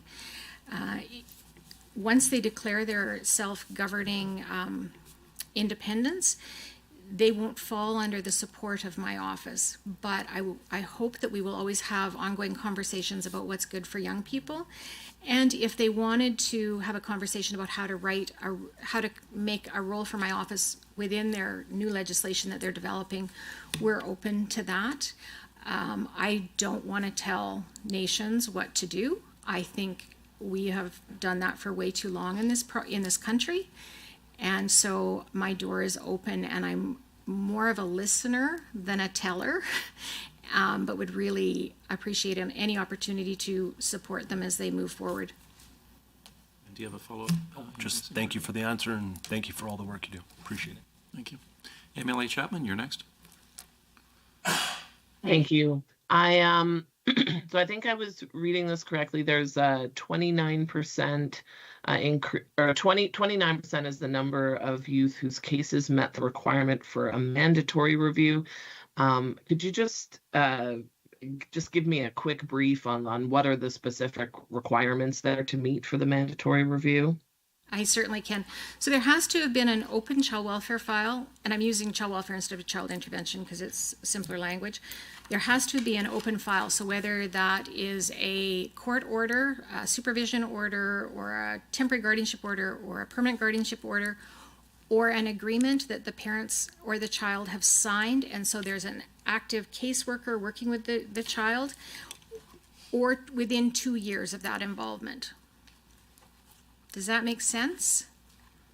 Yeah, that makes sense. And so my follow-up there is like, are there signs that you feel like your office could flag sort of for review earlier in that process to prevent the death of children?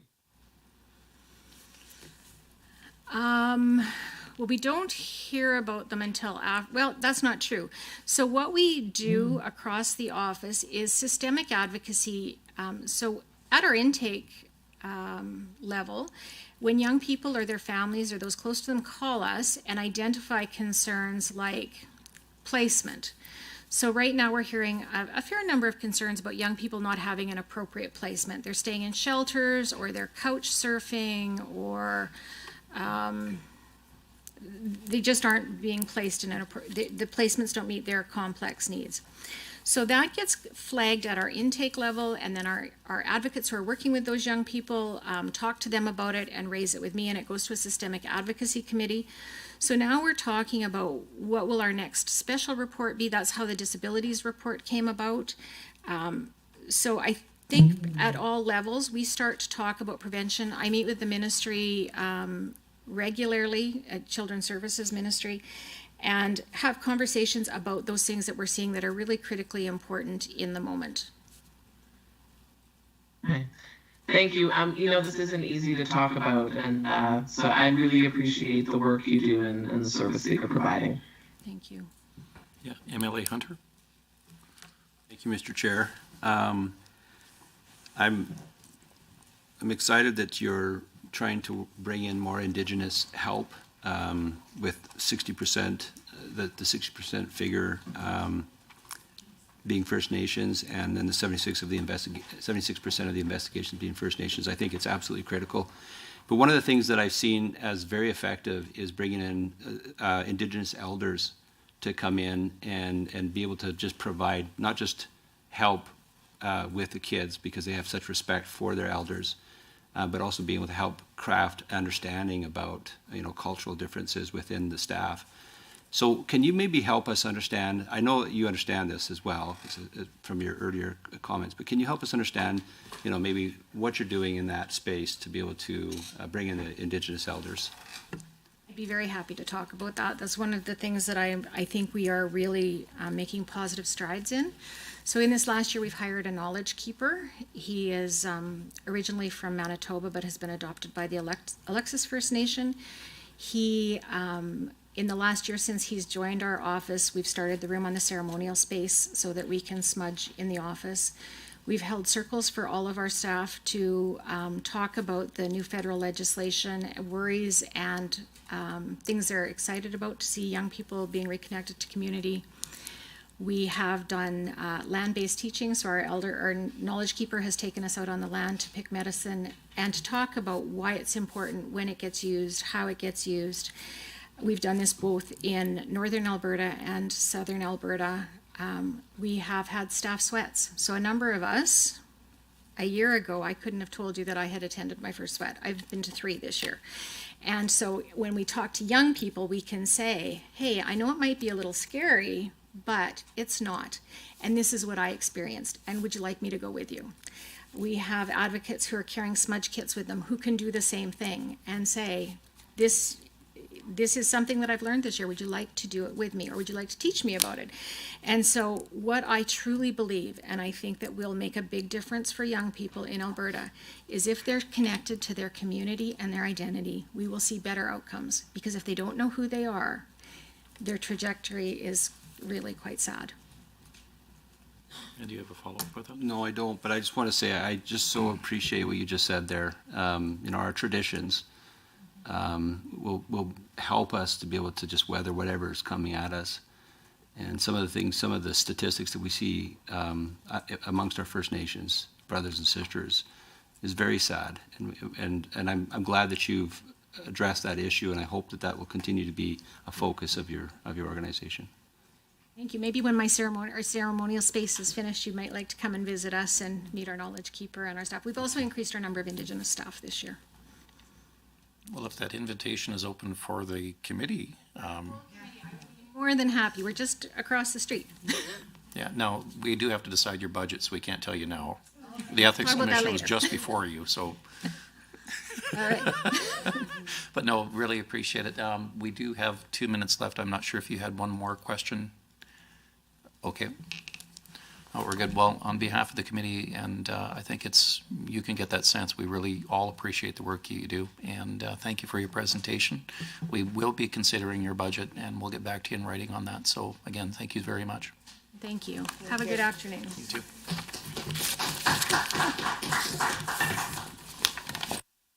Up next is the Office of the Auditor General. So if you're good with it, 5 minutes, no more. Fill your coffees, and we'll be back in the room.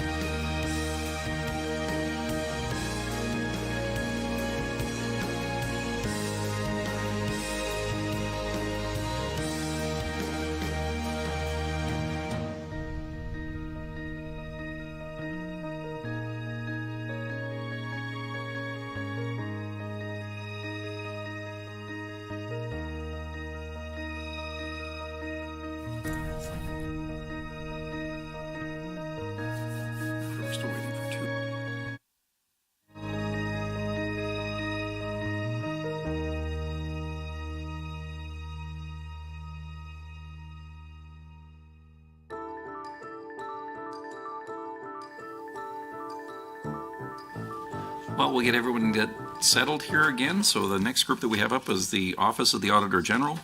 And that's our final presentation for the day, the meeting we've been looking very much forward to since this morning. Mr. Wiley and his colleagues are here to review the Office of the Annual Report and the business plan of the 2023-24 budget estimates for the office. Again, I'll ask for presentations. 20 minutes is on the shot clock. If you meet or exceed, that would be wonderful. And then we'll leave enough time open for questions and answers at the end there. So what we'll do is we'll just quickly announce who we are, go around the table. We'll do the same thing on the folks that are on the monitor, and then turn it back to you to introduce yourself and your team. So to my right. Glenn Van Dyke and MLA for Athabasca Barhead Westlock. Scott Sinclair, MLA for Lesser Slave Lake. Nolan Dick, MLA for Grand Prairie. Brent Hunter, MLA for Tabor Warner. Martin Long, the MLA for West Yellowhead. Marie Renault, St. Albert. David Shepard, Edmonton City Centre. Janet Aramenko, Calgary Curry. Jody Rampel, Committee Clerk. Shane Getson, Laxington and Parkland, and online.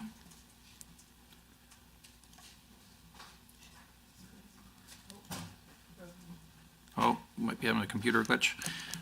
Well, for the record, it's MLA Chapman, and if she needs to formally sign in later, she can. And I'll turn it back to you, Mr. Wiley, to introduce yourself and your team and cede the floor to you. Well, thank you, Chair. My name is Doug Wiley, and I'm the Auditor General of Alberta. And to my left is Lulu Ng, our Senior Financial Officer, and also Karen Zoltanku, who leads our business audit practice. So that's who we have with us at the table today, Chair. Turn over to you for your presentation for us, sir. Well, thank you, Chair. I noticed that you were looking forward to this all day, and I'm assuming because it's the last meeting of the day, and then you can get back to the interesting things in your life. Anyway, Chair, I want to thank you and the committee members for your time this afternoon and the opportunity to speak with you about our past work and the work that we're going to be doing and presenting our budget to you. In advance of today, you should have received a copy of our results report for fiscal 22-23 and our business plan for 24-25 along with the accompanying budget. I might be referring to those periodically throughout the presentation. What I would like to do is start with a brief overview of the office, if I could, and the work that we do, just to give you a little bit better insight maybe for some of the new members here. Then I'd like to touch on some of the accomplishments from 22-23 and then move on to our budget request of you. And again, as always, we look forward to the questions, Q&A at the end of the presentation. So the introduction to the office, at a very, very high level, in our Westminster parliamentary system, the public is represented by their elected officials, and that is you, each of you in this room. Government is responsible for drafting the budgets and the spending estimates for the year. However, they cannot spend taxpayers' money without the express approval of the Legislative Assembly. And after a government spends the money that's entrusted to it, it's obligated to report back to the Legislative Assembly. The Assembly needs independent assurance that that information being reported by government is appropriate, relevant, credible, and complete, and that it accurately reflects the results of the activities of government. The Office of the Auditor General provides that assurance. We fulfill this role. Sorry, is the member wanting to introduce, Chair? I just saw someone. No, just okay. Carry on. We have a few technical things. All right, technical things. If we could ignore the cone of silence and the big screens for a bit, just carry on, sir. Good. All right. Well, we fulfill our role through two main lines of work, financial statement audits and performance audits. We investigate how well government accounts for its spending and how well specific government programs and services are being managed and delivered. Nonpartisan and independent, we follow the best practices of legislative auditing and national professional auditing standards. We strive for absolute objectivity in all of our work. We're committed to these standards because we know that you, along with all Albertans, must be able to trust and rely on our work. Credibility is of utmost importance of every piece of work that comes out of our office. Now, our origins date back to 1905 when we became a province. And then in 1977, the government of the day decided that they needed a mechanism to ensure the preservation of the independence of the Office of the Auditor General from government and this standing committee was established. I share that bit of history and to highlight the significance in our relationship with this committee and the role that you play in ensuring our independence as we carry out our mandated work. Your support for our office means Albertans can be confident that our work will continue to provide independent assurance and that public money is properly accounted for. Now, I'm going to pause before proceeding to convey how extremely proud I am of my entire OAG team and the work that we accomplished in 22-23. Despite some of the pressures we faced in accomplishing on our work, our staff successfully adapted and pivoted in response to both internal and external challenges. We came in under budget, all the while completing a total of 125 financial statement and performance audits. We completed 11 performance audits, 6 of which focused on COVID-19. This included our work on continuing care facilities, and there our recommendations were intended to help government prepare for future pandemics, incorporating learnings from the past 3 years. We also reported on liability management in the energy sector and identified opportunities in the areas of timely cleanup of wells by industry. You can find a full listing of our performance audit work for fiscal 22-23 on page 9 of our results report. And the results of all of our work is made public. We publicly report the results of all of our work throughout the year. Our work resulted in a total of 34 new recommendations that were accepted by those that we audit. And we make recommendations that are directed at improving outcomes, services, and programs for all Albertans. Acceptance and eventual implementation of our recommendations is a critical part of enhancing accountability and performance in government. I'm going to briefly touch on 3 organizational priorities for the past year. I'll start with engaging and supporting our people. In 22-23, I am going to trip up over that 22-23. I might just end up reverting to last year, but anyway, in 22-23, we provided value-based leadership training and updated our performance review processes to support our people in their career advancement within the OAG. We also initiated ongoing recruitment efforts for staff auditors and hired part-time staff to assist during our busy periods. I would be remiss if I did not draw your attention to the role that the office plays as a training office in the Chartered Professional Accountants Professional Education Program. We're invested in training future leaders who are choosing to work as legislative auditors in the public sector. Early this morning, we received confirmation that 8 of our student auditors passed their common final examination. Now, for those non-accountants in the room, this is an intensive and extremely challenging 3-day exam. This is a national exam, and it's one of the most challenging professional exams in Canada. And we're proud to celebrate their accomplishments, and I'd like to publicly recognize each of them if I could, Chair. Upneat Coker, Taylor Donovan, Bradley Payne, Zach Petruniak, Emmanuel Simbatia, Odi Yin, Daniel Navaratnam, Zoya Zahir. Congratulations to each of you.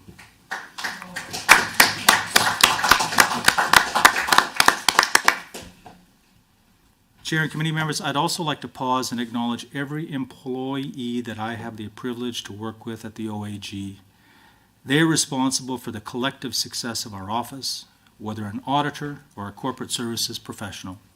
Their dedication, resilient during times of change and often under very difficult deadlines and external constraints, is to be commended, and I sincerely thank them.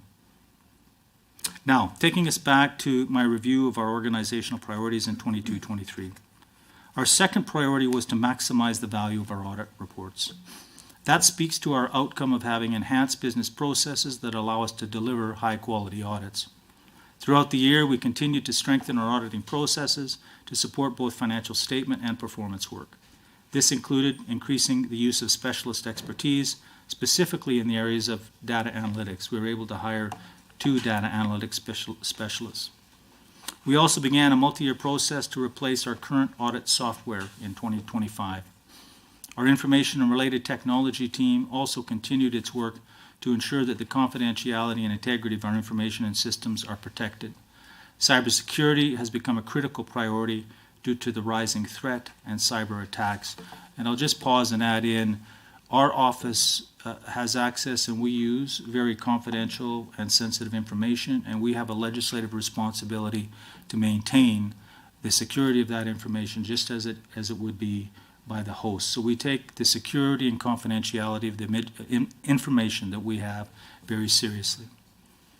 Our third priority is to engage Albertans in our work, and that supports our efforts to increase awareness of our role with Albertans. Over the past year, we heard from Albertans on a variety of topics, specifically in the area of seniors, community and social services, and health. This information is shared with our audit teams as we plan our audit work. We also launched a redesigned website this past March to improve access to and understanding of our work. The site features a more intuitive search function and allows visitors to quickly find reports dating back to 1999. So if you're ever wondering if we did a piece of work on a particular topic, you'll be able to now quickly identify that. So www.oag.ab.ca. I'm going to now move on to our business plan and budget for 24-25. Both the business plan and budget reflect the internal and external risks that our organization continues to face. Recruitment and retention in an environment where resources are scarce and demand is high impacts our people, our work, and our ability to rely on external sources. Significant changes in government structure, programs, changing year ends, and new accounting standards also continues to be a challenge for us as well. While our audit planning diligently considers these factors, unforeseen circumstances often arise after our planning process is finalized. In 24-25, engaging and supporting our people will remain a number one priority for the office. Our people are our most important part of our business. When asked what our staff like best about working at our office, they share that it is the work that we do and the value it brings to the people of Alberta. They are engaged in really making a difference and improving services and programs for Albertans. We're committed to implementing strategies to develop our talent from within and plan for our succession. Our continuous recruiting strategies will help us promptly fill vacancies with high-quality candidates. We're also increasing outreach efforts within Alberta's post-secondary institutions to make connections with accounting students looking for potential career opportunities. In 24-25, we're also going to continue maximizing the value of our audit reports. We'll respond to organizational changes of those that we audit. We've done this in the past, and we will definitely continue to do this in the future. This also includes working closely with our audit entities to meet agreed-upon timelines necessary for the continuation and finalization of our work.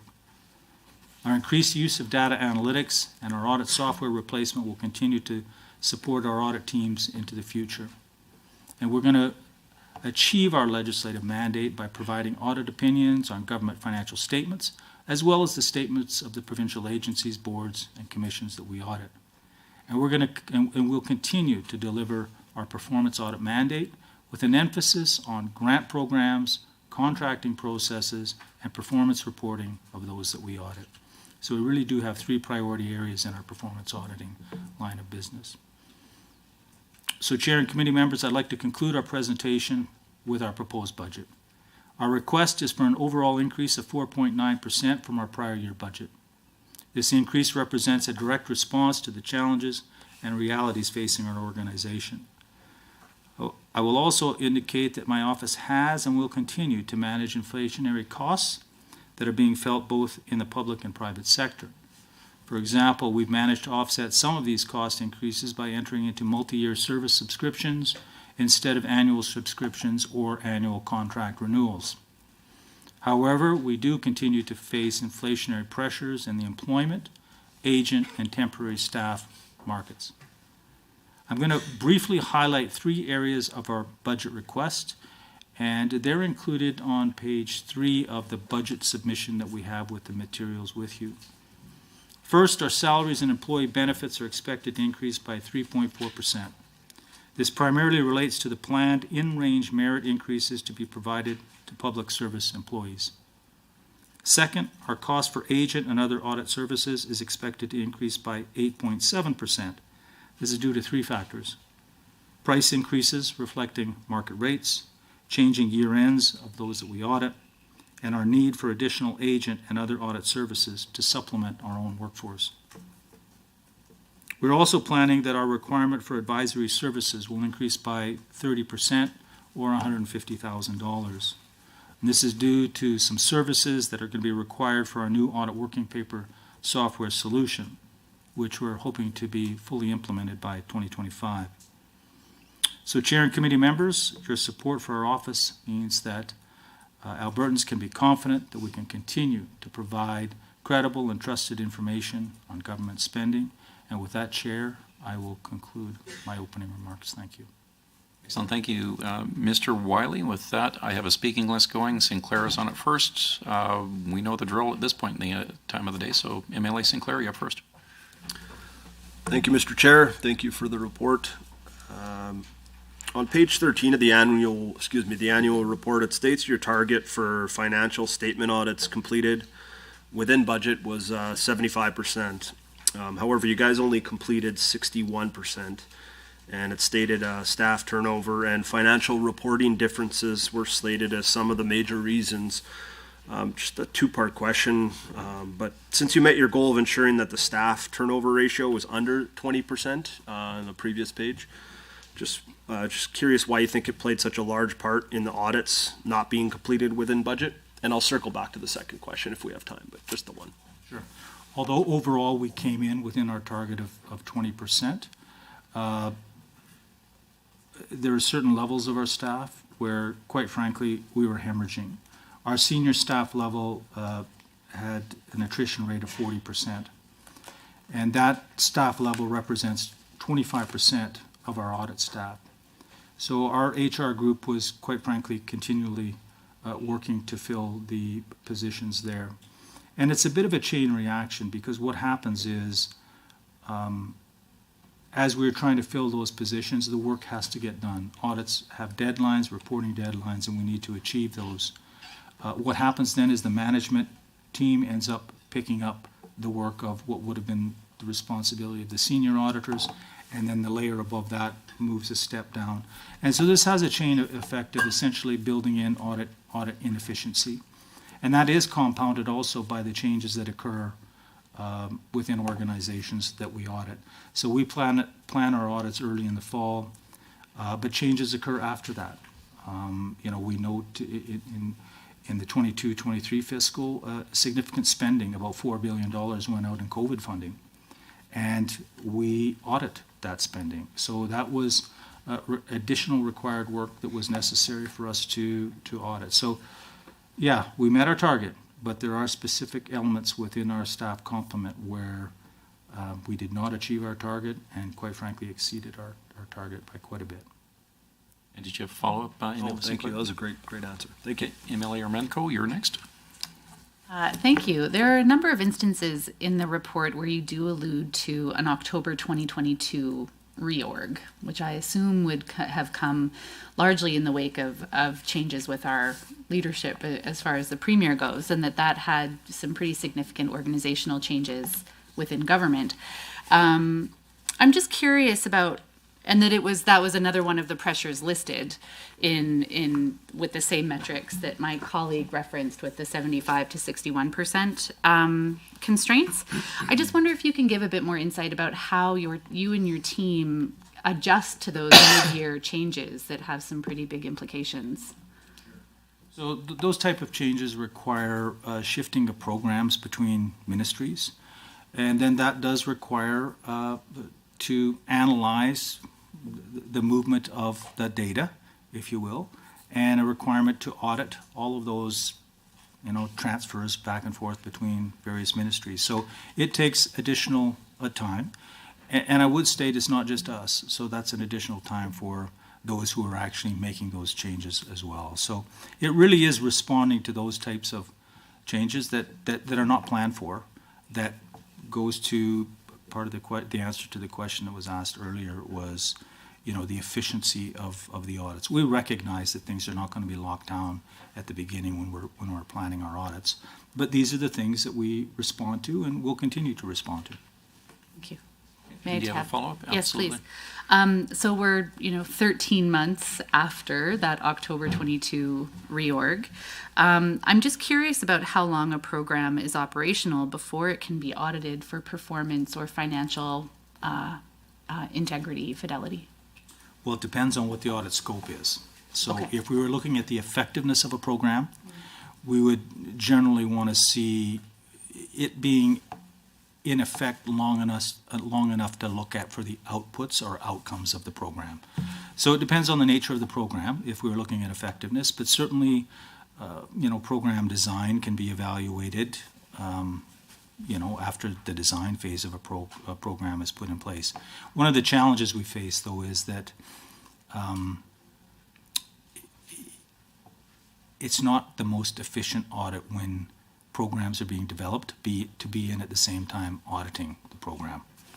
That's the challenge. So it's we consider that, but we have looked at certain programs earlier from an audit perspective than others.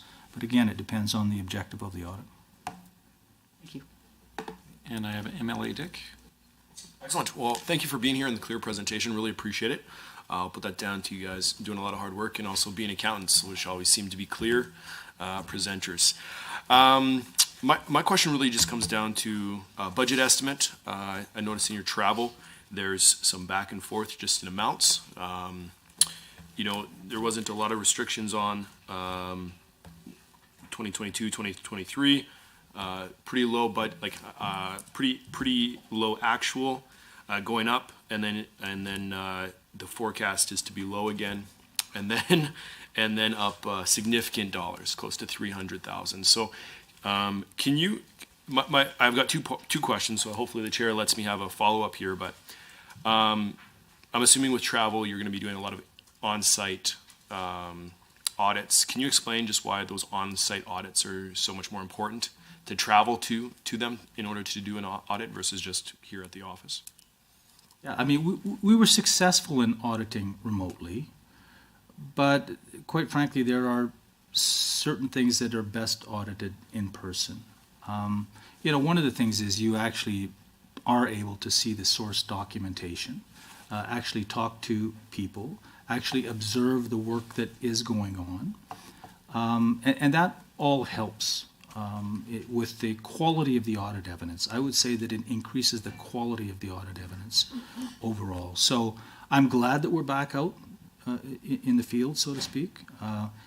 And you're right on the travel. It ebbed and flowed. We planned for more, to be able to be out in the field more, but that didn't happen in the last fiscal. But we're getting there. We respond to our auditees. So if our auditees are not back at the office, we're trying to work with how they're organizing their structure as much as possible.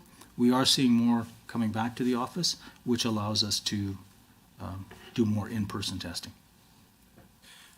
If I may have a follow-up, absolutely. Yeah, okay. And then I'm just noticing like significant increase. What is that? $80,000 increase over the next year or two as well in 2024, 25. Are you anticipating that much extra travel, like going from there? So it's a significant increase in budget allotment to go from an actual number of 71,000 to close to 300,000. So we're planning for that. That's what our audit plans and the way we're designing the audits right now include that. That would include discussion with those that we audit to see what their circumstances are. So I think it's a plausible number. The other thing that has happened is we do collaborate with our counterparts across Canada, and travel has started up there again as well. We were completely meeting via Teams or the technology, but now in-person meetings are occurring as well. So, for example, there's a Public Accounts Committee, which Public Accounts Committee members and the Auditors General will travel to. Over the last few years, there's been no in-person meetings. That's starting to change. So that will also be built into that budget number. Thank you very much. And as far as the speakers list, I have Hunter Van Dyken, and if there's anyone over there, I would throw you on. There we go. Okay. You go ahead. Not so much a question, just a comment. It's my great pleasure to be on the Public Accounts Committee for a number of years. I just wanted to say the quality of your work is just extraordinary. It's for any new people is to read the reports. They're actually really informative, and just the work is just, learned a great deal. So thank you very much.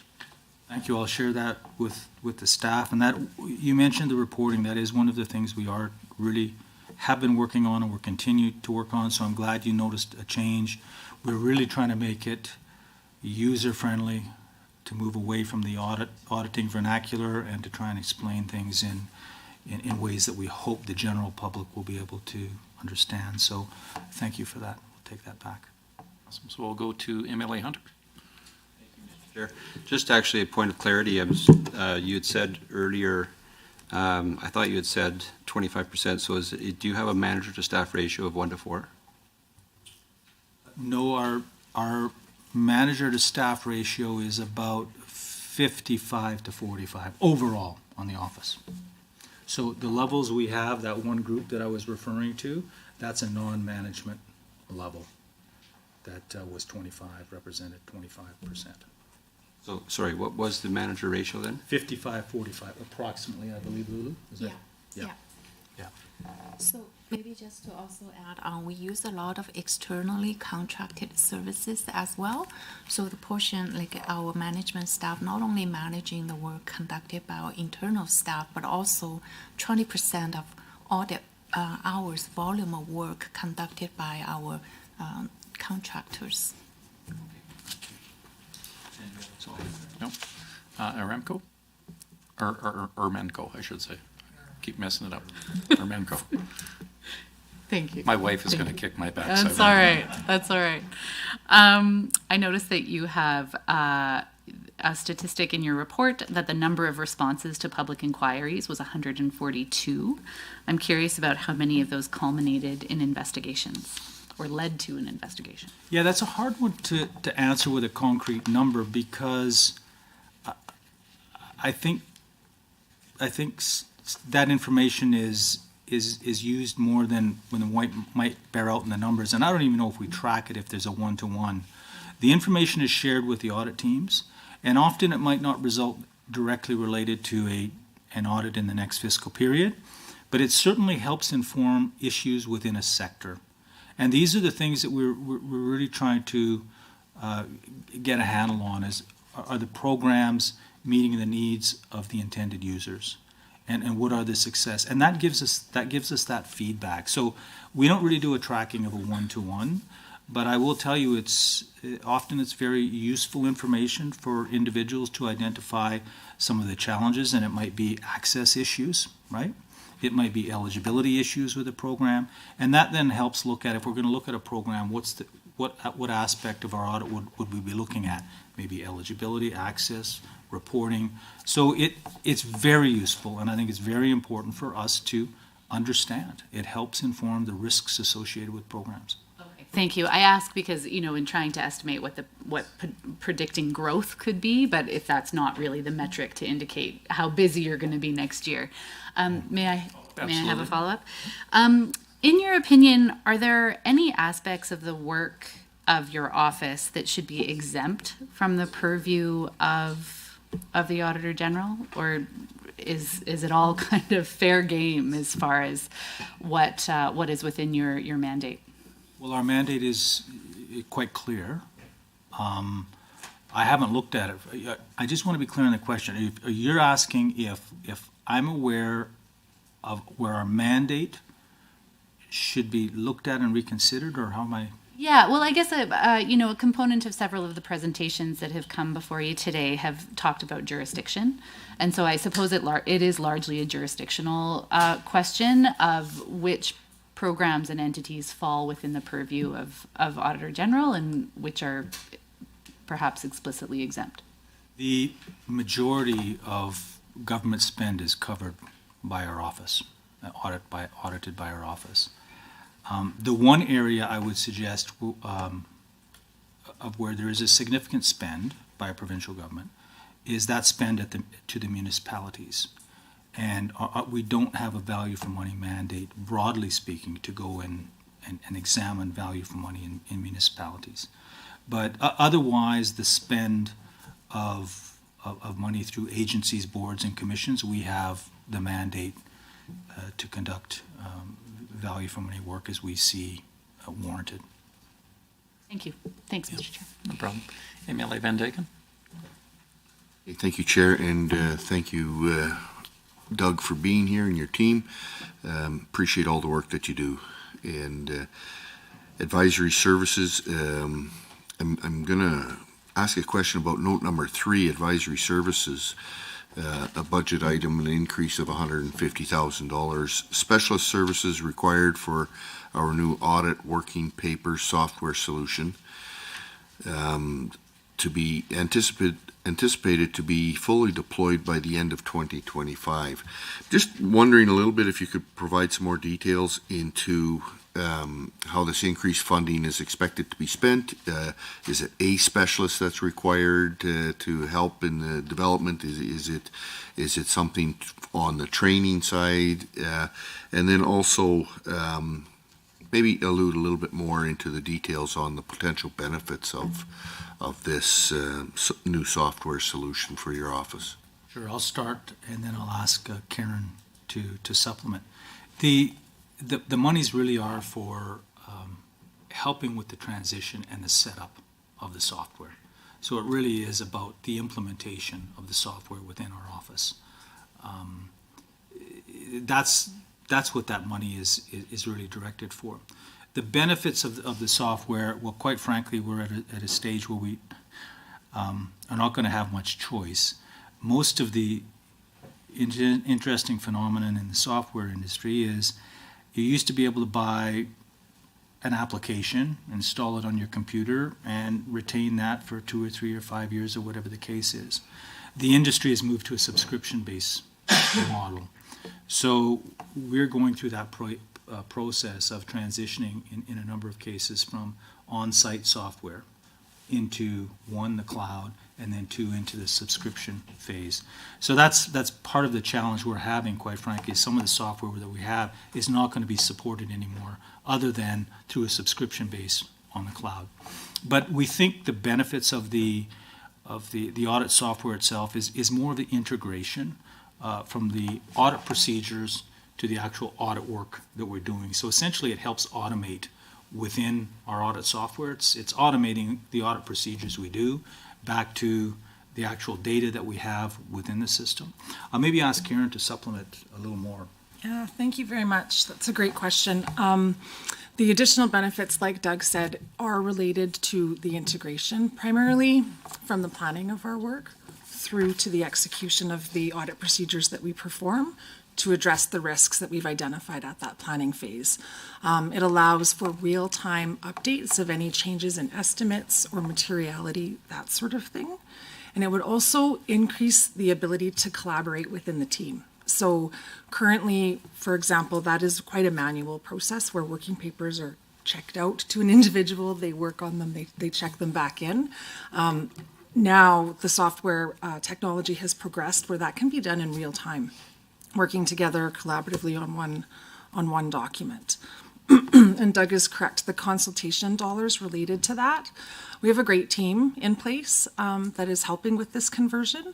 We do see the need to supplement the work of that team right around the configuration phase. So to get that software, once it's selected, up and running and available for our needs is where we think we will need additional support. Thank you.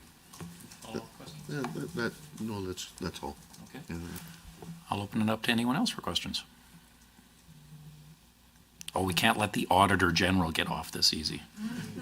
I'll really appreciate if there are no other questions, then really appreciate your team's efforts, obviously, for what you do. All joking aside, it's a barricade of work that you folks do in that time, and especially understanding some of the considerations when the year ends seem to all coalesce at the same time. So if anyone who's ever put in a crop, they understand the seasons, and you have your taxation season, which happens as well. So we'll be considering your budget options, obviously, and we'll get back to you in writing. Appreciate your time. Well, thank you very much for your time. Do appreciate it. Thank you.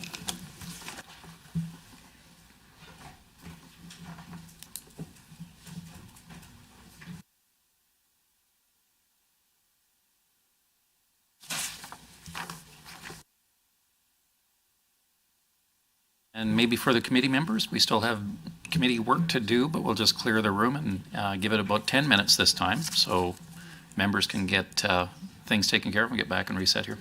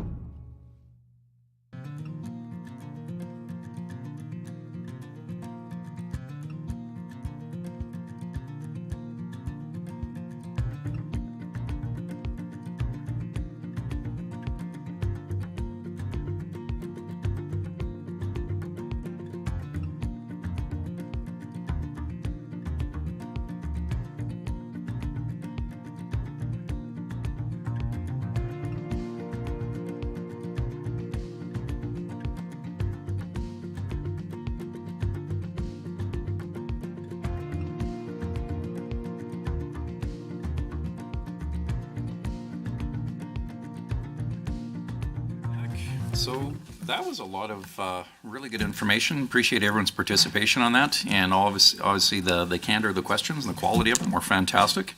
Thanks for letting me go back and forth so we could have the exchange as required. Hopefully everybody got your questions out. That seemed to work out not bad for from what I could see from this end as the chair. So the next part of the business here is we've completed all those agenda items. The committee now needs to make decisions on the budget submissions from all of those. And I've asked the committee clerk to provide some draft motions if required for deliberations, those type of things. And with that, I think we can just start with at the top or open it up for any discussion at that point. So is there any members that want to weigh in or have a conversation? MLA Van Dyken? I'll start. I guess what I'm seeing is a significant increase in all departments. One of the things I'm seeing also is IT costs just continue to keep going and going and going. The majority of the offices, it's not a big part of their operational costs, but it is something that I am concerned with. Where does it all end, and how far do we go down this road? We received a lot of information today. I guess I'm still trying to digest it all. We're in the middle of a fairly busy session, and so my submission to the committee would be to allow us to go into maybe a little bit more as individuals into the submissions that we received today, and try and let's put it this way. I'm not necessarily comfortable with making a decision on these today, and I would like to see that we maybe get through our session period and have some time to digest this, maybe in a couple weeks or so. Okay. I don't know if that would be, I know we have some new members too on the committee. This would be something that would be a lot of new information for them. So that's where I think I would suggest we go.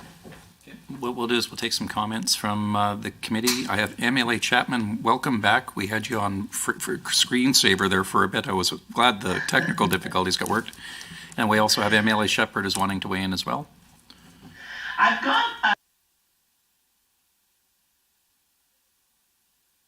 many of these budgets is this increase in the cost on telephones. And one of the officers, and I'm sorry, I can't remember who, noted that the phone was a cost that used to be covered by the government of Alberta, and then that had stopped. And so now they had to cover the cost out of their own budget, right? So that's not new money. That's just moving things around. I think, like, if I'm understanding that properly, but I don't know if there's someone in the room who has more information about seems like maybe a kind of a change happened there to cause that cost increase. Yeah, maybe I can just weigh in on that item. I'm not aware of it either as a committee member, speaking as the chair here right now. I'm not aware of where that trigger was, but that was the ethics commissioner. She had mentioned that as well.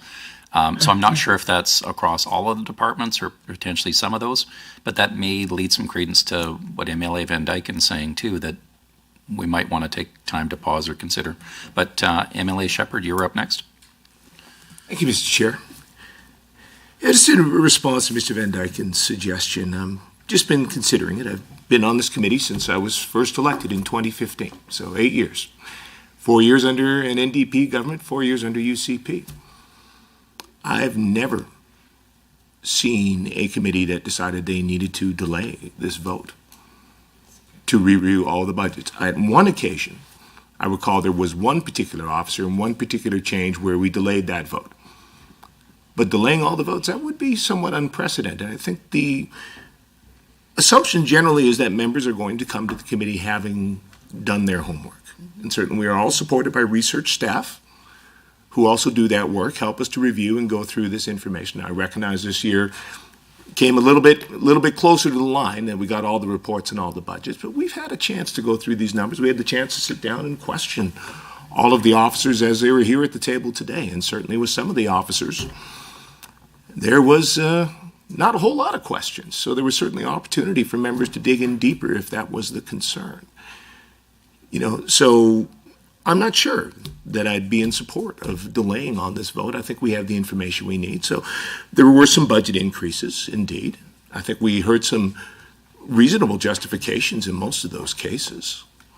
There's a number of things that are completely outside the power of the officers, and those being in terms of the salaries and those sorts of things. And if we want to talk about fiscal responsibility, I mean, we've seen some significant increases in spending by the government in power at present, in which these members are part. So, I mean, if we want to parse numbers, I don't know that it's on the backs of these legislative officers who I think we all agree are doing excellent work and have all provided pretty good justifications for the numbers they've put on the table today. So I'm not sure that I would support such a motion.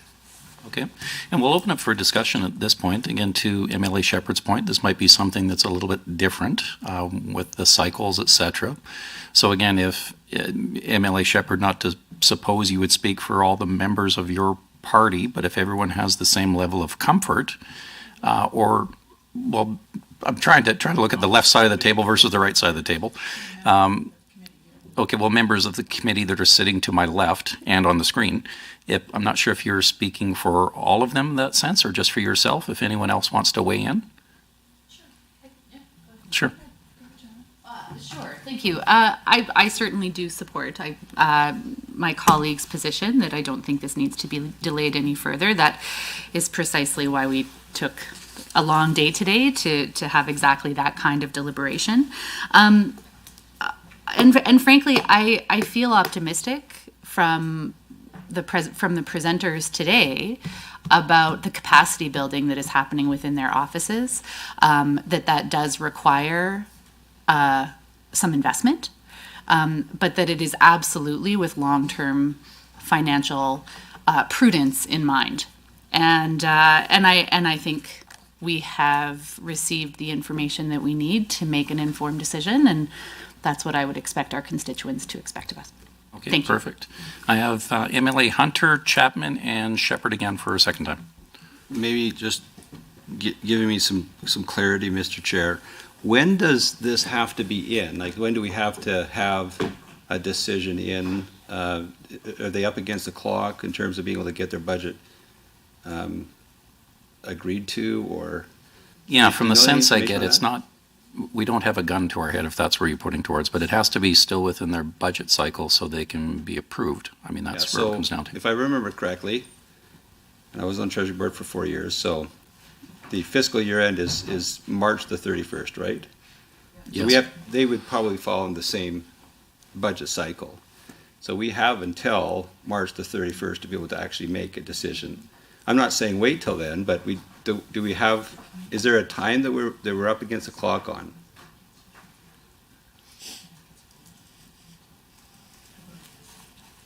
Okay. So just to get clarity, and I appreciate the longevity of the clerks are always indispensable to us chairs and members for giving us a little bit of the history. So if we walk through the typical cycle, and which is a little bit different because we had from the electoral period to when we could actually have the committees, we needed to have standing in the House to get everybody assigned to the committees. Typically that work would have taken place over that summer period, so we wouldn't have been as compressed. But to MLA Hunter's point, the timing of this is we essentially, the duty of the committee is to approve or recommend these budgets essentially to Treasury. So Treasury would get this information and then put that into the budget cycle. So everything that's going to be considered is no different than any other department. They're putting in it at this time to be approved and part of that budget cycle. So again, it's not March. March is when the budgets would come out, but we're in the hopper with the rest of the administrations, the rest of the departments. So I wouldn't propose to say anything to the committee other than offer for potential clarity is that we have time before the break, being the big break, to be able to take a pause if required or not to make decisions based on the information we have today. But it wouldn't be delayed until March. Like we're looking, correct. Look, I was just looking for dates and stuff. So it's not like we have to get to Treasury Board by a date, is it?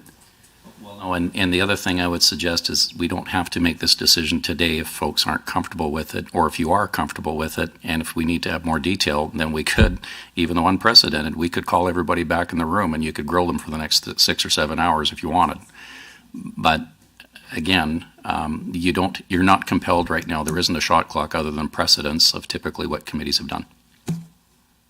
Okay, so I personally, I would agree with my colleague, Mr. Van Dyke, and that it's always prudent to be able to sleep on it, to think about it, to ruminate a bit more. I don't know if there's any reason why we have to make a decision today. So I would be very much in favor of that motion. Yeah. And to be clear, there hasn't been a motion put forward yet. This is discussion. So, and back to MLA Chapman. Thank you. Well, you probably won't be surprised, but I'm going to side with my colleague, with MLA Shepherd. I spent some time in the lead up to this meeting to look over the budgets. What I saw in the increases were, the kinds of costs that are increasing in all areas, right? Like the cost of insurance doesn't go anywhere but up. Those telecommunication costs, I don't know. I've never had one of my cell phone bills go down. They only go up. And what importantly too, I think what I heard from many of these officers was that their workload isn't getting smaller, but they are putting quite a bit of effort into trying to streamline that work, right? Into trying to make sure that people are coming to them with the appropriate type of requests. So I feel like these officers, like they're doing good work. They are looking for efficiencies, and I do think that we should be supporting these offices having the resources they need. Thank you. Perfect. MLA Shepherd and then MLA Hunter again. Thank you, Mr. Chair. I just wanted to note an additional piece I forgot to mention. So just for those who are new to the committee, we have two options here. One, we approve the budgets as submitted, or two, we propose an amendment to the budget as a whole. So we as committee members do not have the ability to go in and prescribe any specific cuts or any specific spending for any of these officers. So basically one of two things happens when we make a motion. We either make a motion and say we support the amount that the officer has asked for, or we support an motion amending the amount that they're asking for. So cutting the amount of the budget again as a whole. So if what we are considering is that you want to go away and you want to consider whether or not you want to approve the amount or whether you want to cut the amount, I would suggest you want to give that some very careful thought.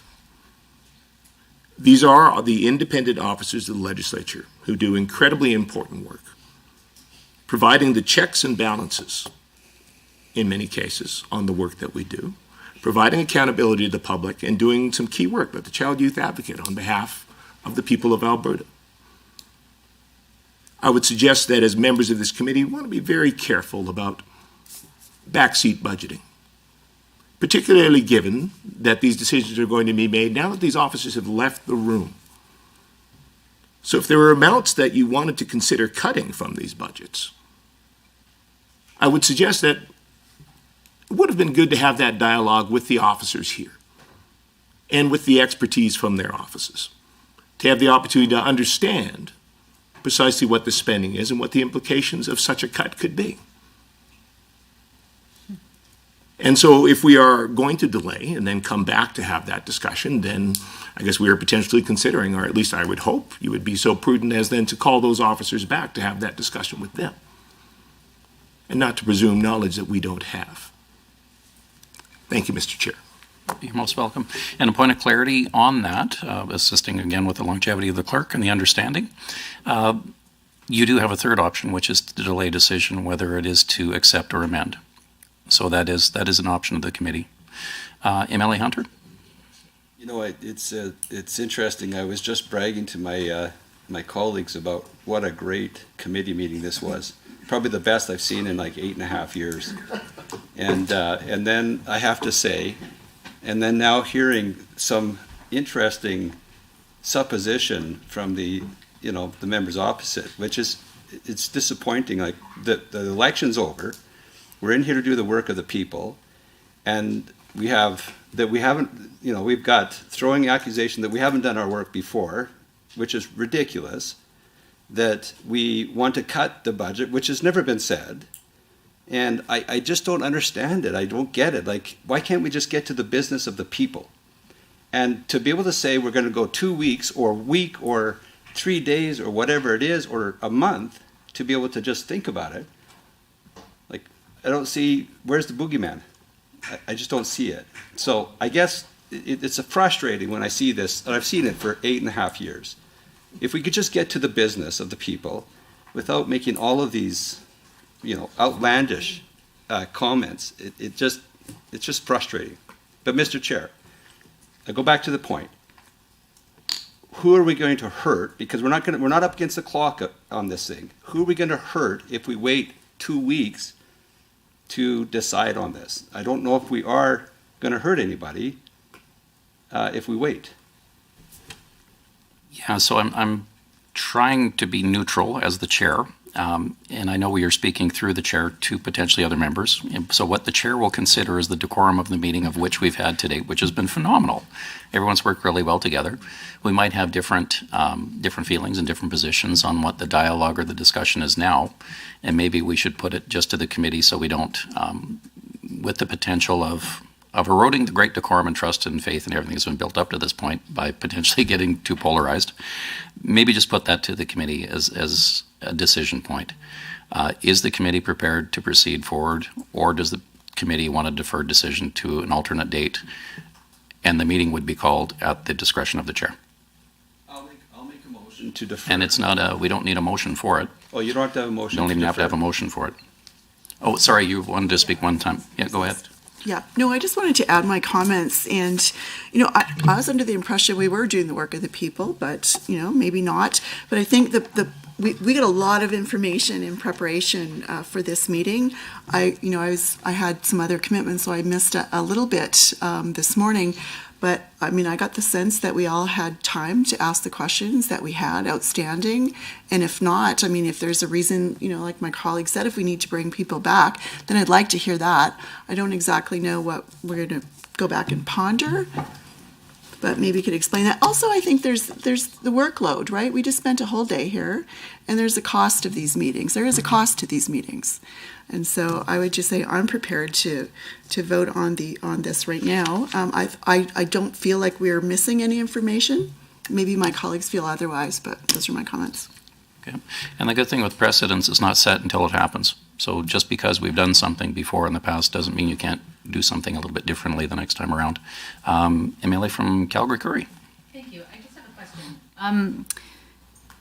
question. Being new to the committee, is the only recourse for asking more questions and getting more information is by bringing the officers here to sit before us as a committee? I would be concerned that if people have one-off questions that they would then go and engage the officer directly. Is that not okay? I just want to make sure that I'm. Yeah, we'll do that now. I'll lean on the clerk to ensure, but the typical procedure is when you have these type of proceedings, the individual's there for sure, and then the correspondence, if there were anything, it would be through the clerk, so through the chair, and then the committees would have, all members would have access to that. So part of what I would afford for discussion is that if people are looking for more clarity on a couple items or need to do a little bit more research or whatever the reasons are to feel comfortable with making the decision on behalf of not only our constituents but everyone's for those recommendations, then I would suggest taking that and putting it through our office. We would put it back to those specific officers, and then they could get it back to everybody potentially at that other meeting as well.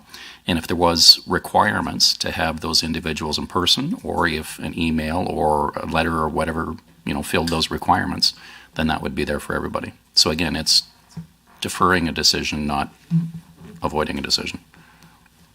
And yeah, I'll have the clerk weigh in. Thank you, Mr. Chair. I think just to perhaps further add to this. If a decision is not going to be made today for whatever reason, and committee members do have additional information that they're looking for, they could consider following a process somewhat like public accounts, and that you could read your questions into the record now, so it's all public. It's on, Hansard, etc. And we will let the officers know, of course, that these questions have been raised, and they can provide a written response, which, as the chair indicated, would be then provided to all members of the committee. Okay, so we do have options afforded to us. So I'd be ready to put the question to the committee if there's anything else or any other dialogue. So the question I'll be putting is, does the committee, the will of the committee, want to defer making final recommendations to the budgets to a later date, or would you like to carry forward and go through each one of the budget items today? So those in favor of deferral? Aye. Okay, against? No. And online? No. Okay, so I guess that would be a deferral. So at the convenience of the chair, we'll reconvene this committee to discuss and finish off the business at a later date, but tentatively check your calendars for the 13th or 14th and expect a straw poll coming up for that date. Thank you, everybody, for your participation today, and we'll see you next time. Motion to adjourn. Oh, I need a motion to adjourn. And noted. All in favor? Thanks. Carry it. Carry it. Say it's That motion carried.